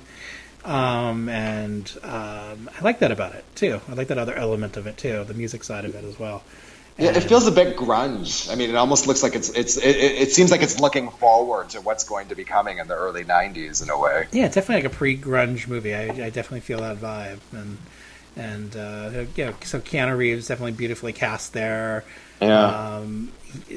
And as he is in the other movie we spoke about today too, My Own Private Idaho. But I do feel like his performance here, you really taps into that character in a very emotional way, which we haven't seen Keanu do that often. Like Keanu's kind of a performer that you immediately like and you feel a connection to, but for some reason, for me, he really taps into this character and in a way that felt completely real. And then he's had some hardships in his life, and I think he taps into that, I think, as well.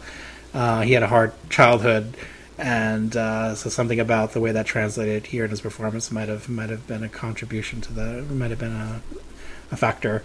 But yeah, love this movie. It's really, really, really good film. Yeah. All right, let's move on to our number 2s, and here's yours. Where's the body? It's out back. Finally. Where have you been? The darker chapter. My secret diary. Her page is missing. Before Laura Palmer's murder. Freak accident. The killer will strike again. Who knows where or when? Twin Peaks. Fire Walk With Me. Rated R. Starts Friday, August 28th at a theater. In 1990, I definitely knew who David Lynch was. I'd seen Blue Velvet, I'd seen The Elephant Man and Dune, and when I heard that he had a TV show coming on, it was huge. I mean, it was huge for everybody. Everybody watched Twin Peaks. And honestly, these days critics, they talk about how Twin Peaks changed TV, and, they're not overstating it. I mean, really things went from, one night being like Dallas and Dynasty to being this whole other thing, Twin Peaks. And when you watch TV now, you definitely see the influence that Lynch has had, for the past 2 or 3 decades. I never missed an episode. I read Laura Palmer's Secret Diary. Laura became this very important fictional being for me. Honestly, I really, really needed this movie. I really needed to see a story about a teenager who was struggling and doing her best to overcome, this severely dysfunctional home. And in Fire Walk With Me, Lynch goes super deep into the reality of what a dysfunctional home is like. It's horrifying to watch, but I think it's a really necessary movie. I'm glad to see somebody told Laura's story. I think it's a story that's completely valid and worth being shared. And I think, unfortunately, it's the type of it's not a story that's told very often. What is it like for a teenager to grow up in a home that's not stable, where it's violent and unpredictable? Because that's the reality for a lot of young people. For a lot of young people, the home can actually be a very scary place. And, I know that this movie makes people feel uncomfortable, and I think that that's the point. Lynch isn't trying to sugarcoat this. He wants you to look at it. There are a couple of scenes in this movie that kill me, and I find them really, really hard to watch. There's one in particular where Laura is coming home from school one day, or I guess in the evening, and her father is sitting at the dining table. Her father says to join her to have a seat, and the great Cheryl Lee, she has this look on her face like she doesn't trust her father. She doesn't know what her father wants, but she doesn't trust him. She doesn't trust this situation. She doesn't know where it's going, but it's her father, so she has to obey. Sure enough, she sits down, and over the course of a few minutes, her father completely changes on her and goes to, from being, interested in her day to humiliating her and making her cry and just making her feel awful. And later on, after the scene, she's in her bedroom and she's studying or something like that, and her father comes up to her bedroom and apologizes to her and says, "I love you," and she has this look like she's just completely shattered. She doesn't know what to do with this man. He's supposed to be her father, he's supposed to protect her and to love her, but he's abusing her physically, he's abusing her emotionally and mentally, and I don't think anybody else has managed to capture that confusion as well as Lynch has, and I think he manages to convey it really powerfully, the ups and downs of growing up in that kind of a home. The movie is violent, it's moody, it does get under your skin, it's surreal. For a long time, it wasn't a movie that even, Lynch's casual fans could get behind, but it's a movie that I think has been reassessed over time. And I think a lot of people now do recognize that it's a masterpiece. I instantly connected with it. I can't believe I'm going to admit this, but I think I saw it maybe 9 times. Wow. In the cinema when it came out. I mean, it really meant a lot to me, and it still means a lot to me. And I don't know what else to say. I mean, I just think that Lynch gets at the heart of violence within the home, and how the home could be a scary place in a way that he also did with Blue Velvet, by the way. I mean, he's looking at the reality of what's beyond that picket fence. And, to me, I make no apologies for it. I think Lynch is the greatest living director, artist, whoever, living in the United States right now. I love everything that Lynch does. And part of the reason why I love him is because he does force audiences into uncomfortable places and forces them to look at uncomfortable truths. And I think film should do that. So. And then Cheryl Lee, I just can't say enough about her. I think she's so amazing in this, and I wish that she would have gone on to do more stuff. But yeah, it's an incredible performance. Oh, for sure. Yeah. So, are you a fan of Lynch, Michael? I actually don't know this. Do you like David Lynch? What a terrible director he is. No, of course, David Lynch is great. And now I'm not a huge Twin Peaks guy. Only because I didn't really watch it on TV growing up. It came out in '89, right? Yeah, I didn't really watch it. I mean, I don't know why I didn't. It has so many actors in it that I like. For some reason, I never really watched it. I watched it a little bit later on and enjoyed it for sure, especially that first season, which was pretty perfect. And then I saw the movie, and I think I watched the movie after I watched the first season. I can't remember now. The timeline is so mixed up in my head. But I really liked the movie. I remember really liking it and thinking it was pretty out there, but also interesting and very different from what was going on in other movies at the time. It felt really like its own thing. But that's like David Lynch in general, though. He's always doing his own thing, and it will always be a David Lynch movie, not anyone else's movie, although Dune was definitely a compromised movie. Probably his only really compromised movie in his filmography. I feel like that's the one that kind of seems, you can see the struggle in it. But David Lynch as a filmmaker and artist is on full display here with Twin Peaks Fire Walk With Me. And I like that it kind of... I know some fans had problems with it because it drops characters that were on the show, and it just felt maybe a little different in tone, but I like that about it. It was like he's making a movie for the movies. He's making this is his version of that. And I think he does something really important here too. That's a major shift from the TV show, which is that in the show you don't know Laura. I mean, Laura is kind of this ghostly presence that just exists in other people's memories. But here he takes Laura's story and he gives it back to her, and he allows her to tell her own story. And that's really powerful because she, it's confrontational. Again, he's making you look at something that is truth, that is the reality for a lot of young people. And you're right. A lot of audiences, a lot of the fans of the TV show, they didn't really care for it. And she came back. Laura came back last year with Twin Peaks season 3, and he did something totally different with her character again. I mean, he's kind of turned her into this mythological, ethereal being, and. I love that about Lynch. I love that he loves Laura so much. So much. Right. He's recreated her 3 different ways. But here, I guess you get the perfect distilled version of Laura because she is telling her own story. That's true. I wonder what's next for Laura. Will it be Laura in space? That's the only. I'm there. I'm going to be watching it. Laura's in space. That's fine. Why not? Yeah. I'd watch it too. All right. Here is the trailer for my number 2. You know what, Archie? What? Life is sad sometimes. 2 more names.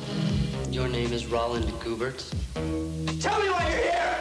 For an assignment. Who the hell do they think I am? I'm in charge here now. The entire school is my responsibility. Don't ever forget that. If the sale goes down the drain, you and the vigils go down the drain. 1 more name. The kid who just left the field. When they wiped out. Kid named Renault. Freshman. His mother just died. Poor kid. That must be hard. You know what he needs? What? Therapy. It can make your life very bad. Very sad. Father. It's your mother, Jerry. She's proud of you. Put him down for the chocolates. This is more than a sale. It is a crusade. I'm not going to sell the chocolates. The boys have become infected. A terrible disease, difficult to cure. You're missing a lot of things, Jerry. We're just asking you to take the chocolates and sell them. We're not asking, Archie. We're telling.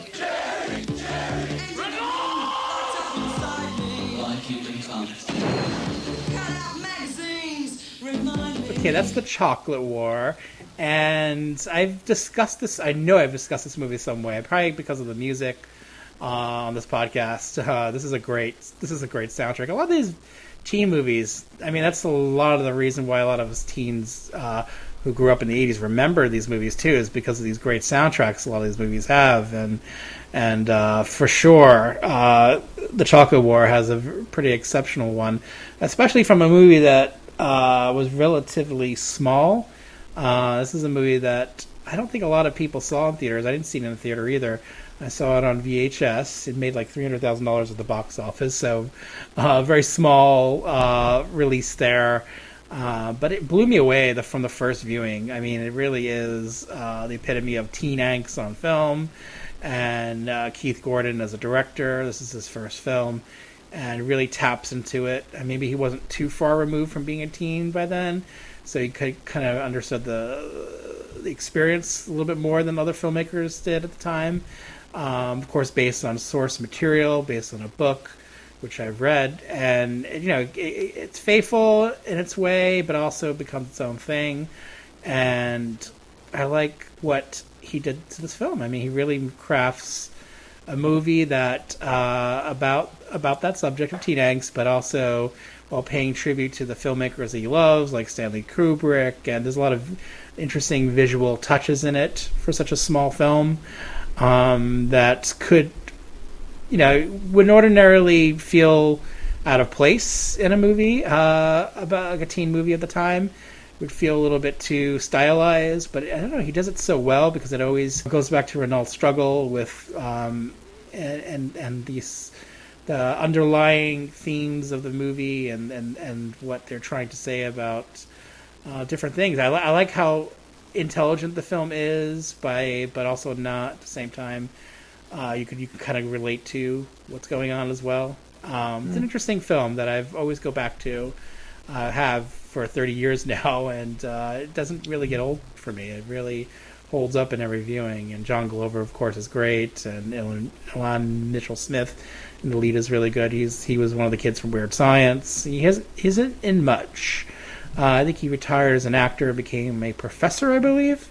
I think so. Yeah. So you may have something in common with him there, and I know I'd always liked it. There's a lot of good performances in there from some of the other actors in the movie as well. What are your thoughts?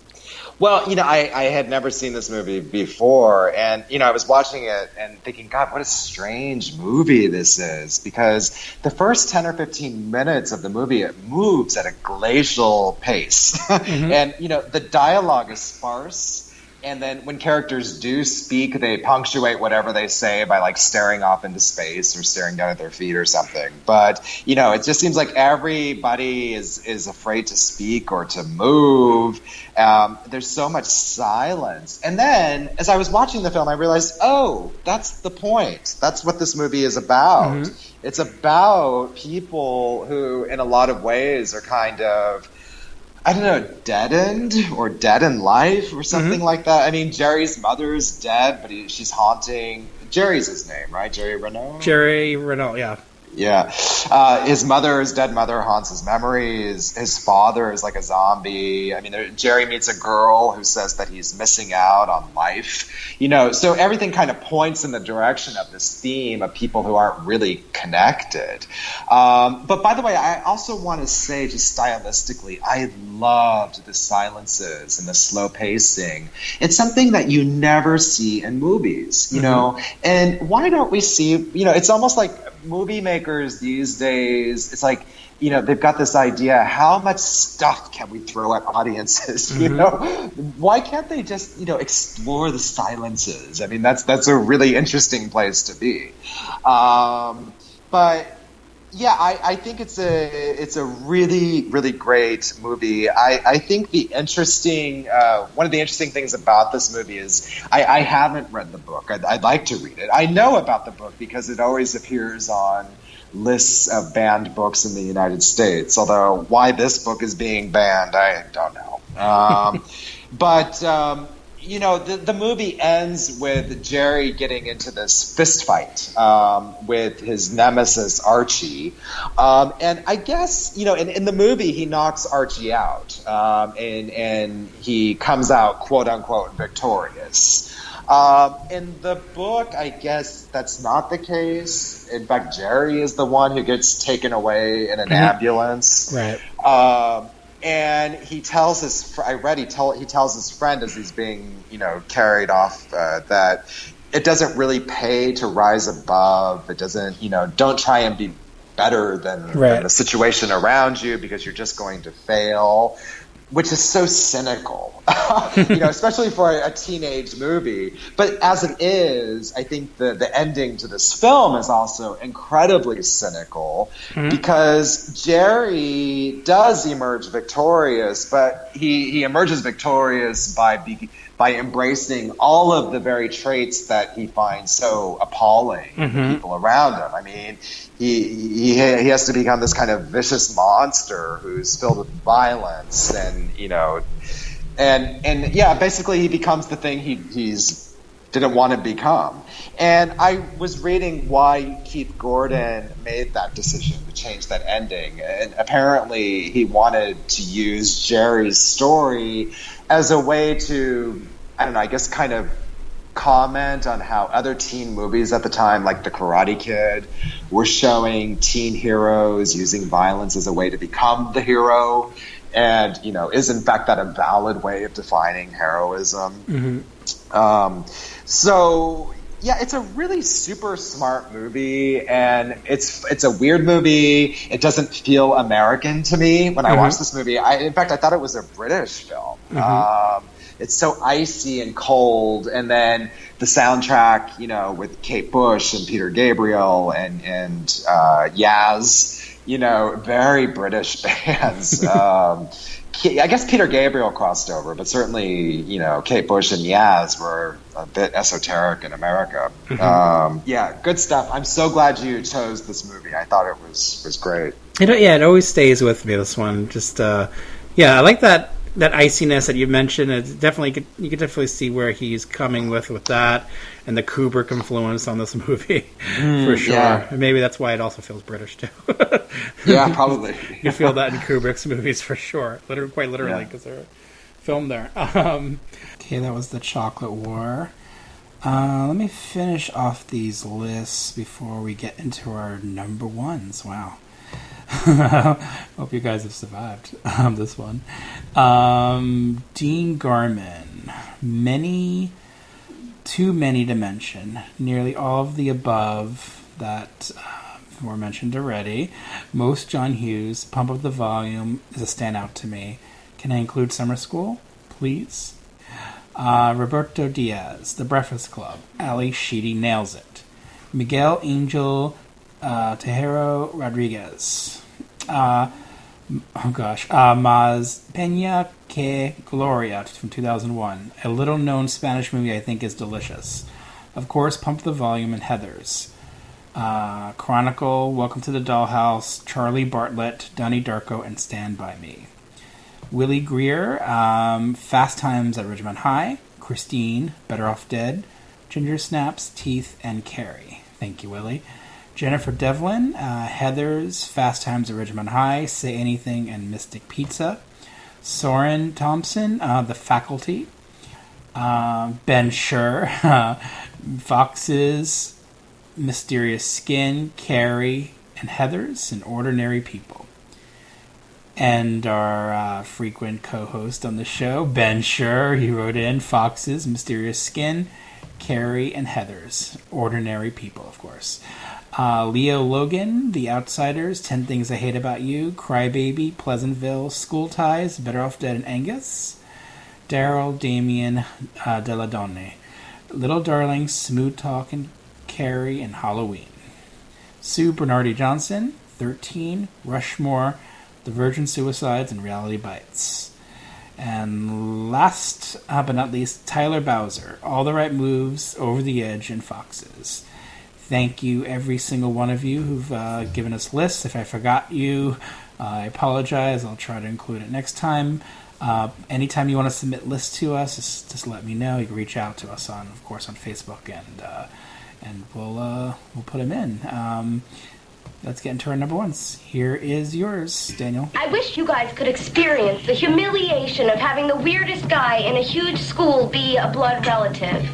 Some Kind of Wonderful is funny and involving with a lot of charm, says the New York Times. That's what my girlfriend would look like without skin. And People magazine says it's comic and romantic, thoroughly winning. You should consider whether or not you feel you can deliver a kiss that kills. Some Kind of Wonderful. Now playing at a theater near you. Well, I needed Twin Peaks Fire Walk With Me, but I also needed Some Kind of Wonderful. I needed to see a movie when I was growing up about working class kids who spent a lot of time thinking about money. They thought about getting it, not having it, making peace with the fact that they have it or they don't have it. And I needed to see that growing up because I was working class, and I didn't see a lot of movies that focused on that. A lot of the movies I grew up watching, like those John Hughes movies, I mean, they were about affluent teenagers, teenagers who did have money. And I loved those movies, but there was a part of me that I think was always watching them at a certain distance. I mean, I couldn't really relate to them in the same way I could relate to Keith and Watts and even Amanda in this movie. Like Amanda, I was a working class kid. I had white collar aspirations, and those two things are in conflict. I mean, the working class world and the white class, the working class world and the blue collar world. Those are two really separate things with two different sets of values.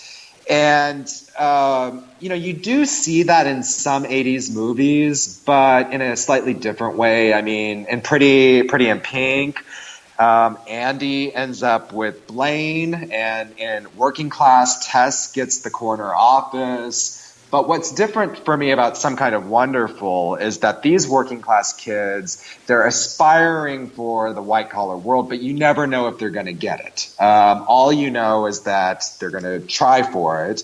And I remember being hyper aware of that. I was hyper aware of my socioeconomic class limitations. I was never sure if I was going to get Blaine, or the corner office, and neither do Keith and Watts. And I love that at the end of this movie, Keith and Watts end up together, these kind of working class comrades in arms. They may or may not achieve the American dream, but no matter what happens, they'll have each other.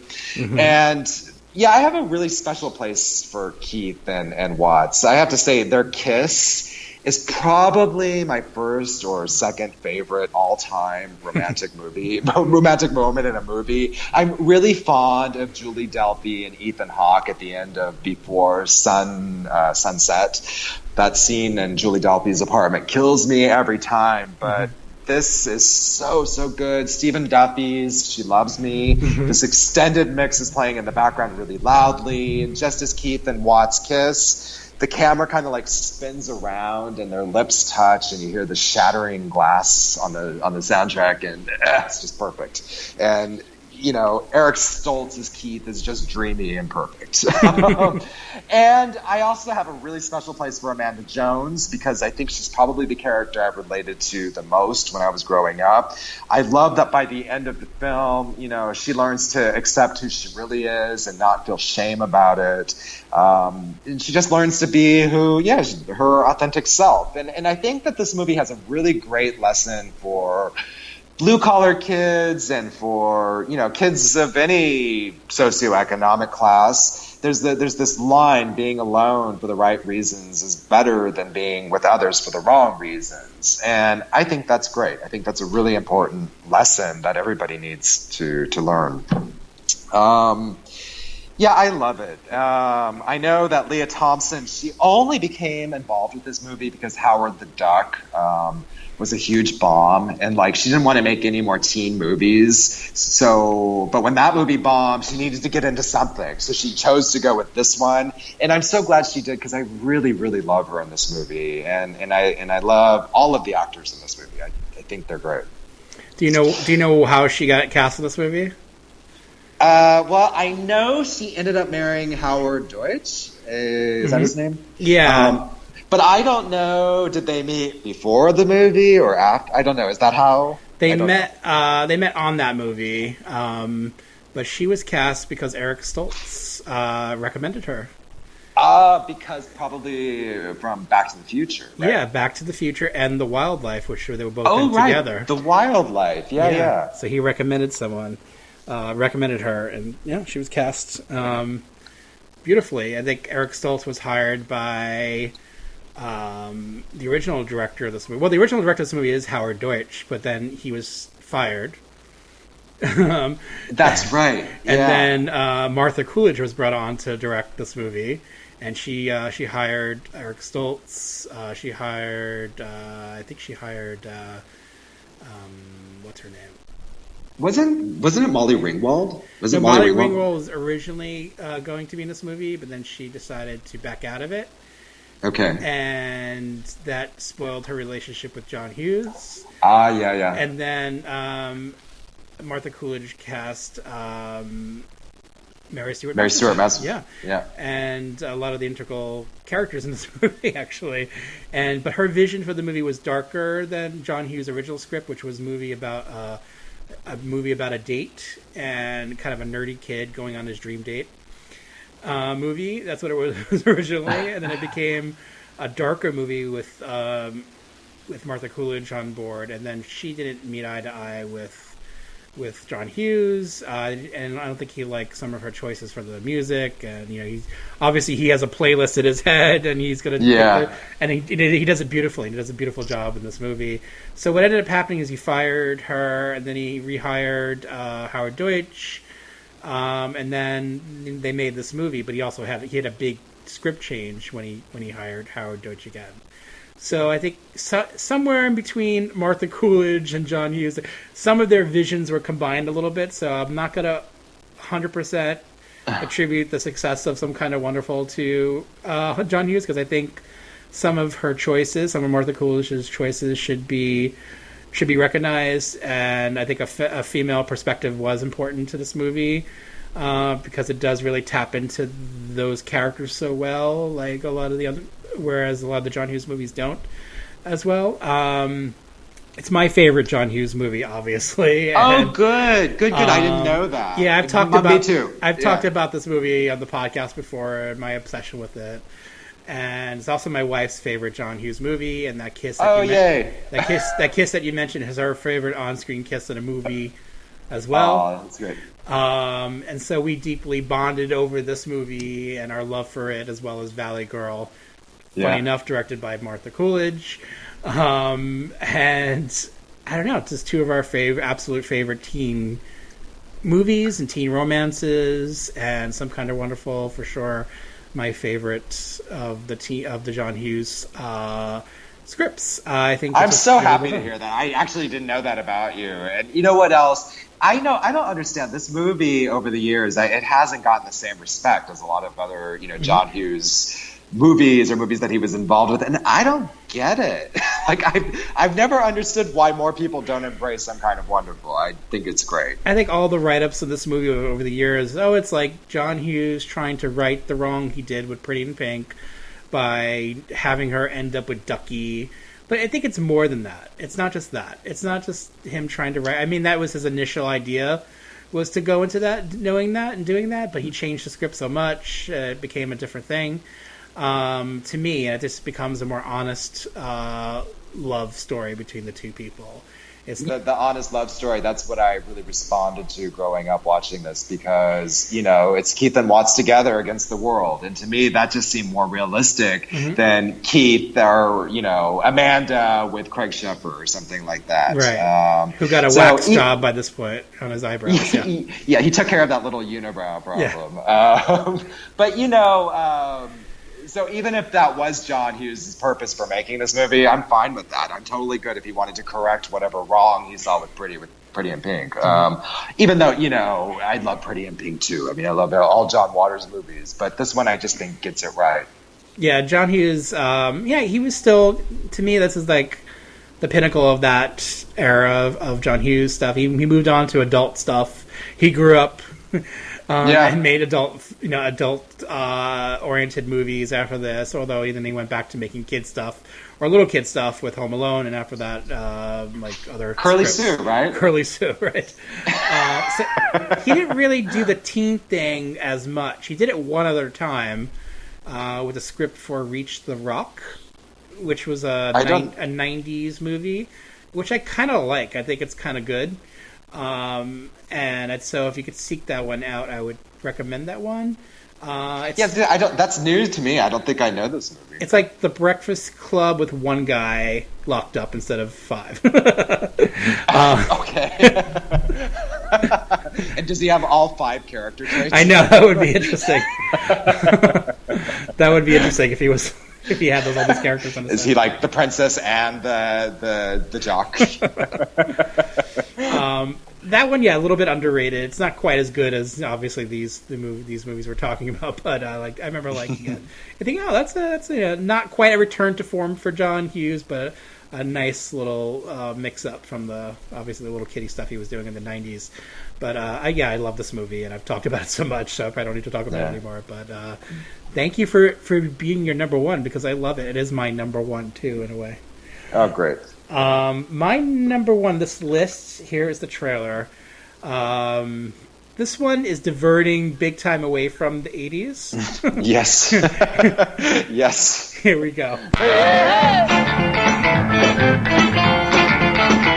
Lord Love a Duck looks like a beach party picture, but it's actually a booby trap. Hey, hey! Hey, Lord Love a Duck, don't nobody care. So tired of swimming and getting nowhere. This motion picture is a non-optimistic get-well card. Down on my luck, stuck in the mother.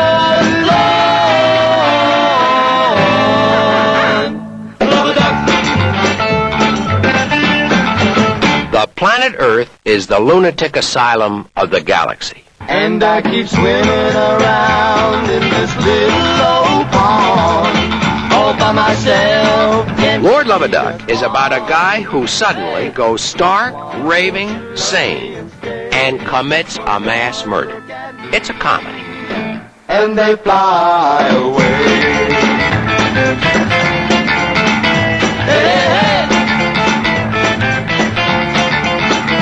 Hey, Lord, love a duck, don't nobody care.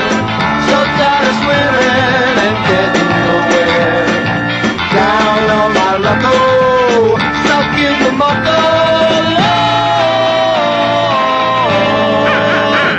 love a duck.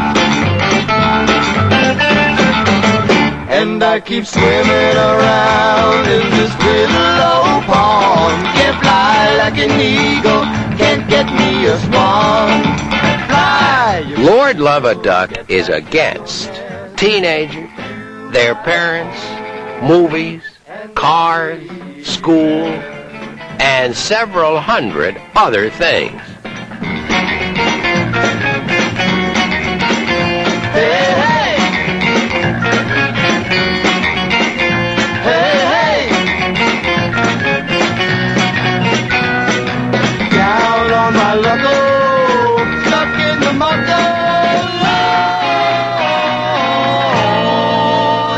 Last year was the year of the pussycat. This is the year of the duck. Wow, where to start with Lord Love a Duck? I don't know where to start with this movie. Hopefully, some of you out there know what it is. It's been around. It's from 1966. It's been around a long time. But it doesn't get as much of a mention in the teen film genre for some reason. I guess because it's a black and white crazy comedy from the mid-60s, which I'm not generally a huge fan of. I wouldn't say that's my go-to genre, like the 60s comedies. But this one is unlike other movies of that time. It's pretty crazy, seemingly made by a crazy person, which is great. I love that about it. George Axelrod directed it. His was his debut. He only did one other film after this. Mostly, you'll know him as a writer. He did 70 Rich, Bus Stop, Breakfast at Tiffany's, The Manchurian Candidate, Paris When It Says, little movies like that as a writer. So he was definitely a well-known scribe. Then he got to make a movie, and a crazy movie that kind of homages beach movies of the 60s and melodramas, and also becomes a bit of a fable and satire of the movie business. It's a lot of crazy things all mixed into one. And at the center of it is Roddy McDowall in the central performance as this teenager, although he's obviously too old to be a teenager, who is obsessed with Tuesday Weld, as you would be, and will go to great lengths to get her what she wants. And it's very interesting, their relationship, because you're not quite sure what he exactly wants from her. We know what she wants, and the movie goes on that journey with her and goes to some pretty special, unique places. I'm not going to try to explain them too much because you have to see them with your own eyes to see where this movie goes with some of those things. It really is crazy and special. I urge all of you out there to check it out. Have you ever seen it before? I had not, and I watched it, and God, Michael, I was like, where has this movie been my whole life? Because I am so in love with Lord Love a Duck. I mean, here's the thing. One of my all-time favorite books is Nathaniel West, The Day of the Locust. Do you know this book? Mm-hmm. There was a movie with Karen Black. And it was published in 1939. It's a critique of Hollywood and Southern California culture, and it's about all these people who go to Hollywood. They go to seek out the Hollywood dream that's presented to us in movies and like gossip magazines. The thing is, they go to Hollywood and they discover that the dream it's just that, it's a dream, and it's cheap and it's not fulfilling. And when they're not fulfilled, everybody in the book becomes incredibly angry, and they become almost these kind of grotesque caricatures of what real people are like. Mm-hmm. When I watched this movie, I thought, I know it's based on a book by Hine, right? Al Hine. Yeah. That sounds right. Yeah. I thought to myself, there's no way that Al Hine couldn't have written his book without being inspired by Nathaniel West, because they're so similar. I think like The Day of the Locust, this Lord Love a Duck, it's Tuesday Weld, for example, her character is sort of this perfect embodiment of the critique of society that Nathaniel West was trying to make. Tuesday Weld, she's like, she plays this character Barbara Ann. Her namesakes are Barbara Stanwyck and Ann Sheridan, right? Mm-hmm. Yeah. She's some kind of like character that was dreamed up in a movie studio. Mm-hmm. She's perfect, she's glamorous, but she's not really a person. She's sort of the embodiment of this mass consumerist dream of she's a conglomeration of like images that Hollywood has spit out, and she knows that she embodies the Hollywood dream. She's beautiful, she's blonde, she expects to be treated with adoration. It's her birthright, basically. Mm-hmm. The thing is, there's never enough for her. She embodies the American dream of success, of stardom, and when she finally gets it, she's not satisfied. I mean, she marries this guy who offers her the world, this huge mansion, the cars, he buys her all the clothes that she wants. She's got this thing for sweaters. She gets all of that, and she's still left profoundly unhappy and spends the entire last part of the movie wanting to kill him. It's like there's never enough for Barbara Ann. It's a really great black comedy. It's a satire, I think, about celebrity, about mass culture, about popular culture. And when I watch this now, I mean, it seems to me it's a movie that's from a different era for sure. It's an era in American life where I don't think we were so uncomfortable laughing at ourselves. This movie, it's telling the audience, don't take things so seriously. America's not that serious. It's kind of silly, and there's lots of stupid things. Enjoy it, but don't take it seriously. Otherwise, you might end up with a fake TV president one day. Yeah, great stuff. It's funny. It's pessimistic. It's smart. Roddy McDowell is so great as this kind of weird Mephistophelian character who's sort of, giving Barbara Ann everything she wants. And I think in a way that's kind of perverse, because I think he's doing everything for her, knowing that she's not going to be satisfied, right? And in a way, wanting to see that. He's like the voice of America's worst impulses, and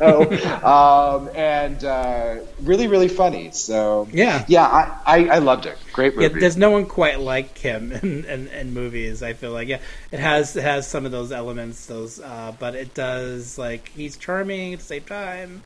He's weird. I don't know. Just something about him just kind of really draws me in and to this movie every single time. And I think part of the satire must be some ideas of it, because he wrote so many Marilyn Monroe movies that it must be some sort of idea about her rise to. It's so meta, this movie. You can see some Marilyn Monroe and Tuesday Wells' character, but the other thing is that there are scenes when they're out yachting on Balboa Harbor, and the scenes look so fake to me. We're sort of reinforcing the idea that these characters are living in this really sort of dreamy, fake. It doesn't really exist. The other meta thing here is that there's all of these scenes with, like, the 1960s beach party, like Frankie and Annette beach party scenes. And you get that in the movie, but at the same time, the movie is commenting on how silly all of that is. Right. That meta quality really elevates this movie, and it was really a surprise to see it in a movie from this era, because I can't think of any other movies that really do that. It's true. It was setting up so many things all at once, and I think a lot of it's like the studio wanted to impose things on him, like beach party scenes, and he threw it in, but in such a quirky, funny way, and an intelligent way that it makes more sense. It seems like it could be a mess of a movie, but it doesn't really. It works. It really works. Yeah. It's a great stew of a movie that I really go back to a lot. And, I can't wait to watch it again. And then it ends on an interesting note too. Like, you don't think it's going to go to the places it does, and it does. No. I love that about it. It always surprises me, which is nice. And all the jokes about religion, and it manages to even send up religion too. This movie, everything. Religion, Freud. I mean, Barbara Ann's mother-in-law is obsessed with, like, the death instinct, and if you think bad thoughts, you're going to feel bad. It's like that kind of cheap psychology. I mean, Ruth Gordon did this movie, so if that doesn't sell you enough, Yeah, so funny. Yeah, I was surprised. This was a really pleasant surprise. I'm so glad you chose it. And I'm glad you chose all the movies you chose. I had a lot of fun revisiting all of those movies. So thank you. Me too. God, man, 4 hours of, like, teen angst. I know, you must be tired of us. Well, I don't know. Maybe we all need to take a Valium or something. I think so. I get angst. I get to go pick up my kids now from school and feel their angst. I get to go talk to my husband and hear him talk about his day at school and feel his angst. So the angst goes on and on. And those of you, when you have little kids, like, oh, you have a long time to deal with teenagers. These kids are like teenagers. They slam doors in your face too. So I know what it's like. It's scary. Okay, guys, thank you so much for joining this Teen Angst adventure with us. I have to run. We'll be back recording another one together. I love recording with you, Daniel. Thanks, same here. It's been so fun. Thank you. And you can always reach us at Retro Movie Love and Cinema de Meep on Facebook, Twitter, Instagram. Cinema de Meep has a page. Like us on all those things. Rate us on iTunes. Review us. Anything you want. We're here for you. And, support our Patreon. Patreon.com/Retro Movie Love. For a little as $1, you gain access to our bonus episodes. All right. Thank you, guys. It's been fun. Yeah. Talk soon. Bye. Ciao for now. Just